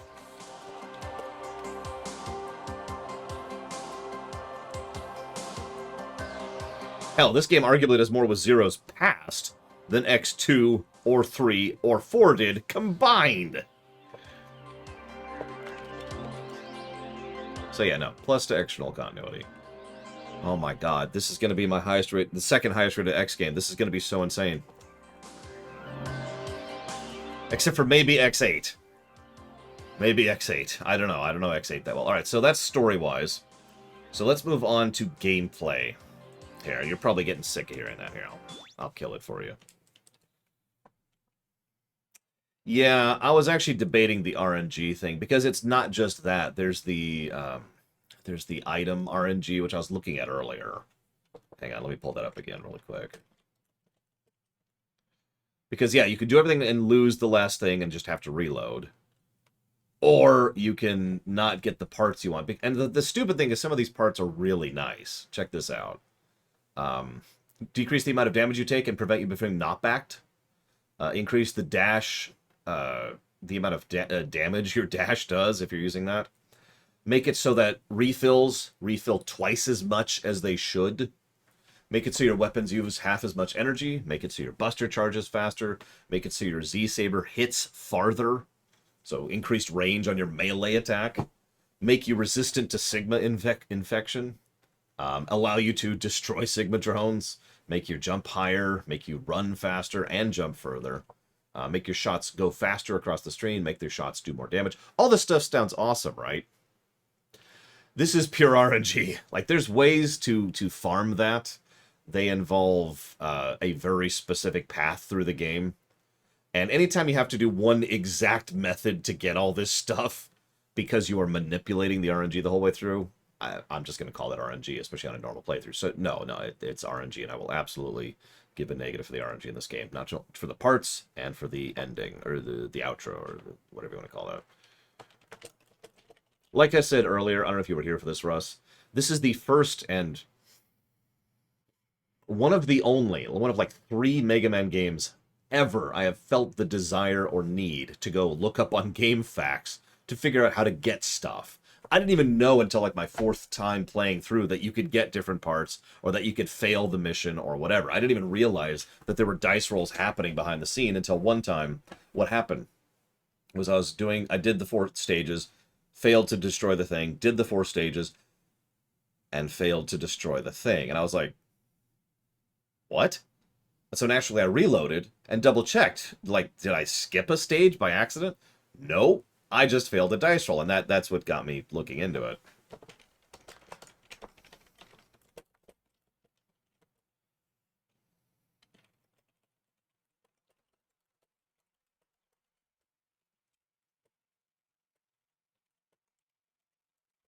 And yes, I know calling the parts thing RNG is inaccurate, but I don't know what else to... I want to bake those into one thing. Let's just pull this. Let's make this an aggregate. Let's do that. Let's do that.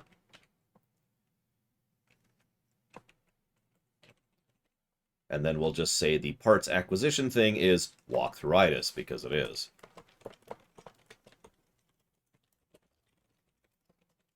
Although, in the interest of fairness, I should probably give a plus to the parts.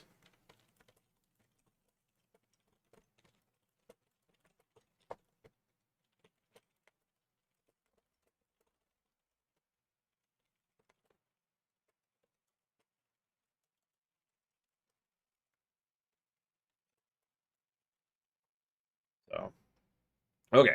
So, negative given. Where am I at? I hadn't even started the audit. Okay, so animations. Do we give it animations plus? Because this game has some pretty sweet animations. Not as good as X6's, but it's still good. We did not give it animations plus. Animations plus. Okay, audio spam. No, not in this one. Honestly, I don't think we're going to have an audio spam thing again until we get to 7. And Classic Ache. I think those are the 2 that we're going to have the audio spam problem on. Bosses, yeah, we've given several boss positives. Like 3. Build and... yeah, no, we actually have a bit of build gameplay in the part, so I'm going to put that there. Camera doesn't apply. Choices! Oh my god, we have choices. Holy crap.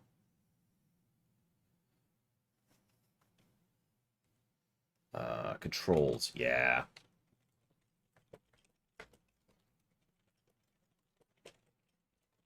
So, plus. Scroll over for a minute. Difficulty options. Let's look something up on that really quick, shall we? Because I'm pretty sure I know what it affects, but let's be certain about that.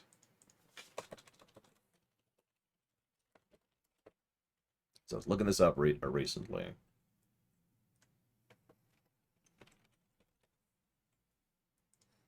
Okay, so the way this works out, I hope you enjoy it, Tikquak. The way this works out is normal is what we've been playing on. If you put it on easy, enemies do less damage, there are less enemy spawns, bosses don't level, which means you don't get parts. However, it also means the boss's AI is different. If you do it to extreme, enemies do more damage, there are more spawns in the enemies, and the bosses level quicker, which means they do their different AI quicker. Honestly, I think that's good difficulty design. It's not great, but I think that is at least one positive worthy, my opinion. So let's go ahead and put that here. Just keep giving this game positive. This is terrifying.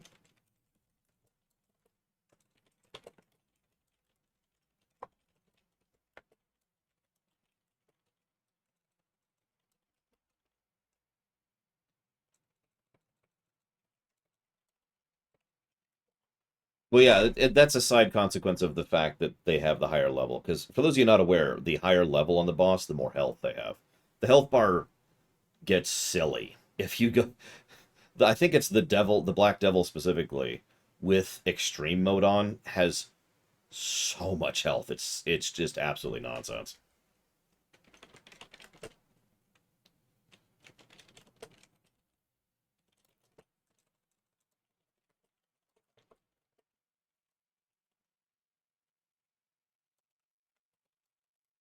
There we go. Okay. Hello. There we go. All right. Encounter. So I do have to give the Ninja Gaiden negative because it's there. It hasn't been as bad as usual, but it's still there, and it's still bad, and it's still negative. Enemy variety, we did give that positive. There's no fast travel. The graphics look sweet. Probably my favorite PS1 graphics, by the way, right here with X5. Because X6 started going into and X4 was good for the most part, but had some issues. I don't know. Either way, good stuff. Um, I think I'm going to give a wash on the guidance on power-ups thing. It's not as good as 4 or 1, which are the only ones that got that positive, so we're going to pass over that. Feel free to disagree with me if you disagree with me. Roll over a little bit. Intro, not a good intro. In fact, actually,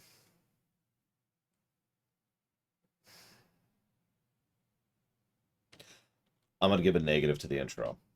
Can't believe I'm doing this. So many negatives. The intro sucks. It's a fairly basic stage with not much to it, which can be okay, except for the fact that it's also heavily unskippably tutorialized to crap and back. Then you fight a boring boss, and depending on who you pick, you lose something, right? As we talked about earlier, you lose the 4th armor if you're 0, you lose the 0 thing if you're... On the narrative axis, Amadeus, we gave the intro a narrative positive. We're giving it a gameplay negative because the stage sucks.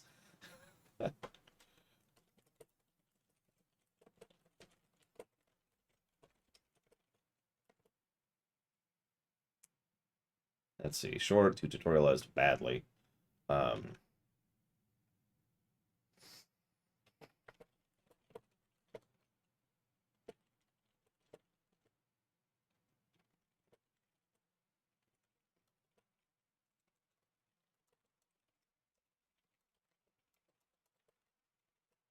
Okay. Itemization. I'd say the itemization's been good. I'm willing to give that positive. So, plus for that. Most Mega Man games are going to get an itemization positive. They should. Kit. So we've got armor, and Zero's moves, and the parts. That's actually the most kit positives we've given any Mega Man game so far. I just said that, Russ. But yes, that sucks, and it's stupid, especially since nothing indicates that. I know it's not that hard to restart the level, but come on. Levels and stages. Not a lot of great levels in this stage, if I'm being... levels in this game, if I'm being completely honest. There's been a couple so far. Most of them are just okay. It looks like I've given 2 pluses to stages. No, 3. Which is pretty bad for a Mega Man game. And we've already given 2 negatives for stages, which is very bad for a Mega Man game. Speaking of which, I need to give a boss negative if I haven't already. Which I haven't. There we go. Okay. Yeah, and those negatives for stages are going to probably go up in the last few stages. But anyways, then we have log map, mid-mission checkpointing, which is actually pretty good. Good mission checkpointing. I've been noticing that.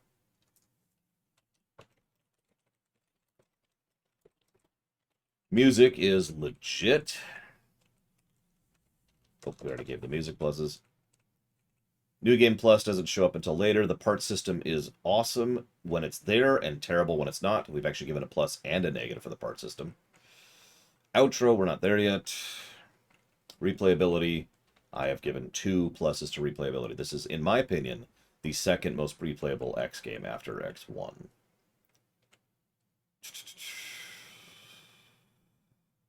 Can't give that, can't give that. So I'll make a note about this. Question mark on that. Yes and a no on tutorialization.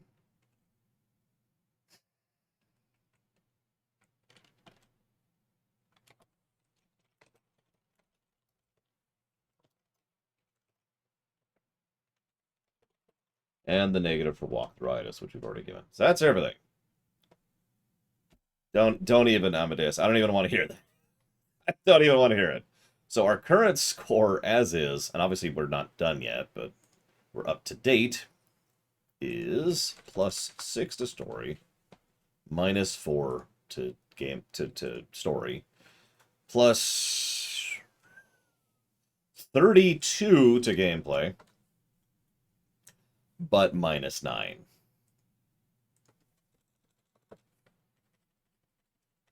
And that actually sounds about right. I was kind of... In the back of my mind, I was kind of thinking X5 would be more one of those more positives, more negatives kind of situations, and that seems to be true so far. But we still got that damn outro. So let's go ruin the game, shall we?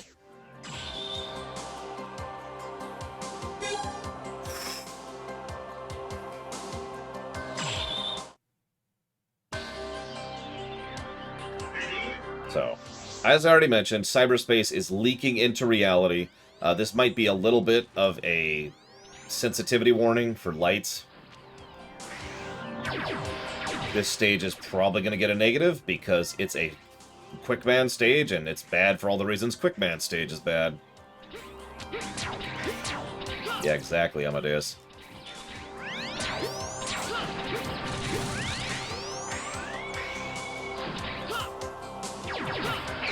I didn't mean to jump there. I died so many times the first time I did this. I should probably get the time freeze ready. Yeah, what's funny, and I think I pointed this out, you're almost guaranteed to have a time stop in this. As long as you've done that stage, no matter who you're playing, you have a time stop. Like the end. What, this thing? That's a weapon up. Because, and it respawns every time, so you always have more time stop energy to be able to do this again.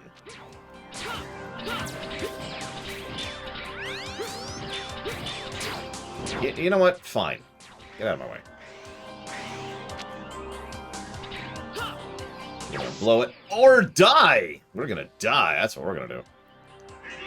There's a thing that says normal. Oh, that's my current virus level.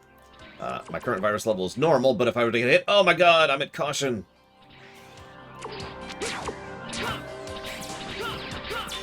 Get out of my way. Oh, absolutely, Belvatrix. Like butter. God damn it. Okay, I need to commit to it. That's what I need to do. Here's that mid-mission checkpoints being good thing, by the way. That's why I gave that positive. Yeah, this has been so much smoother. And just... I know that this game isn't necessarily better than several of the previous games we've played, but it's been a much less frustrating experience for me, so make of that what you will. Oh, let's grab that.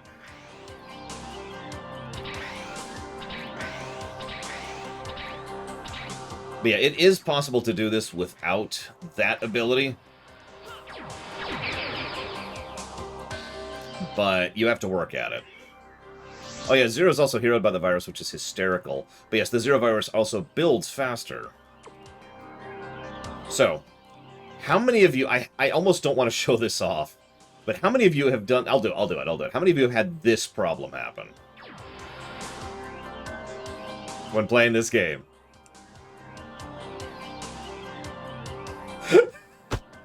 If you don't understand, that's an instant death beam that will never go away. I'm stuck.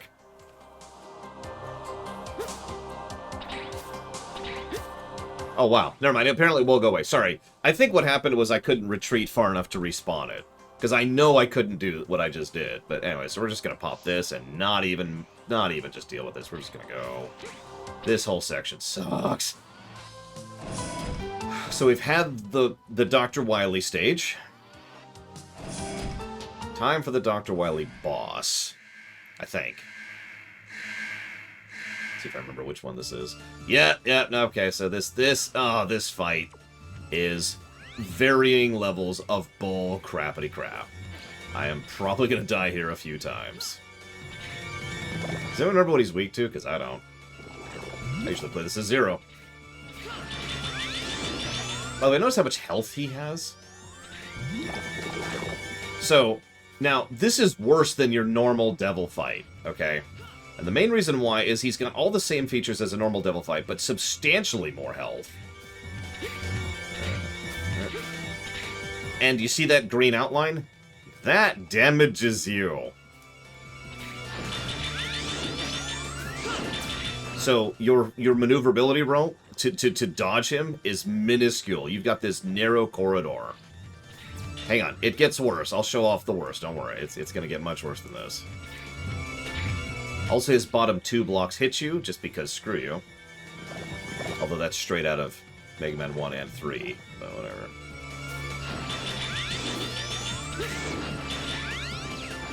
Do I have a lightning attack? I do have a lightning attack.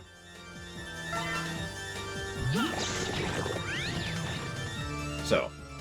Are we there yet? Nope. Okay. Jesus.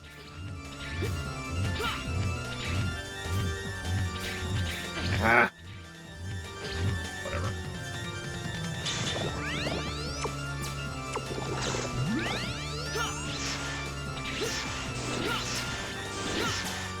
Wow, it didn't hit him once. How's that for RNG? I'm gonna go ahead and just accept a death here.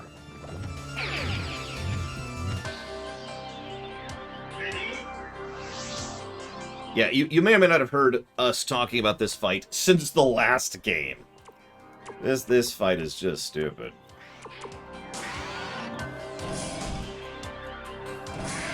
It doesn't help that the song is very short loop, which worked in the Mega Man 1 when most of the boss fights lasted 30 seconds. In this game, they last a little bit longer than that.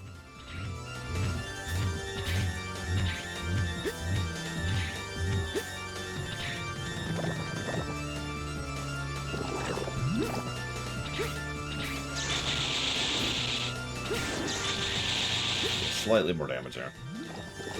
So yeah, I think you can do this. But there's an issue with this, which we're going to show off in a minute. First of all, you do have to mash. If you fall down, he will hit you. Okay, we managed it. There's a window to get out, that's the issue. But we managed it, so we're okay. Ah!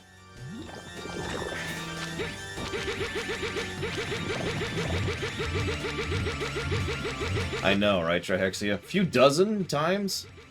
Like, this guy is in so many games. I don't know why the Devil Robot series became so popular. I really don't. It's like the Chocobo of Mega Man for some reason. Or the Metools of Mega Man. Wait. I'm only going to do this strategy once, because this actually hurts my thumb a little bit to do this.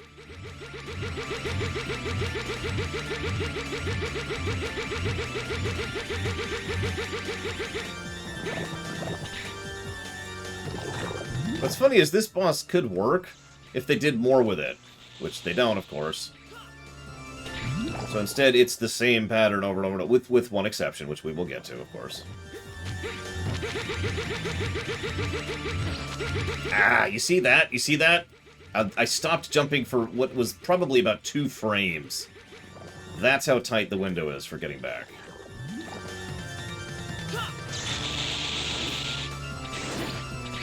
Damn it.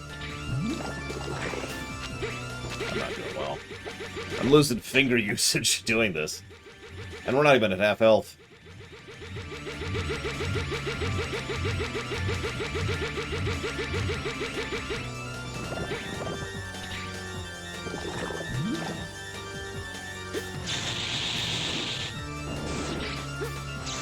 That was weird.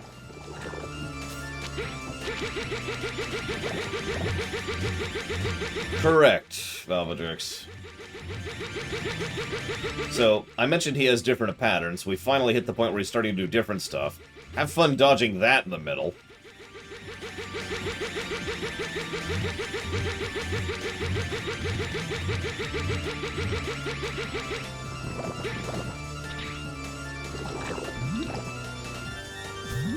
So then he does that, because screw you. Notice how much that hurts, by the way. This is how you vary up the fight, by the way. In the interest of fairness, they at least do something with this stupid fight. Whoop, hang on. We're gonna burn a tank here. I don't know if I'd say you're supposed to cheese this, but you probably should. Let's see, okay.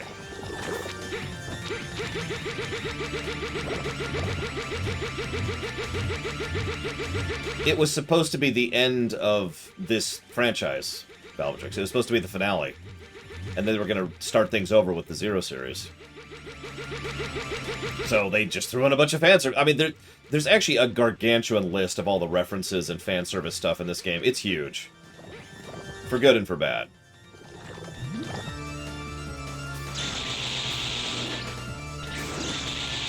Oh, Jesus. I'm gonna go ahead and blow another E-Tank. I'm already tired of this song.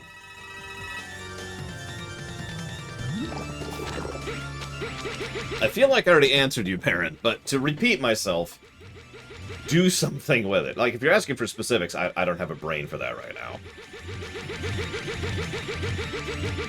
Maybe make it so that the various shapes he forms into aren't just the blocks going back and forth, or maybe he only does the block thing as, like, one of his many attacks. Damn it. I need someone to shoot DeQuack for me, just really quick, please. No, Venters. Not only do I not own it, but even if you somehow were able to fund the entire game by yourself, I probably wouldn't prioritize it, especially since, as the aforementioned, I don't actually own it.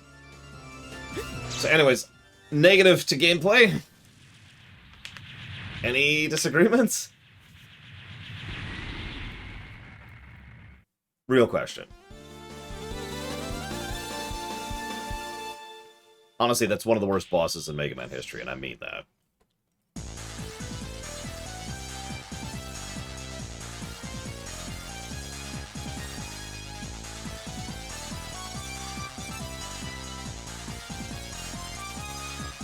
Oh, hang on, let me get rid of this terrible song here. There we go. Much better song to type to.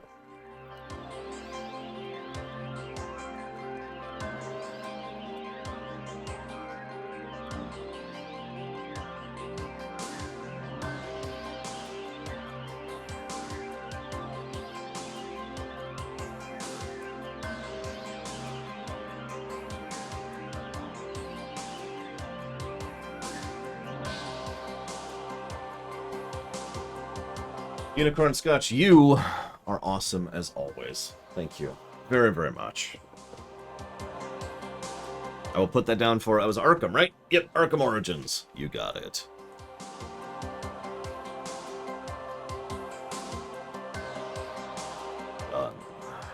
So yes, negative to gameplay, which puts us up to get 10 gameplay negatives, which, like I said, it's gonna have a lot of positives and a lot of negatives, because holy crap.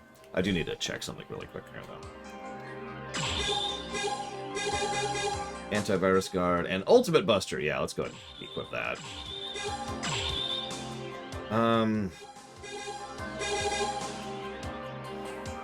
Let me check. Oh, yeah, by the way, I should mention, I was fighting that in the 4th armor, which has Shock Buffer, which reduces the damage I take. Did you see how much damage it was doing? Just, pointing it out.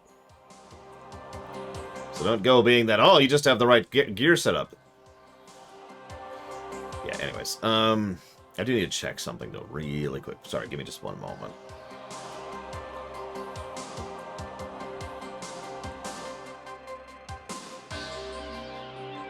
Yeah, that's it.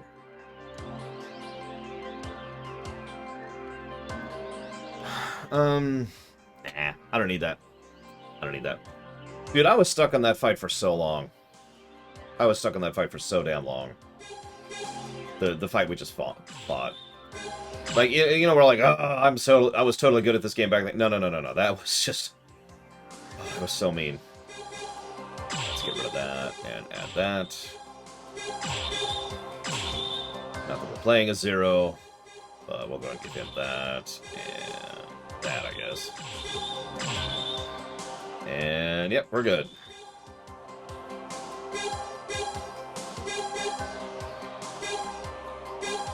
Is that like Korea? Is that Seoul? Where is that? Because that's Area 0, by the way. Yes, Ultimate Buster, what it does is it makes it so that all of your shots are charged shots. I don't actually have that much use for it because your charge time is so short in this game anyways. But if you ever want to just mash charge shots, that's how you do it. But yeah, it's just interesting to think about that they actually show you where Area 0 is, because that means that's exactly where civilization restores itself in Mega Man Z, and that means that's where Serpent City is centered around in Mega Man ZX. But anyways. So I hate to be boring, but we're going to keep 4th armoring it up because it's our best option for a lot of those. So the cyberspace we are moving through is getting more and more distended, and we're going to see a little bit of that as we go through here. It being Japan would make sense. For a long time, a lot of people assumed Monstropolis was actually just Tokyo.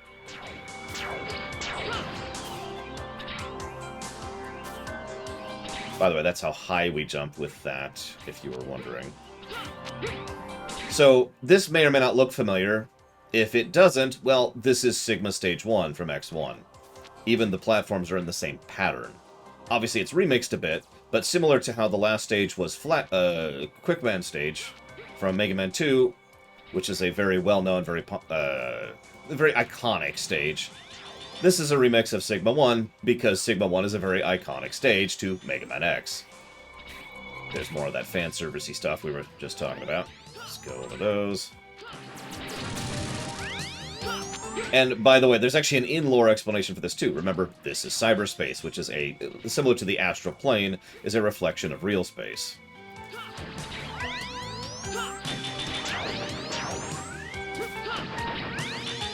So, the idea here is this is, for lack of a better way to put it, the ghost of these actual real places that used to exist back in history. Now, I guarantee they didn't intend this, but this unintentionally implies that cyberspace has been around for a long time, for it to have data from Mega Man 2's era. There's a lot of implications from that that we will not be covering, because who knows. Oh, hey, we had one life left. Now, as Baron points out, the Sigma virus being so saturated is affecting cyberspace. In fact, it is actually why cyberspace is physically manifesting. This makes this is the final piece of evidence for why I like the junk code argument for what the Maverick virus was and what impact it has in the future. This is so stupid. Is it this one? God, I can't remember. I think it's this one.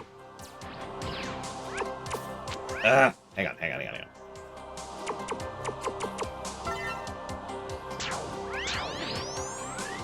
There. Leave me alone.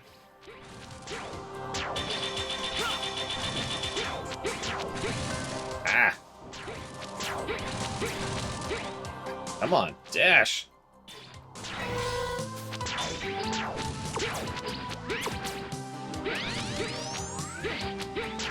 Oh my god. Oh my god.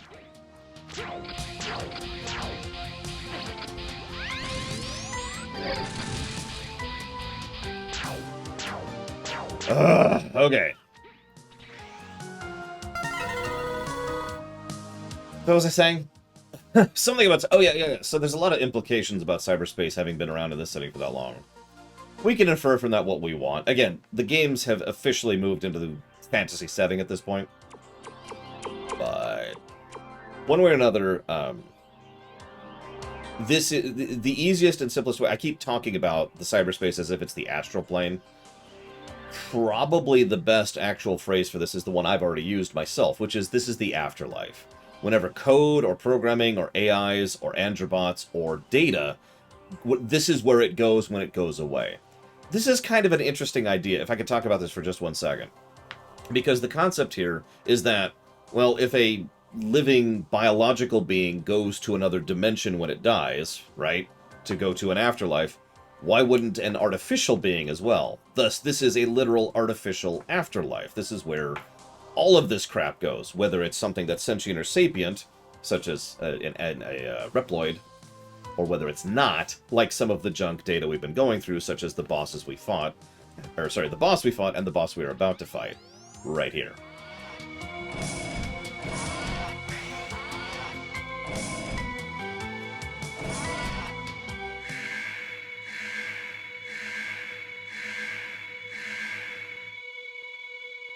So, this fight can suck.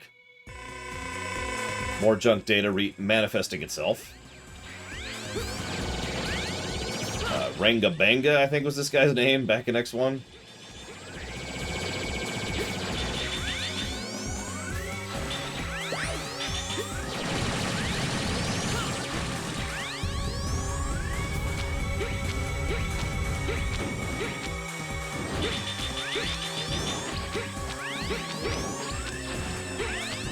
If you remember, the main reason this fight didn't suck that much in X1 was because it didn't have that much HP. You can probably already see where this is going.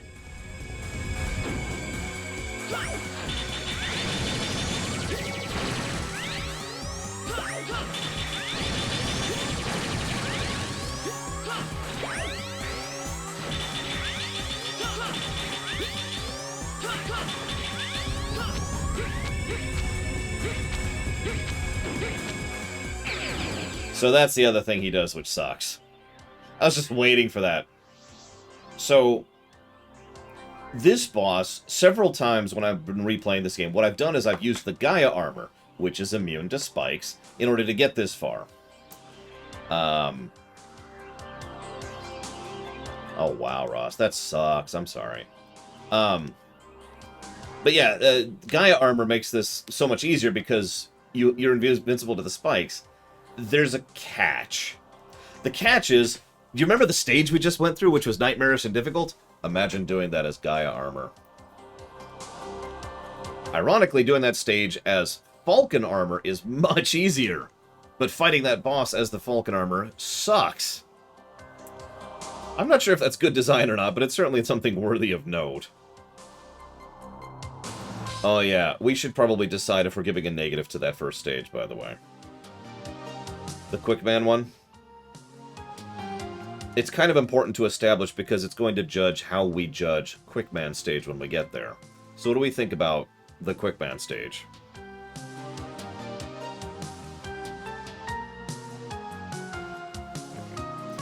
Sorry, I should look up this guy's weakness to try and speed this up a little bit.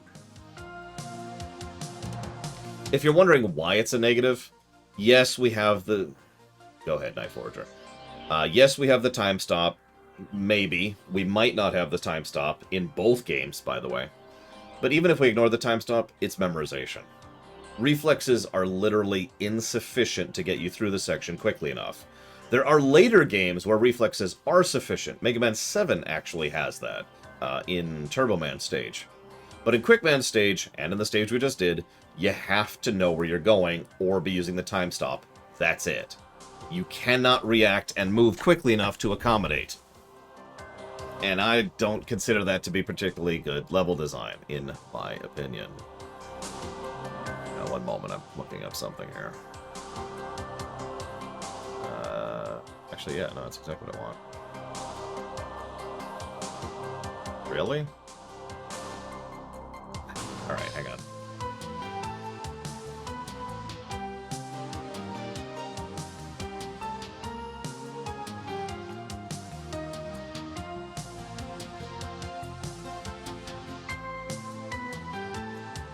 And again, this is sort of important to determine because... Oh, it is called Shadow Devil. Because it will help us to determine how we judge other stages like this, because Quickman is not the only stage that has this issue, although each one is going to be judged on its own merits, of course. Here we go.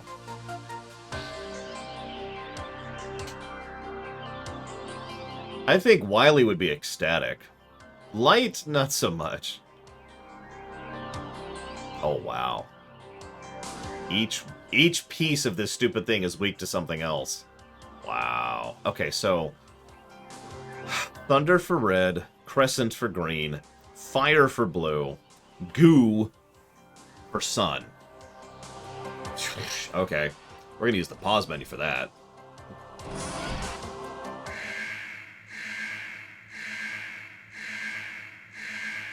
Oh, while we're here.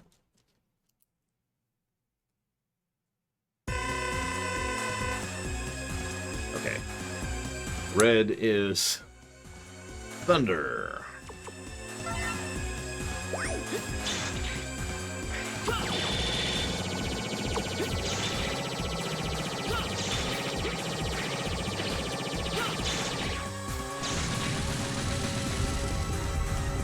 Yep, the sun is weak to goo.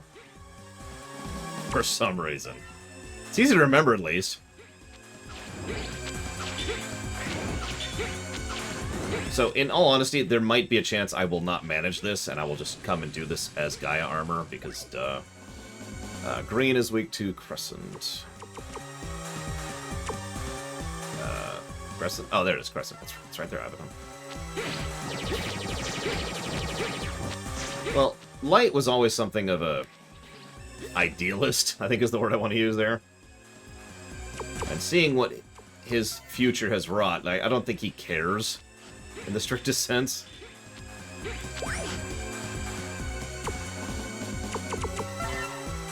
Like, Light doesn't really have an ego to bruise, you know? Oh, that was close. Jesus. Where's fire? There it is. Yeah, there's also the fact that a lot of people have died as a result of his inventions. I don't think he'd be super happy about that. I'm gonna die to the spikes right here, you watch. Okay, it's blue again, which is still weak to fire. Okay.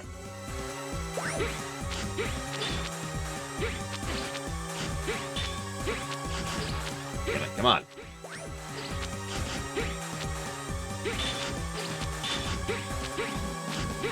Damn it! Oh my god, I killed it! Did you see that? I actually killed it as I was dead. God damn it! This freaking fight sucks so badly. Alright, sorry. Okay, we're okay, we're okay. Moving on. Yeah, no, Wily was the one with the ego.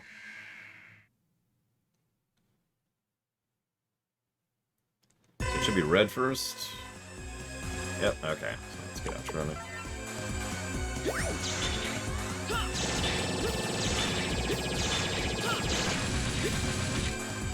I'm just gonna gamble that it's gonna be sun. Yep, that looks like sun to me.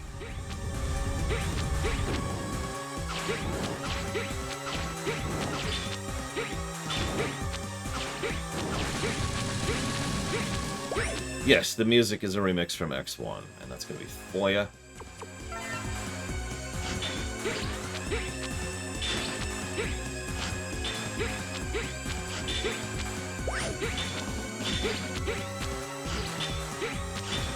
I'm E-tanks this time, so I gotta be is what I gotta be. What? What? Damn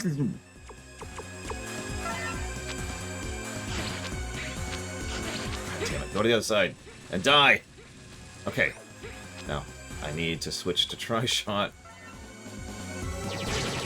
and not die, which is actually really hard to do right now. Nope, I'm dead. Oh my god! Oh my god! Jesus Christ. Okay, hang on.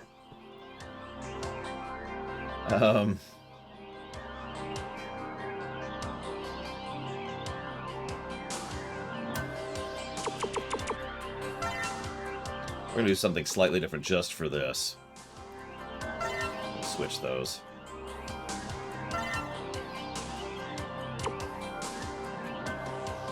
This fight can go to hell, Baron. That's all I'm saying. Oh yeah, by the way, negative for this fight. I don't know. I'm less inclined to a negative for this fight. It's a lot less of the bad designs that the last fight had. It's just ugh.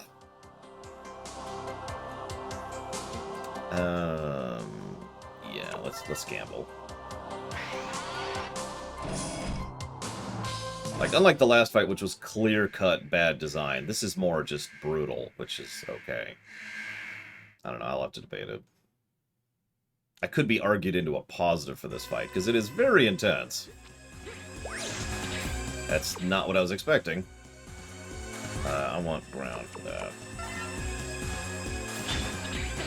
Getting rid of green early would be nice, but whatever. Jesus. Let me just miss every attack here.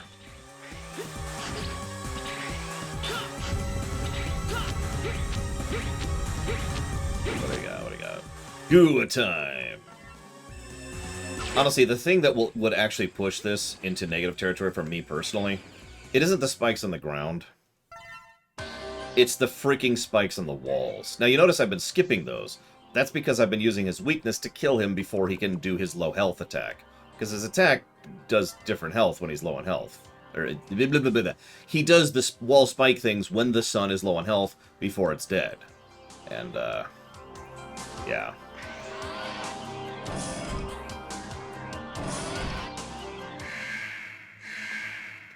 If the weapon energy didn't recharge, this would also be pretty much a guaranteed negative. Alright, who's first? Red! Okay. So red is weak to thunder. But I don't know. Let's try it. So far, charged shots are not worthwhile. That's okay. That's okay. I should have known better. It's on me.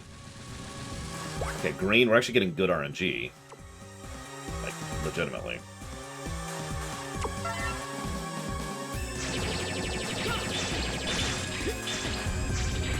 We're back to bad, RNG. That's okay, that's okay.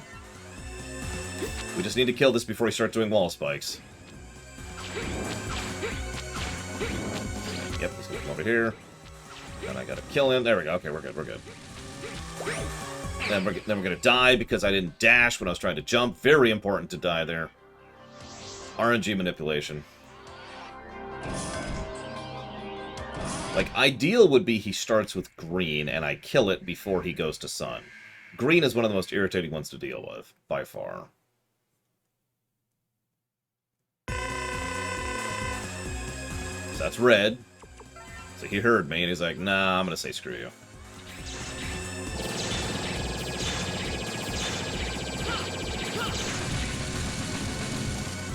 Okay, so that's actually decent RNG. He didn't immediately go into the wall phase. Blue's kind of irritating just because it has huge iframes, but that's whatever. Oh, I should switch to goo.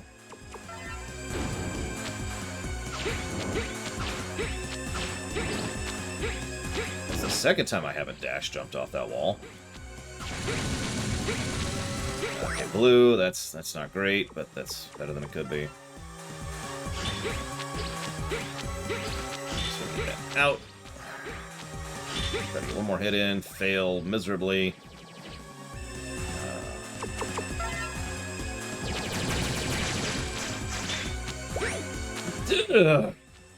Hi. I'm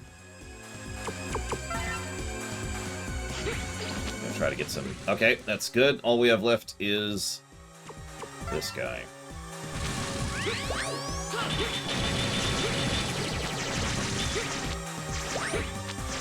Nope. Nope.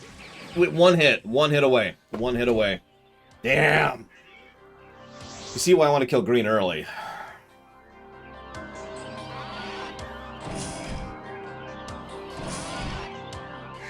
Just go back and refill your E-tanks, Laura. I really don't want to do that stage again.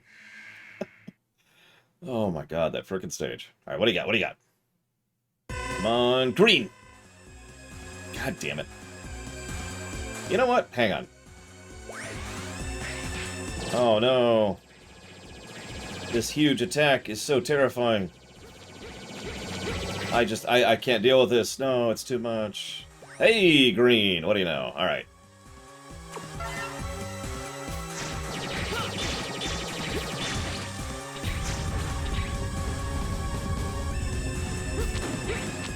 Oh no, the sun is here and it's so terrifying. I can't defeat I literally can't defeat the sun because I apparently can't jump. Damn it. X can't jump.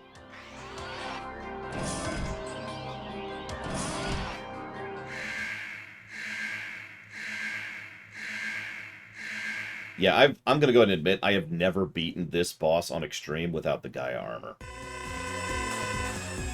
If you have, props to you, because holy crap.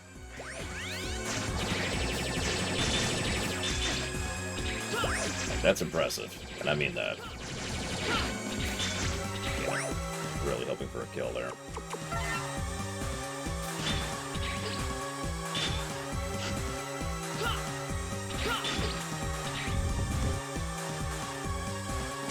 I'm gonna go for it.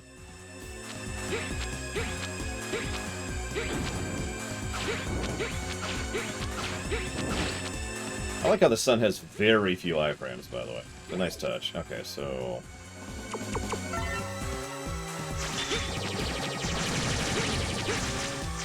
Okay, green is dead. Now we gotta deal with the rest.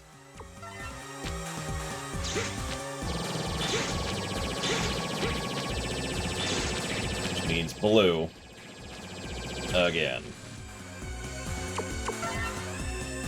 We're gonna get one out now, just in case. And that was a good move. And we're dead with one hit left to go again! God frilling damn it! Ugh. We've gotten him to 1 health twice now. In a row, actually. At least I think it was in a row. I don't know, it's whatever.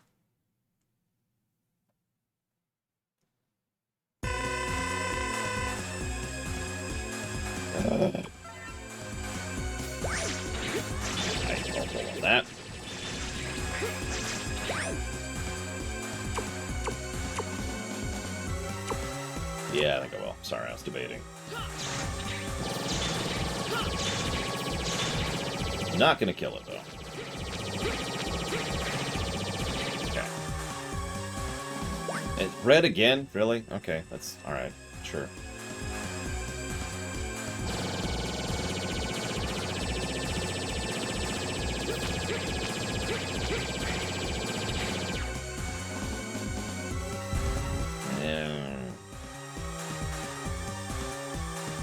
Okay. Nope. I'll endure. That's what we're gonna do. Let's get in some shots. Let's do that. Let's do that. Let's do that. Just one. Just one.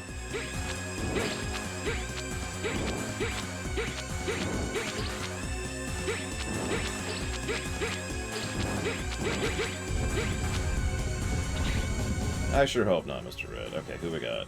Blue. Okay, that I can work with that. Okay, that's all kinds of bull, but, you know, whatever. Green, okay.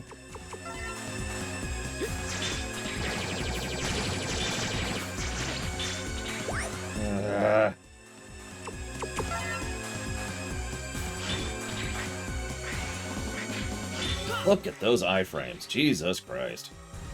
Okay, now we gotta kill him. He's too low in health. I hope he doesn't wall us to death immediately, which is very likely, actually. Yep. Yep, okay. So we're not going to try to be fancy. We're just going to do it. We're just going to go for it. We're going to kill our hands.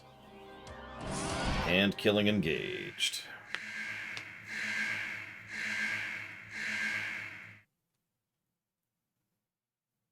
Come on, give us a good pattern. You can give us a good pattern. You can do this. Okay. Come on. Blue, okay. Ye of 7,000 iframes. Look at those iframes. God damn. Sure. Contrast, this guy has like half a second of iframes. Ooh, that's actually good luck.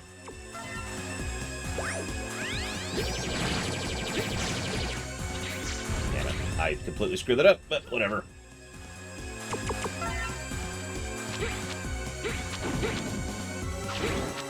So we cannot deal with wall spikes, so we're not going to.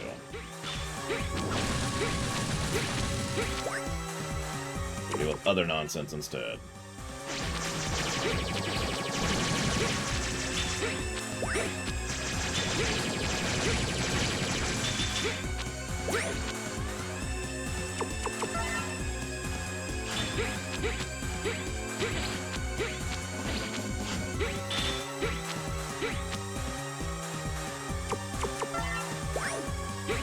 No! Why? Why don't you jump? Why? Why do you hate me? What did I ever do to you? Okay, okay. Damn, you saw that, right? It was just like, just gonna fall to my death. Those spikes, they're calling to me. The spikes are so pretty. They're so beautiful. I would do anything for those spikes. I would kill myself and everyone in this room for those spikes.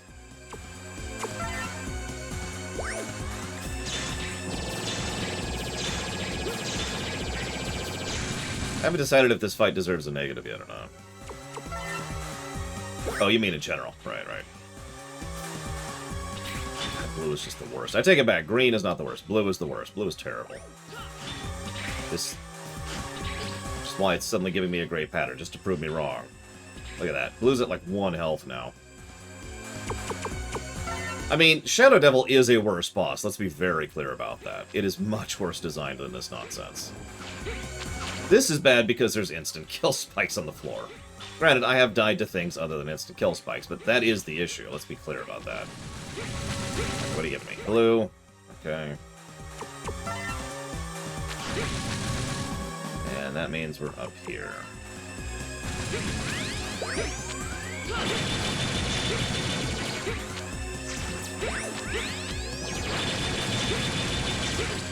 Tried to do this several times now and just failed at it. Oh, I just failed at it there, too. Oh, God. We got really good pattern that time. Multiple blues before the spikes, just so we could lower blue's health, was really helpful. Jesus Christ.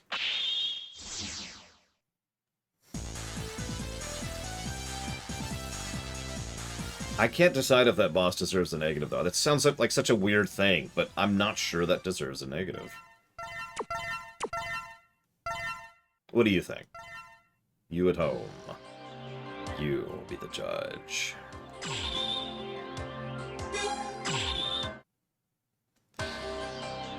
So now we're in red zone. Speaking of, you like spikes, right? You like spikes? Because there's spikes. We got spikes, yo. We got the spikes. Good lord, do we have the spikes.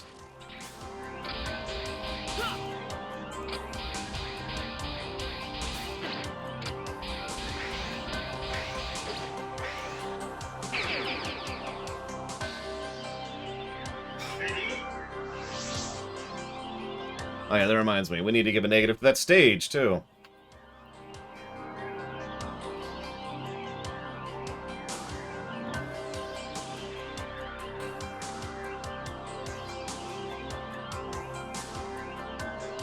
Here's what I'm going to do, though.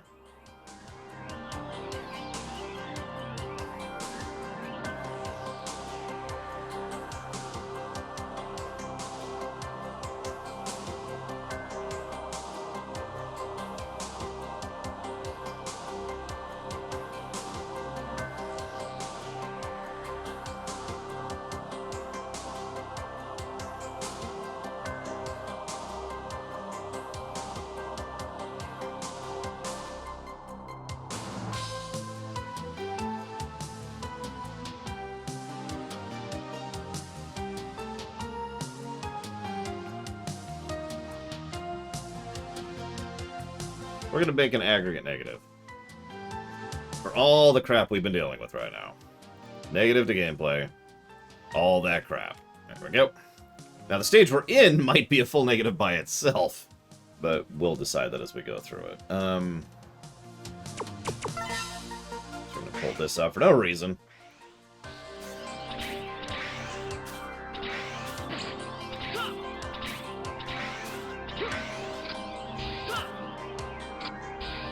On the one, you could see where Mega Man Zero got its ideas about spikes from, by the way. Whoops. What? No, no, no! So anyways. Try that again. Yeah, that's what I thought. Okay. Oh yeah, if you ever need to cancel out of that, that's how you do that, by the way. You go to your menu. That was true in Mega Man 2 as well. The only way to cancel Flash Stopper is to do that.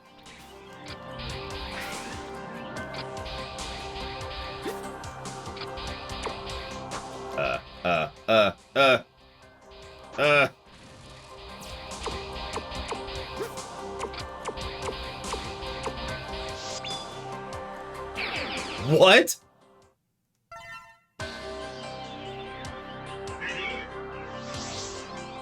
Okay, hang on. Sorry, I see what's happening here. I figured out what happened last time. We need to put that back over there.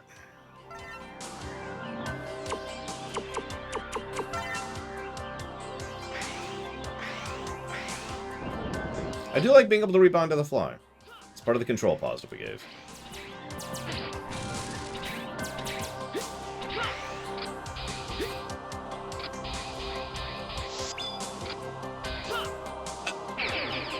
Oh, okay. Yeah. No, that's what I was going for. Hey, X. Die. Okay. I'm not voiced by Mega Man this time, so, you know. I'm cool with dying. I've given in to the edge of the Mega Man Zero series.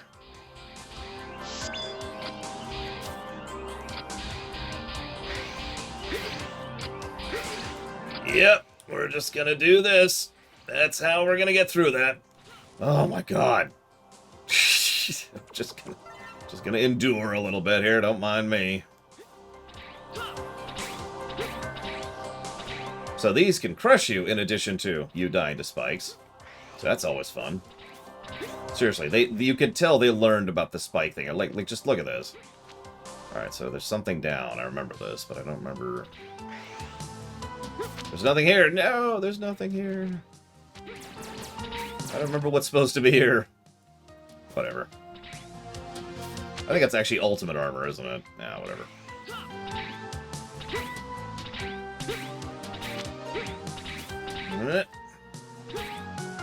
This is bad. Oh my god, almost made that. Almost made that. Ready! Into the spikes. That would be really funny. But you know, I'm missing too much stuff to get ultimate armor. I didn't get several hearts. Oh yeah, I'm also not here as base X. That's also true. Sorry. But I still missed some hearts, and that's the main reason it's not there. I think. I don't understand what happened there, but that's okay. Well, Gaia Arma isn't very mobile, Jesse Ward. So while that would help in the earlier spikes, it wouldn't help with the bottomless pits I'm navigating. So, you know, that and that are things that I would be having issues with if I had brought Gaia Armor. Why does it keep doing that? Oh, I see what's happening. Okay. That makes sense. No, Falcon Armor is really nice for this area, actually. Except for this. I don't want Falcon Armor for this. I've done... well, whatever. This fight isn't great with Falcon Armor, is the point. So it's time to fight Dr. Wily. In the form of Zero. How this cutscene goes varies pretty substantially, depending on if we took out Eurasia or not. If we... really, Amadeus? I don't actually know that. If we didn't take out the Eurasia, then this would be Maverick Zero. It's actually called Awakened Zero. And he would just fight us because he's Awakened Zero. As is, we're going to have to contrive some reason to fight him. By the way, if you're playing as Zero, X is here. And X is here with Lifesaver. You remember the guy who was like, we need to take care of Zero, he's totally dangerous? So guess what happens if you're playing as Zero? That being said, it's still a little contrived. We'll see how contrived X versus non-infected Zero is. Zero, I thought you'd be here. Zero, I came here to bring you back. My instincts told me I could find clues somewhere near here. Zero, it's too dangerous. You'll end up being consumed by the virus. You. Don't tell me you have checked my virus readings. I did. Why weren't you damaged even though you've been infected by the virus? In fact, you've become more powerful with the infection. Why? This isn't the time to fight when we have a mission to accomplish, but I'll bring you back by any means. You say you'll bring me back to the base even if you'll have to fight me? X, you can't dare to fight me. Your big heart. That is your kindness and your weakness. I'm okay, trust me. Zero, I don't want to lose you. I'm really worried about you. I mean, you fell in love with the copy of half of my brain. It's kind of creepy, if I'm being honest. And I do trust you. That's why I have to fight you! What? What? That's our justification? Anyways, this fight can suck or be easy, depending. Like, this boss fight is actually probably going to get a positive. Just because it can go... There's so many permutations to it, depending on how you've been playing the game so far. This is probably the biggest impact right here of your playstyle. It all boils down to this fight, and honestly, that makes perfect sense. This is the penultimate fight between Light and Wily, right? So there should be multiple different permutations of how this fight goes. And it's everything a fight between another hunter should be. When you're fighting X, he is Berserker. And it's great, and I love it. So yeah, I'm sorry. You can argue with me against this if you want, but you will fail miserably. Or maybe you'll succeed, I don't know. But either way, plus to that boss.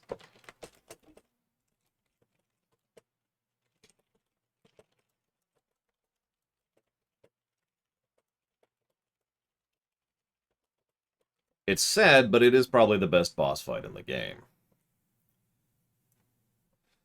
But yeah, if you're wondering why that fake drama pointless excuse to fight each other negatives there. That's why. But anyway, so we've defeated Zero.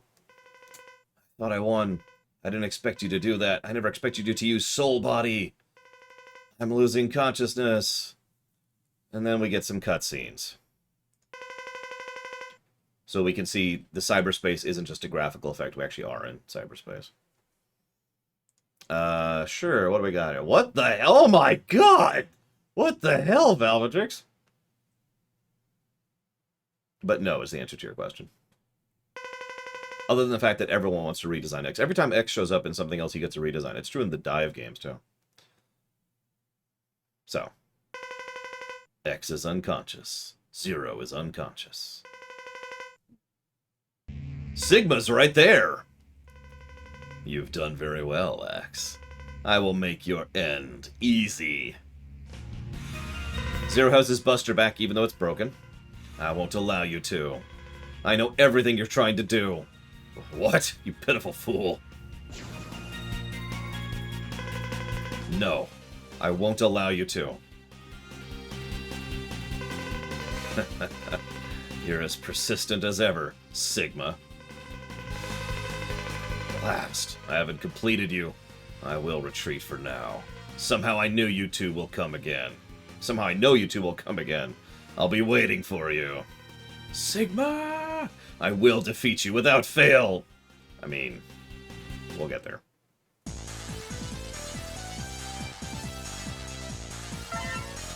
So we're gonna save down here now.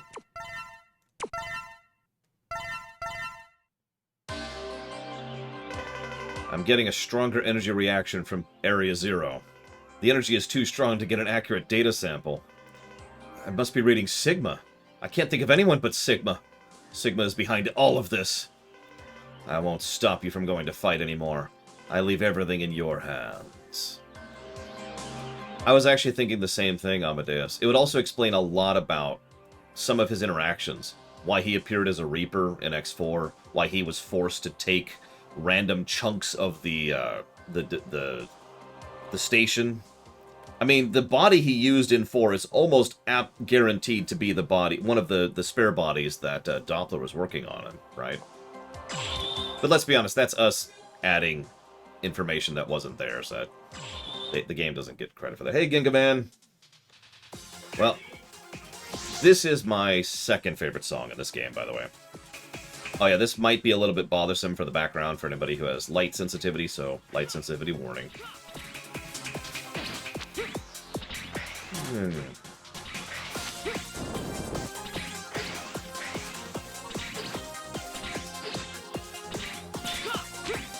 You like spikes, right? They really like spikes in this game. They really did base Zero off of this. This is hysterical.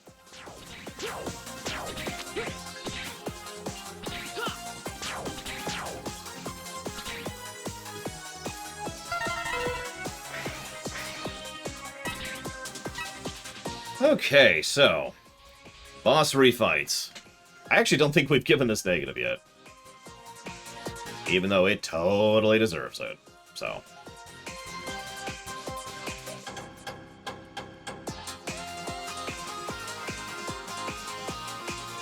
God, I love this song. So I'm going to just prove to you how ridiculous the boss refights are here. And in fact, You know what? I take that back. This is probably one of the only games from a narrative perspective where the boss refights make sense. Because they're all dead. And we're in the afterlife, right?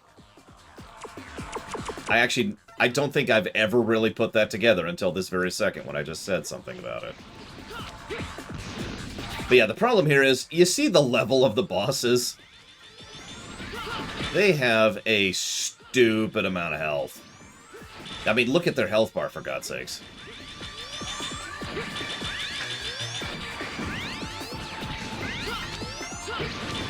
Ah, thank you.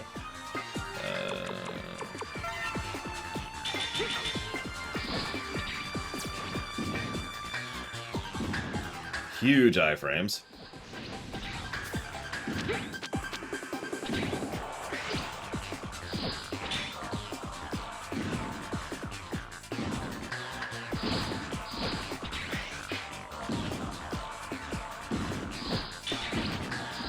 look at that. That's like 2 solid seconds of iframes. Look at that.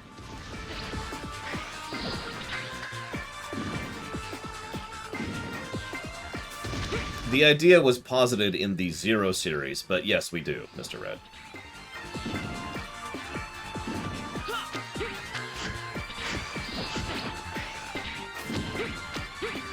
I only have him at like half health.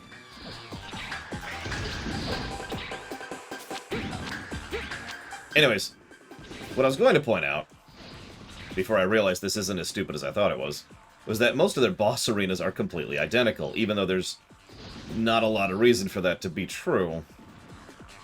But at the same time, again, it's the Afterlife, and this is officially a fantasy game, so whatever. Oh my god, this is bad.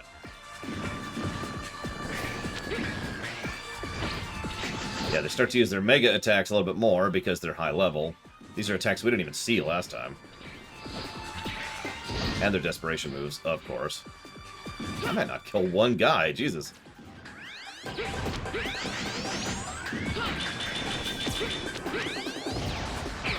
Wow.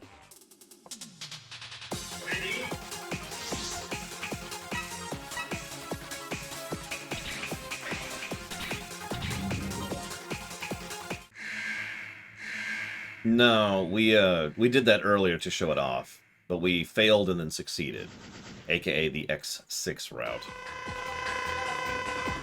Which is appropriate since we'll be playing X6 next.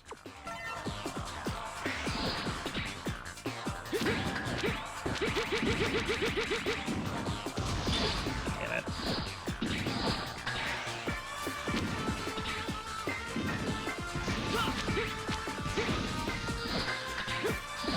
Come on.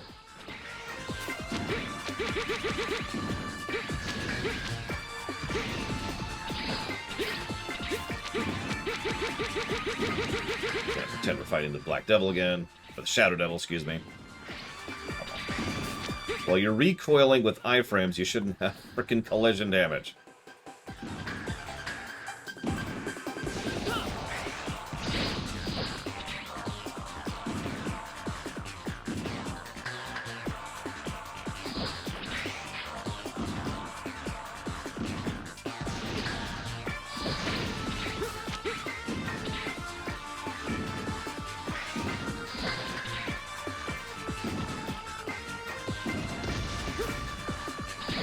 Yeah, that we actually ended up giving a negative for that RNG, Ginga Man. I'm not nervous about X7, I'm nervous about X6.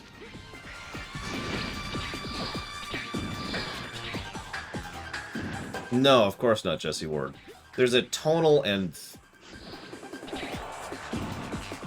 There's a difference in flavor and style when it comes to fantasy or science fiction. Science fiction can involve spellcasters and magic and all that fun stuff, but that doesn't make it fantasy.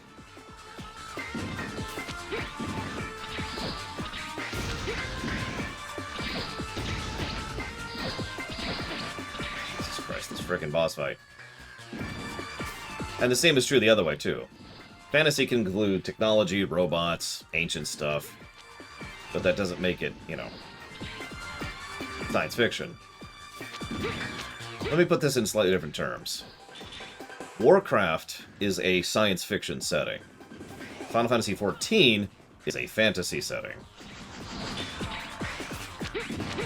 I have so little memory of X8, I'm just curious on that one more than anything else. I don't think I've heard of that, Amadeus, so I'm gonna go with no. One more shot. We're gonna run out of weapon energy. Again, theme, tone, style.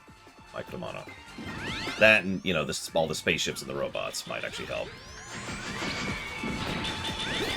Yeah, Star Trek has the Q, but Star Trek is not fantasy. To keep doing it. Oh my god! Oh my god. We might actually argue a second negative for these refights. This is silly. Ooh. Make very careful sure not to avoid getting our health ups. Ooh. Okay, next.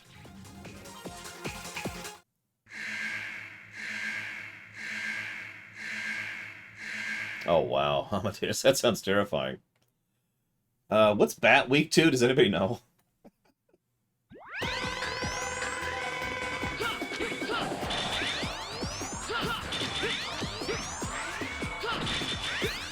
I would agree with that assessment, Micromono.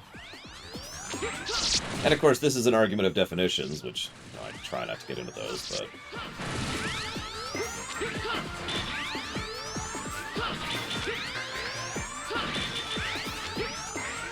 I mean, everything about the Titans is very sci-fi while we're on the subject. Excuse me! Oh my god.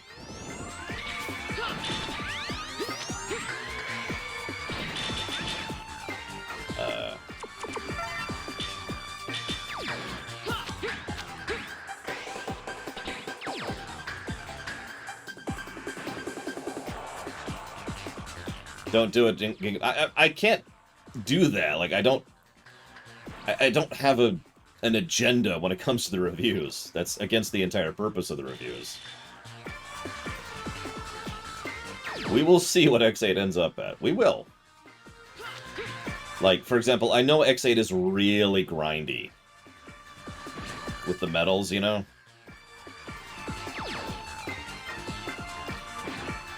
That being said, X8 does have New Game Plus. I know, Amadeus. The iframes on these guys are silly.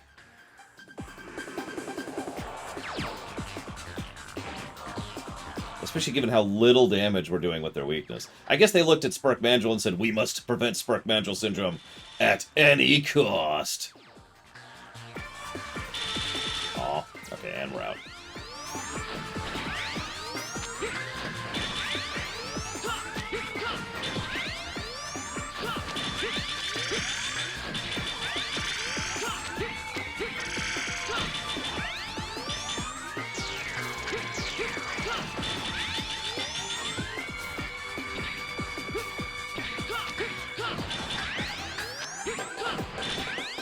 Hi again, Baron. We're on our second of the refights. Just... God, they have so much health.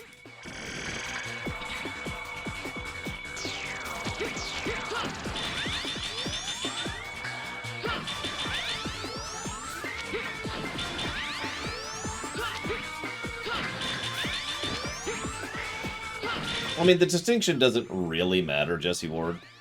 I only even mention the distinction because it tends to matter for things like tone and, well, reviewing.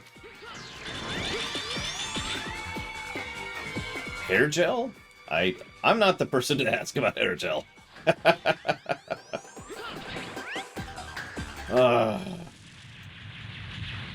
It's so, to use a parallel, the reason it matters for me, to be blunt, is if this wasn't a fantasy work, it would get a negative. Just to put that as simply as I can. Because it's so... for a science fiction work, which is what Mega Man has traditionally been. For a fantasy work, most of the stuff that happens in this game is acceptable. Like going to the digital afterlife, among other things. Just the one, Giga Man. Just the one. Although we gave one to General as well, and the last boss fight. Oh, I'm sorry, Madoro. Why do you have to do so much yard work? I mean, I don't mind doing yard work, but that's because, you know, I actually am helping my sister out, and that's the important part. If I was forced to do yard work, that would suck. So I have no idea what he's weak to. But let's guess. Weak to this. Holy crap, I think I got it. The Firefly is weak to lightning. There's a logic there.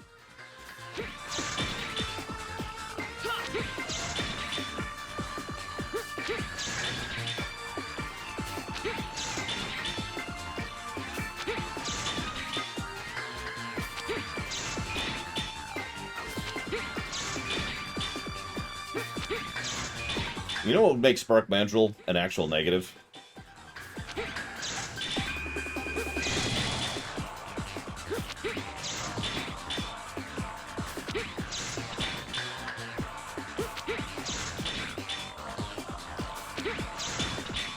Okay, I hate to do this, This might actually be the second Mega Man we've ever covered where I give a second negative to this. This is silly. It's literally just for the padding, too. Negative for just way, way too much health. What are we thinking? Like, it's not... The fights themselves are kind of awesome and, you know, fun and interesting and just take 7 trillion years. Toadman. Oh my god. That'll be fun. You ever want to see me die over and over? Wait until we get to Toadman stage.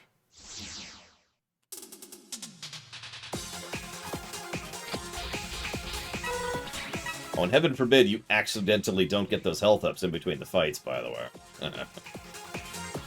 Okay. I don't know why I'm debating this. This is the second negative.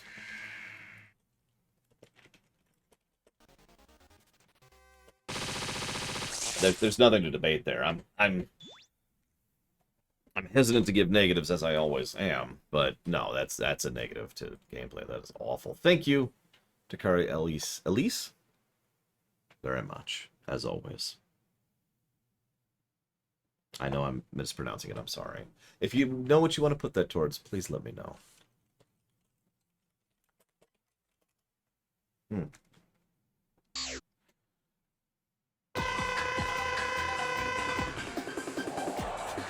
I remember what he's weak to. So let's do this for the moment. I guess we just try stuff out. Nope.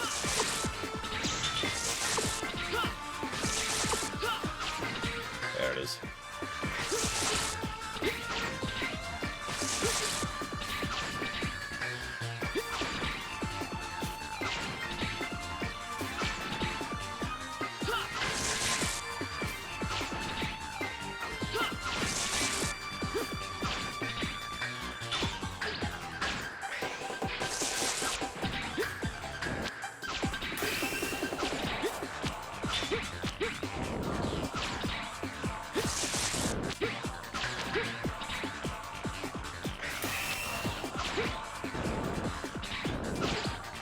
Yeah, ice beats lightning? Or maybe ice beats squids? I don't know. I don't know my biology. Especially not marine biology. Whale biologist. I can absolutely put that towards Dragon Age 2 if you give me just 1 minute.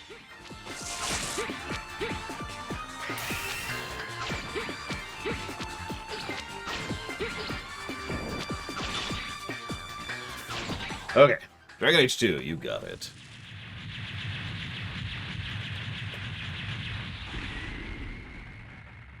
And yeah, we're up to 13 gameplay negatives now. The really sad thing is we're probably not going to get any additional gameplay positives. So the score can only really go down from here.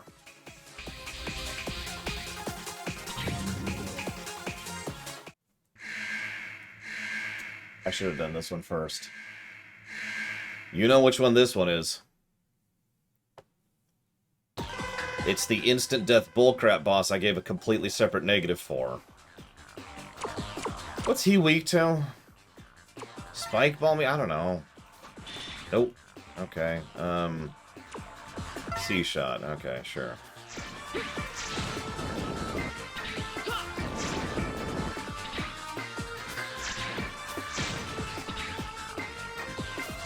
I know, right, Mr. Red? But it is what it is.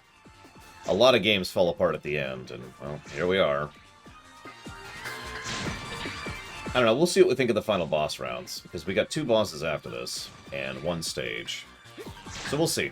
We'll see, we'll see.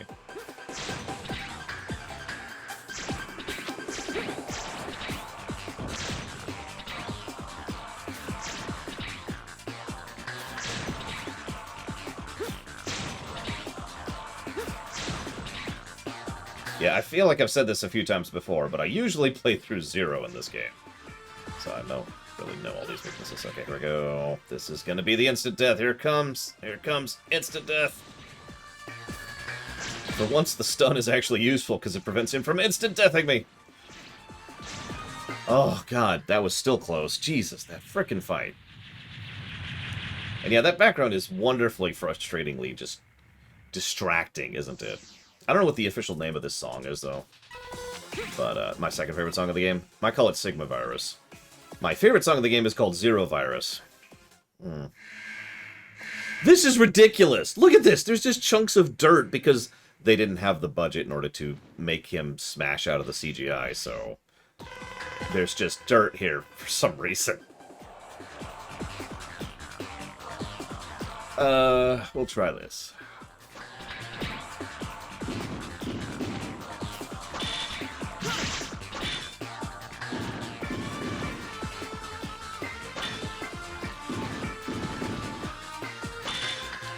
I mean, that is something I've seen several developers say as a deliberate thing, Cashel. There's even ignoring if someone does it intentionally, like in your case. It's a very logical thing, too, because you tend to run out. You either run out of time, you run out of budget, you run out of steam, you run out of creativity, or any combination thereof by the time you're at the end of a project, right? That's kind of normal.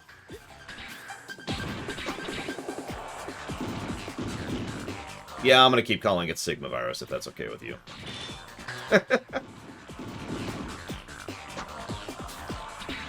And not this song, obviously, the stage song.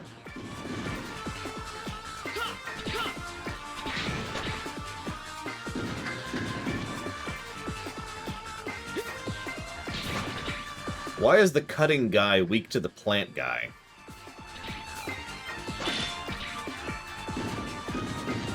Well, another thing, some games do this, not often. In fact, I'm not even sure we've covered one that does this. But some games do a thing where they literally work on the final parts of the game first. And it shows sometimes. Actually, I do have an example of that. 0-4, where, you know, they sat down and they worked on the outro of the game. And then they filled in the rest. And the rest of the game kind of sucked, and the outro was legit. Honestly, Mass Effect Andromeda was kind of like that, too, now that I'm thinking about it.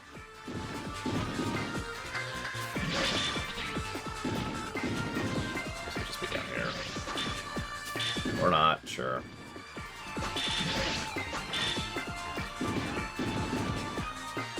Actually, I have Cashel, because of the aforementioned yard work I just mentioned. You get there's a tiller, right? You run the tiller through it, and then you pull out all the vines and weeds from the tiller, which takes forever. I hate vines. They are coarse, irritating, and they get everywhere. This is the longest refight we've ever had. It won't be the longest. Some of the Mega Man Classic games will probably be longer. Okay, so... what are you weak to? I'm gonna just guess really quick. Come on. There we go. Why not, Cashel? I got a lot of stuff I could do if I conquer the galaxy, I'm just saying. Pokemon Red came out, like, at least 4 years before this, I think. Something like that. Damn it, Russ, no! No! Oh god, you're right. I didn't even think about that hardboiled one. It'll be more boring, too. That's the best part. Imagine boss fights more boring than this, and you'll realize why I don't like X7. More boring and longer.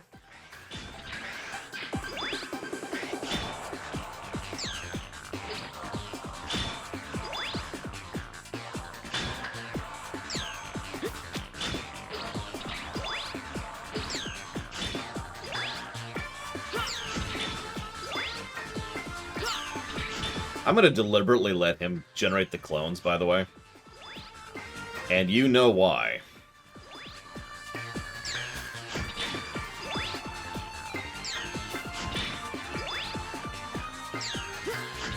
X4 is funny bad, in terms of story. X6 is fun bad, in terms of gameplay. X7 is bad bad, in terms of both. I don't think we'll even be able to make fun of X7, you know? We'll see. Maybe we will. I mean, we managed to make something a Quest 64, for God's sakes. Thank you, Russ. Very, very much.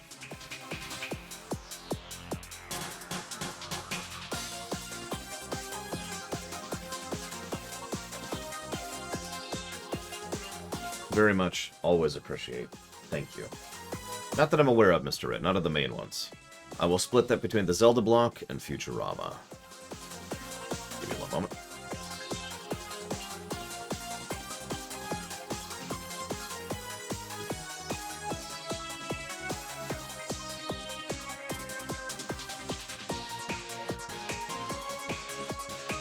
See, Burn to the Ground is probably amusing. Legitimately. How many of you remember the actual awful voice acting and awful audio spam of that game?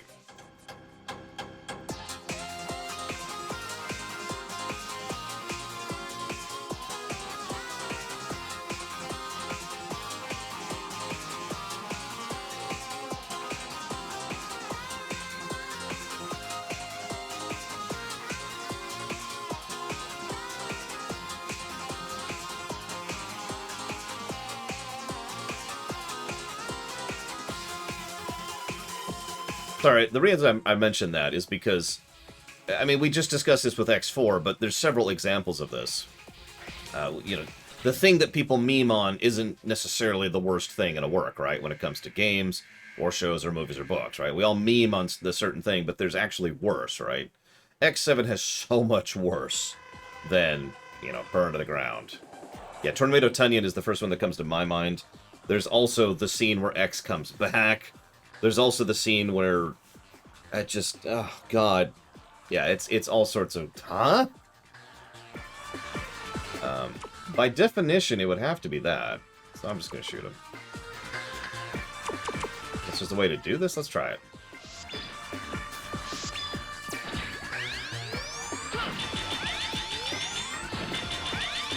Yeah, Axel in general is just the worst. If you didn't like his voice acting in ZX2, well, he talks a lot more in 7. X7. Oh god, yeah, the bike mission. Yep, that's another great example of just the awfulness on display there.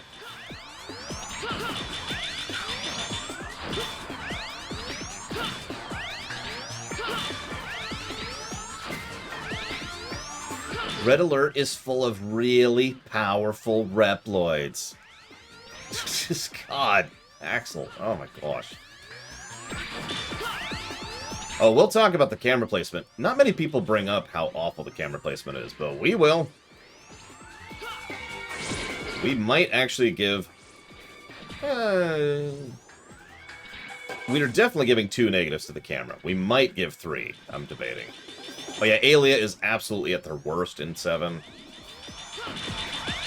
Like, you think it's bad in this game we're playing right now, where she will tutorialize you every time you get a power-up, or just pop up in the middle of a stage and be like, hey, what's up? No, no, no, no. In X7, she is awful. I'm gonna pop a E-tank here. I have heard worse voice acting than X7, but X7 is getting 3 negatives of voice acting. Almost guaranteed. The only reason I say almost is I never like to decide until we're there. No! No! Okay. We apparently had 1 more life or something, because... 2 more lives. I was really scared about that, because I thought we had 0 lives, and... that would have been really bad. Oh my god. We would have had to do all these fights all over again.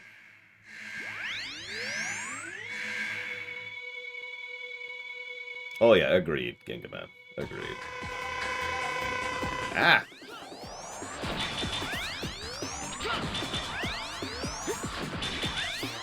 Yeah, this fight is a bit of factory worker syndrome, because this is just... don't get knocked off.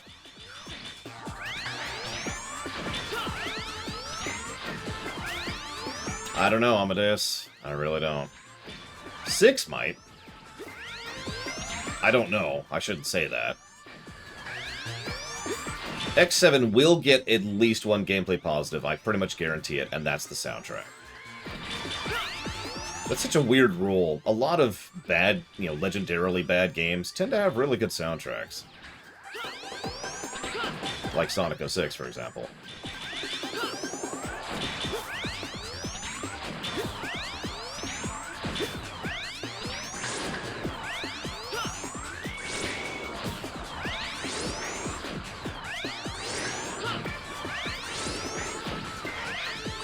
I've heard a few people say that X7 isn't that bad. I disagree, but we haven't reviewed it yet, so I don't know for certain. I've heard a few people say that other X games are worse than X7. We'll see. As weird as this may sound, the question for me is, will X7 surpass 01? Which is our worst rated so far of all the Mega Man games. Dang it. Oh my... God damn it! This is so arduous. That's the worst part. It's so boring. God damn it. Yeah, Other M's a good example, too. I actually have quite a bit of Other M music on my my regular playlist. I'm gonna look up if there's, like, some trick to killing this guy quicker, because this is stupid!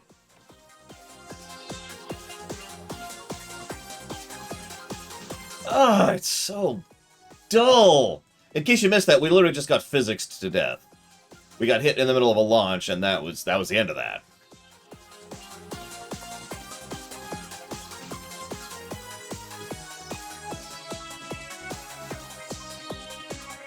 Oh yeah, absolutely, Gingo Man. I also personally think the Evacuate song from Other M is the best they've ever done. And they have some really good atmospheric tracks, too.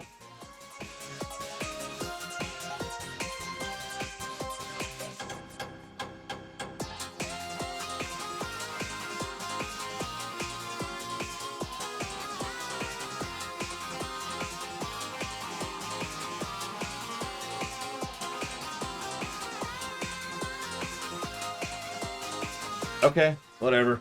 It's just, whatever. The answer is no.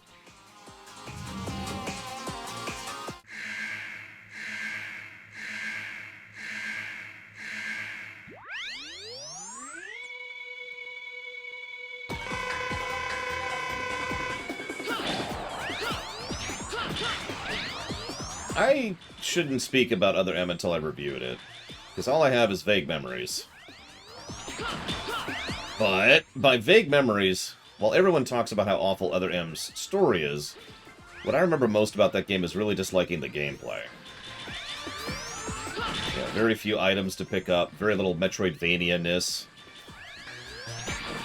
very few interesting boss fights. The first-person mode thing kinda sucked.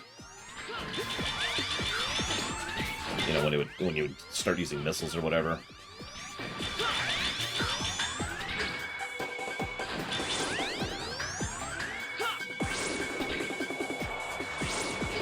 Ugh. Yeah, you notice how long it took before we could even recover from that? Oh my god, he's just wrecking us this time. Okay, let's go ahead and burn those. And let's go ahead and burn this now, actually, now that he's in low health.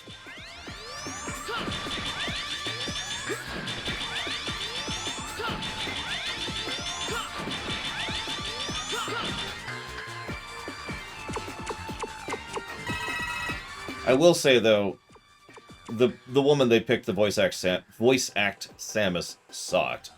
But, you know, that's kind of on top of everything else.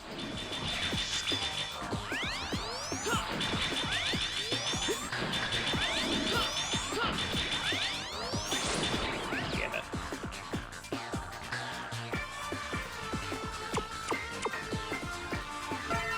Well, let's pray for some good luck here and some good reflexes. Do this diagonal thing each time to try and dodge wherever he's coming from. Like that.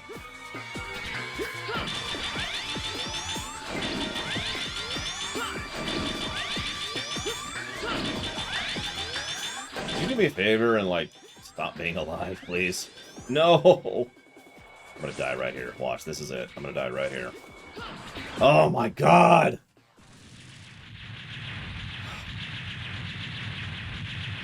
I mean, you're correct, Baron. The voice directing was the issue there. But the voice acting sucked. It's the Dissidia problem, as I've discussed a few times. Okay.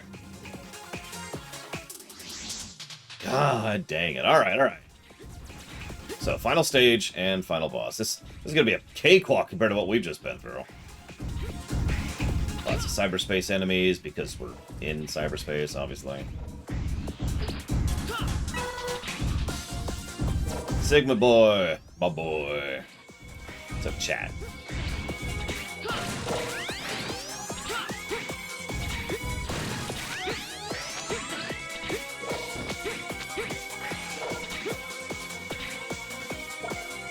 Oh yeah, I forgot about this.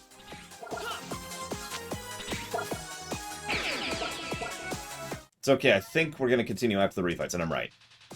Oh, I was gonna be really pissed if that wasn't true. But I was pretty sure it was true, because this game actually does have good mid-mission checkpoints. I've actually given a plus for that, and I stand by it.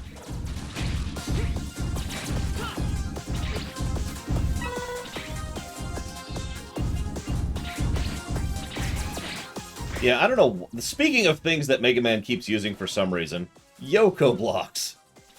If you don't know what that is, that's the appearing, disappearing in time blocks. Now, in fairness, I've seen Yoko blocks done pretty creatively over the years, but for some reason, it's one of those check block things, or checkmark things. You know, it's like, well, we've had Yoko blocks, so we need to keep having them.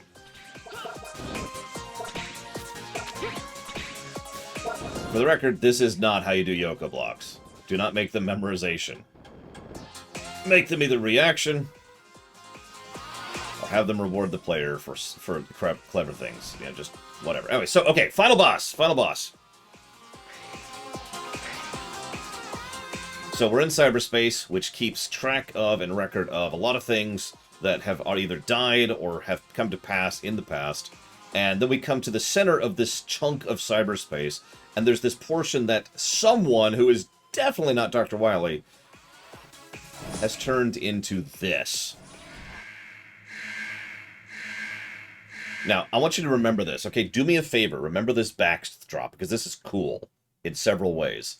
What we're seeing is Dr. Wily's handiwork. He has literally made a monument to X and Zero. Of course he has. He's Wily, right? Ego and fixation. He's monomaniac. He's got both capsules here, he's got both the blueprints here, and he's got his overall thing.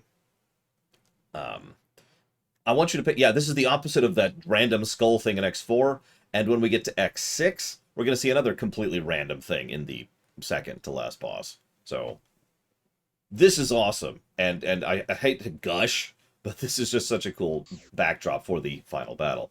And then Sigma shows up. He looks kind of dorky here, if I'm being honest. He. Why does Sigma always go he? Impressive, the #1 Reploid you are. You come much earlier than I expected. Why? Why did you do this? Because of Zero. To awaken Zero from his false self. What? I've conducted thorough research. And researched a tremendous result. That's not English. I wanted to find out what Zero truly is, and scatter the virus all over the Earth to purify his body. But the amount of the virus was insufficient. So I used the rundown colony, making it a virus colony, and let it land on the Earth. You know the outcome, don't you? You almost annihilated the Earth for that? You're sick! Fortunately, there are those handy guys called Maverick Hunters, ever ready and able to come to the rescue. And I knew the Earth would be safe and sound. But alas, most of the hunters have also become Mavericks. Okay, I want to show you something real quick. Hang on. I just bashed this, and I kind of stand by this, but there's two reasons for it. One, the game sprite doesn't do it justice. Two, his stupid cape. Check this out real quick. Nope, wrong thing. There you go. So you can see in the wallpaper up here in the upper right, that's what his artwork looks like. And he actually looks really cool there. And you'll see in a moment what he looks like without the cape, and he does look better without the cape. But I just wanted to point that out really quick. All right, anyway, so... that was a close one. How many hunters have been lost because of you? I'll never forgive you for this. You're going to pay for what you've done. There we go.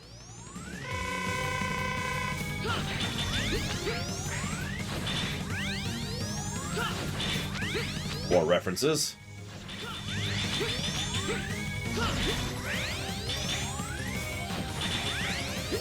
As usual, Sigma's also gargantuan, like twice our size. I don't even remember what he's weak to. Is he weak to something? Other than just being shot in the face.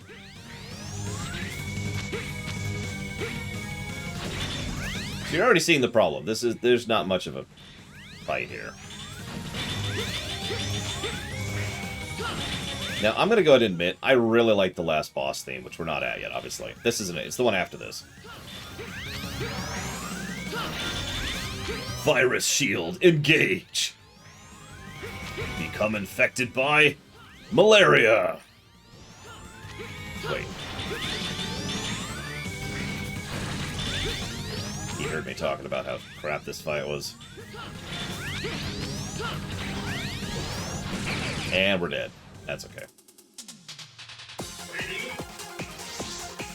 I mean, we almost got him, Mr. Red.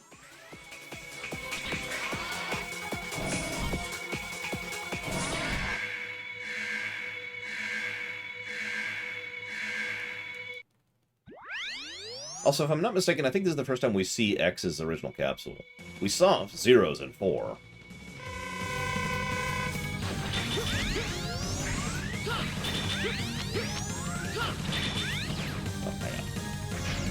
Let's see if this does anything. It gives him 7,000 iframes.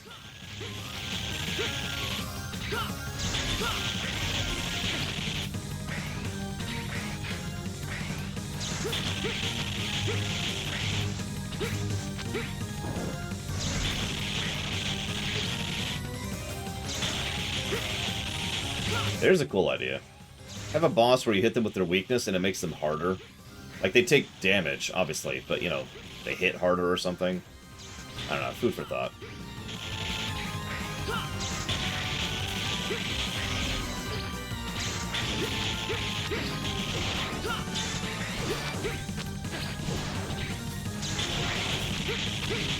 I'm gonna go and blow his tank. I don't want to, but I'm gonna do it. Yeah, exactly, Baron. Like, they literally fight differently. New moveset, maybe more aggressive. Start using desperation moves more. Yeah, I don't know, something. I feel like I have 2 Amadeus, that's why I'm like, Okay, so the actual final boss. I'm gonna shut up, because I want you to enjoy this song.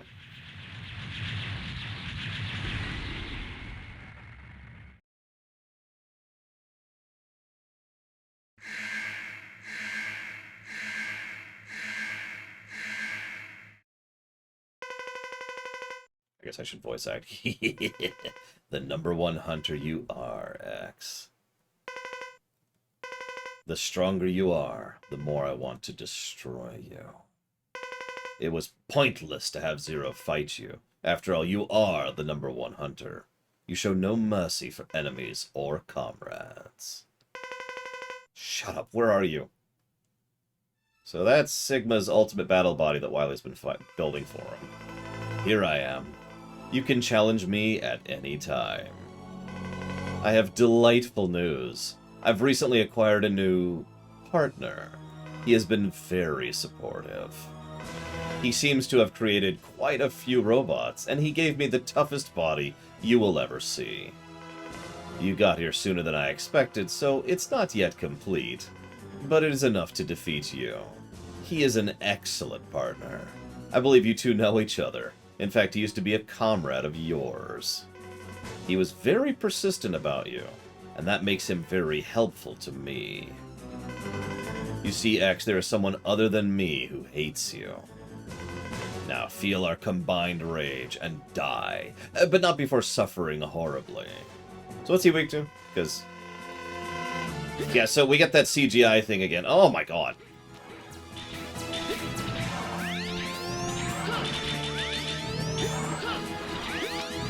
Yeah, it's totally not Dr. Wily. Wink, wink. Maybe as an option then, Jesse Ward? Like, you could literally toggle an option that's like, hey, do you want the boss to get worse when you hit them with their weakness? Berserker mode, we'd probably call it. Really?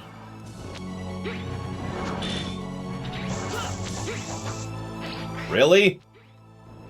I mean, I know that's another Mega Man staple, is make the final boss weak to the worst weapon in the game. Here we are.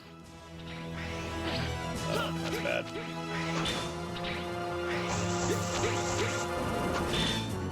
Let's go ahead and do this. Although we're probably gonna die, honestly. Come on! I was right on him.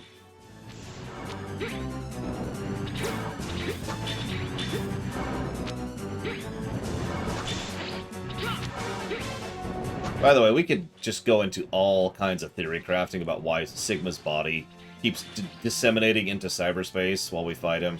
I got nothing. I don't know of a canon explanation, it just happens. Yeah, I'm gonna die. I'm not gonna make it. That's okay. I didn't want to live anyways. I want to do that whole thing all over again. With no E-tanks. Oh my god. That was only a quarter of an E-tank? Really?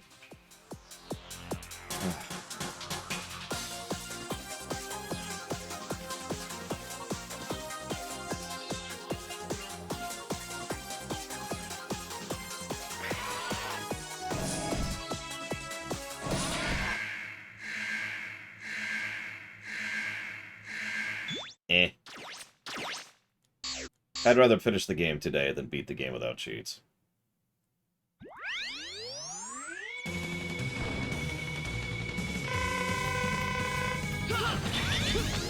Like, I really don't want to stream for, like, 30 minutes Tuesday afternoon and then start X6 on Wednesday, you know what I mean?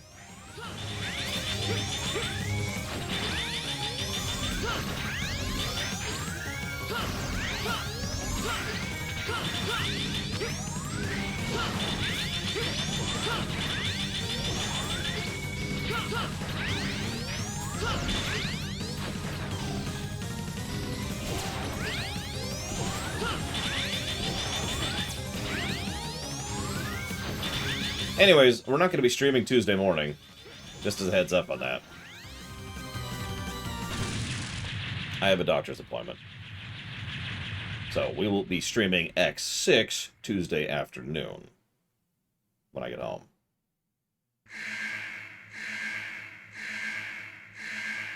We will, of course, have Lore Weekend the usual tomorrow, but... Like, you get my point, right? I don't want to be like, alright, it's Tuesday afternoon. Here's the final boss fight!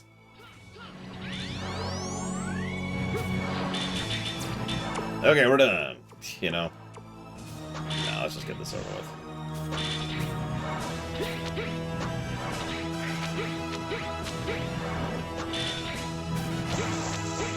I mean, I would have used Wily pretty much in X6, but then again, the intent was to use Wily in Zero, so what the hell do I know?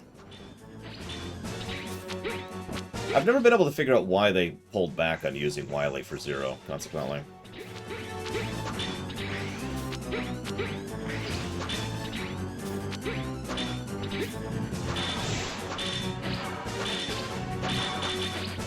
I can't remember if I can break his hands. I can, apparently. Hey, we get to show off some of his other attacks. You noticed a lot... It's so funny. He's got this giant Mega Death body. He mostly attacks you with energy orbs, detached hands, and cyberspace energy. Like, what?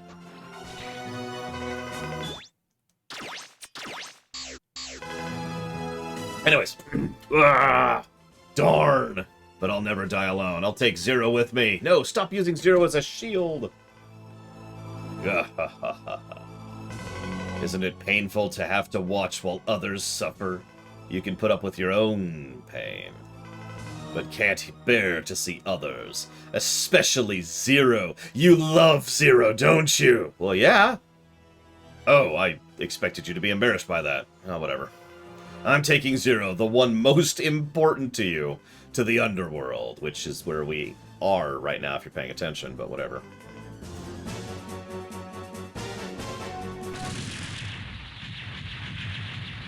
In all honesty, if Sigma had gotten this body out and about, that would actually be terrifying. Legit. He probably couldn't actually be stopped if that body was completed. No, Zero's dead. I think we're up to 3 deaths now. Zero, Zero. Zero, Zero, no, don't die. Do you hear me? Zero, Zero. Meanwhile, all that's left of Sigma is a bit of junk data in the afterlife, which, yeah.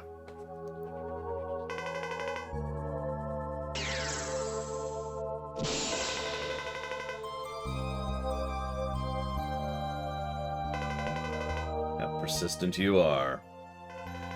Die, Sigma. X, do you hear me? Darn, your optimism led to your own demise. You should live. So, the cyberspace collapses in on itself and returns to normal space, leaving just a massive crater. But there's still enough of a barrier that a cyber elf is able to go through, and there's Dr. Light. I want you to rest and relax for now. Hold on, X. Just for a few moments. So Light, of course, repairs X. 3 years later... Hell of a jump. A large maverick has broken out in this place. Go into action immediately. Let's go. Now, get a move on. We've been used to living in peace. Since that time, X's eyes have changed, have sharpened. I can face any enemy now. I will feel this way as long as I have this saber.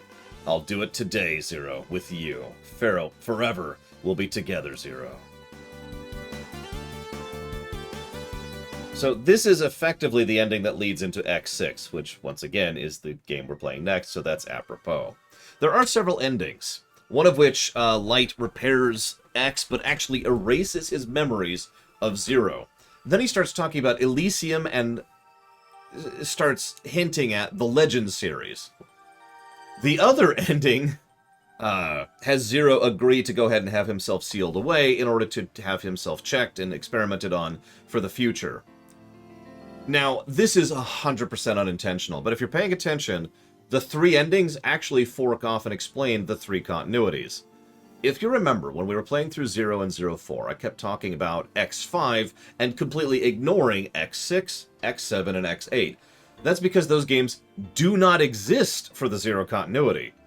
X5 does lead into it with one of its endings. One of the endings leads into the Legend series, and one of the endings leads into X6. Again, not by design, but by retcon. They went back and made it that way.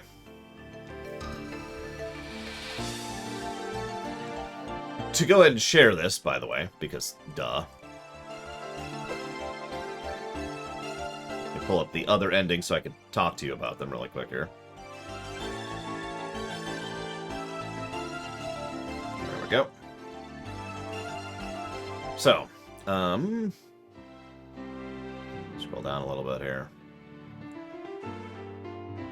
So that's the one we got, the quote-unquote good ending. Yeah, exactly, Pillars of Snow. So, if Zero ends up going Maverick, Light shows up and says, hold on, gets rid of our memories. X and the other two Maverick Hunters are moving on. They keep asking X if he remembers anything. X says nope. X is now a special A rank, the same rank that Zero used to have. He and X used to work together. X comments he didn't forget Sigma, he remembers him clearly, but he has no memory of Zero. So whoever repaired him deleted all the data on Zero. One of the hunters says it's a miracle that X came out at all. It then shifts to a control center with Cygnus, Aelia, and Douglas, who remark that it's a miracle X came back without a scratch. They also mention that they have no idea what's going on with their bodies still and have no way to deal with that, and blah, blah, blah, blah, blah. It shifts back to them, and this is when he talks about Elysium, and again, the hint at the Carbons, I think is what they're called in the Legend series. If I'm remembering correctly. Yes, Carbons, I'm correct. So, yay. So if I had to properly connect X, Zero X, and Legends, which ending do I think would fit best? If I had to get all of them in one?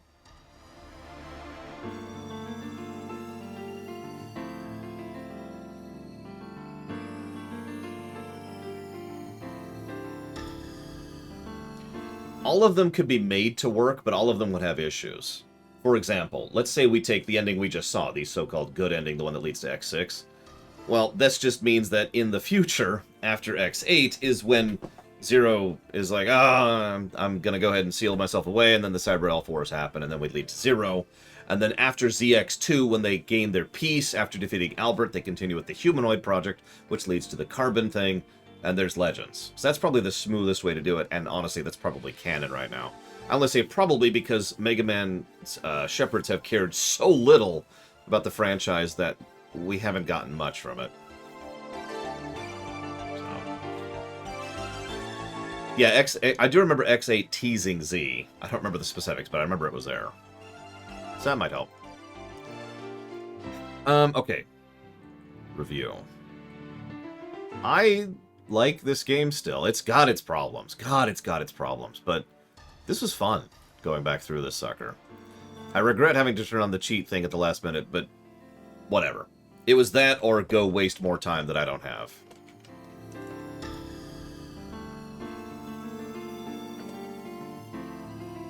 Literally cheated to not screw with the schedule. And what's funny is if you've been paying attention, I actually started stream early today, specifically to try and mitigate that problem. Now, hang on, let me go ahead, pull over to this so I can see my notes a little bit more clearly here. Pull this onto my main monitor. Here we are. All right. By the way, can I ask you a huge favor, Baron? Please stop calling it Dr. Willy. It just keeps weirding me out. Okay, so the main things we need to discuss are the outro. Actually, the only things we need to discuss are the outro, narratively and gameplay-wise. We've done almost all the audit. We did it earlier, right before the last few stages, Darth Tyrant. So all we have left is the outro. Now, we've already given a negative to several things from the outro. Oh, absolutely, Mr. Ed. Not only have I done this before, but all I would have to do to beat this game, legit, is go farm some health ups, so I have 2 full E-tanks, go back into it, and then beat them. That's all I have to do is make it to the second phase with full like I'd say about half, maybe a quarter health, and then there you go, we're good. Yeah, exactly, Valvatrix. In Mega Man 7, it was spelled Willy for some reason. Of all the things. All right, so outro. Call me a weirdo. I like the outros, plural, of course, narratively. Ignoring the obvious benefit of having multiple endings, as I mentioned earlier, the endings kind of dovetailing into the future is nice, and it's a nice little acknowledgement of what's happened, and most of it makes a degree of sense, and Dr. Light kind of being there is cool. It could be better, to be very clear. Like, they could do more, but flat out talking about Dr. Wily, the obvious backstory. Gingaman mentioned that he thought Sigma was actually possessed, or excuse me, that was Wily in Sigma's body at that point. I myself had that theory as well for a while. Unfortunately, I don't know Japanese enough to know if the Japanese text confirms that or not. Because Japanese script can speak a tone, and so if it was speaking in a tone of like an elderly man, then we would know that is actually Dr. Wily. I don't actually know. I apologize for my ignorance on this. I think the outro is good enough to deserve a positive. Would anyone like to disagree? For narrative, specifically for narrative. Would anyone like to disagree on that?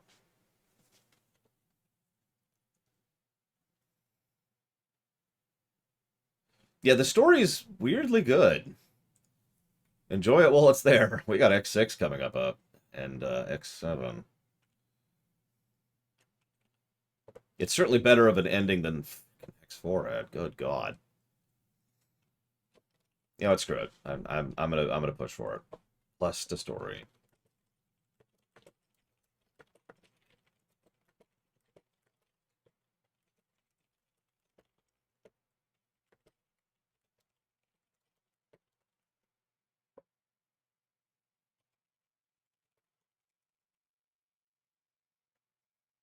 I mean, I'm sure it was, Baron. You're a Maverick? Yeah, what's really funny, they spent so much less money on these cutscenes. I like them so much better.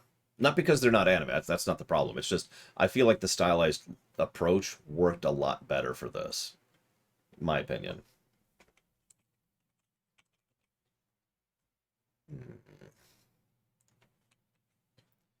So, that means we have to judge the outro, gameplay-wise.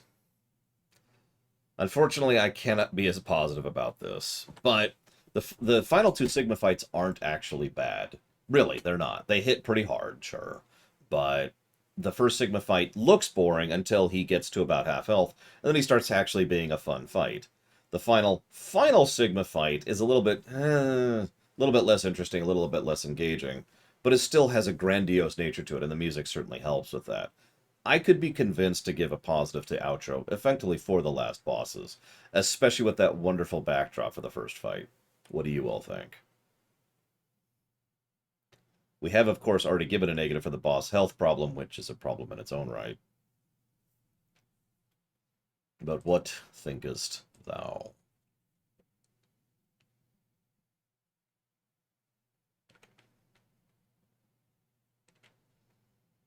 Like, in all honesty, this is one of the reasons why I felt bad for cheating, because it's not like it's cheating because they're too difficult. They were fun fights. It's just gotta get on with it, you know. I don't want to end up streaming this game for 30 minutes on Tuesday. Like I said, what I might do what I'll probably do tomorrow, just so I don't have to put up the cheating flag, is I will load my save and go beat the game without cheating, just so I can get rid of the cheating flag. That is probably going to happen, just so you know. But I don't have time right now. I think I'm gonna do it. Outro. Let's do it.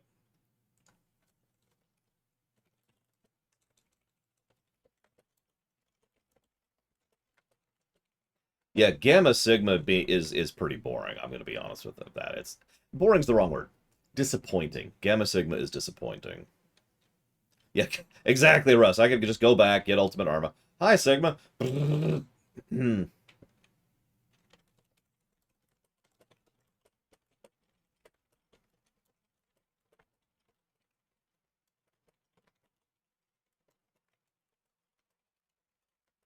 So, that's actually everything.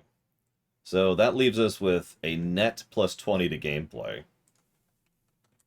And a net plus 3 to story. Wow. Now, we need to figure out the golden number, of course. So give me one moment. Let's see how that rates. 326, 326, 326. One moment. So that's less gameplay pluses than X4 but substantially more story. All right, place your bets really quick. Do you think this is going to rate better than X4, yes or no, in the golden number?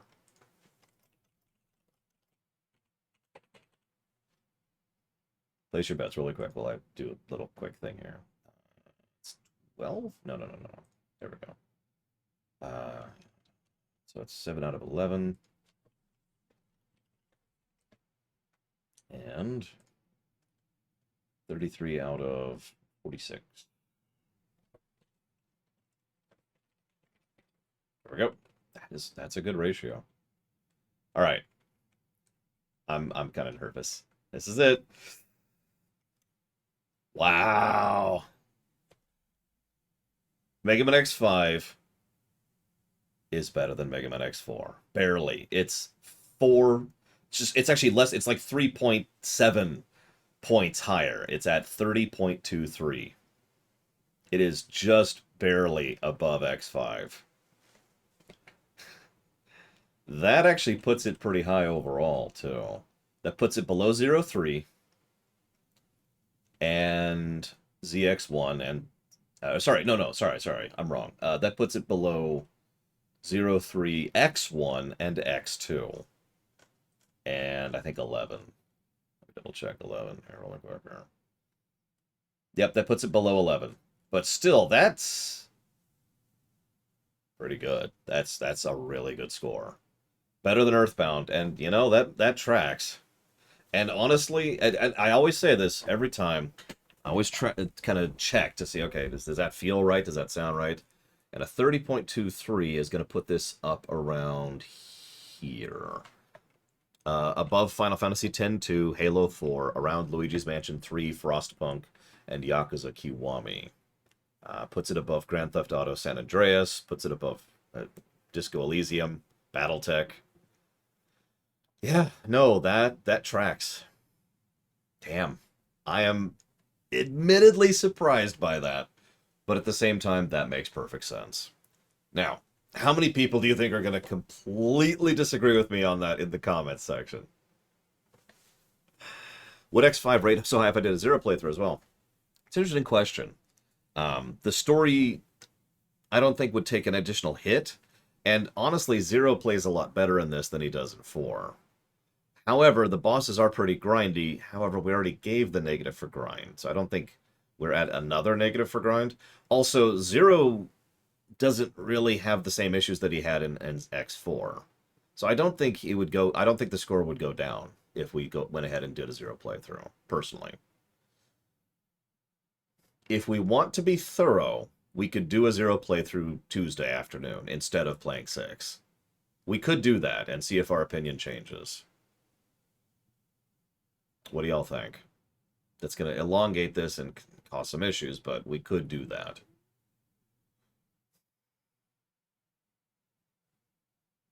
Which means I have to unofficial everything I just did, because that means we're still technically reviewing it.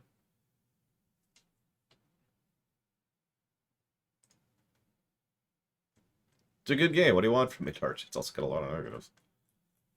He is a big part of the gameplay, that's true. See, part of the reason why I'm hesitant on this is, you remember how I kept mentioning, what's this guy's weakness?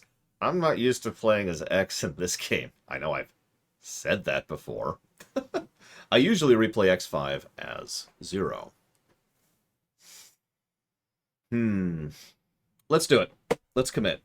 I'm going to do it. I'm going to do it for this one, and I'm probably not going to do it for X6 or 7 or 8. I am certainly not playing X7 3 times. That's not happening. Let's just lay that law down right now, okay? But I think in this game, the playstyle might be sufficiently different to be worthwhile. So Tuesday afternoon, when I get home from my medical tests, I don't exactly know when that'll be. I'll probably start streaming early, before my usual time. We'll go ahead and play through, as 0, and we'll see how this works. So I guess I don't have to do the... I'm probably still going to do the rumination, but I'll probably do that tomorrow instead of tonight, because it's already late, and I don't have that much time left in my night. So, I do hope you've enjoyed. Tomorrow we'll have Lore Week, of course, and then Mondays we have nothing. Tuesday morning we do not have a stream, because of medical stuff. Tuesday afternoon we'll play through X5 again. I will see you when I see you.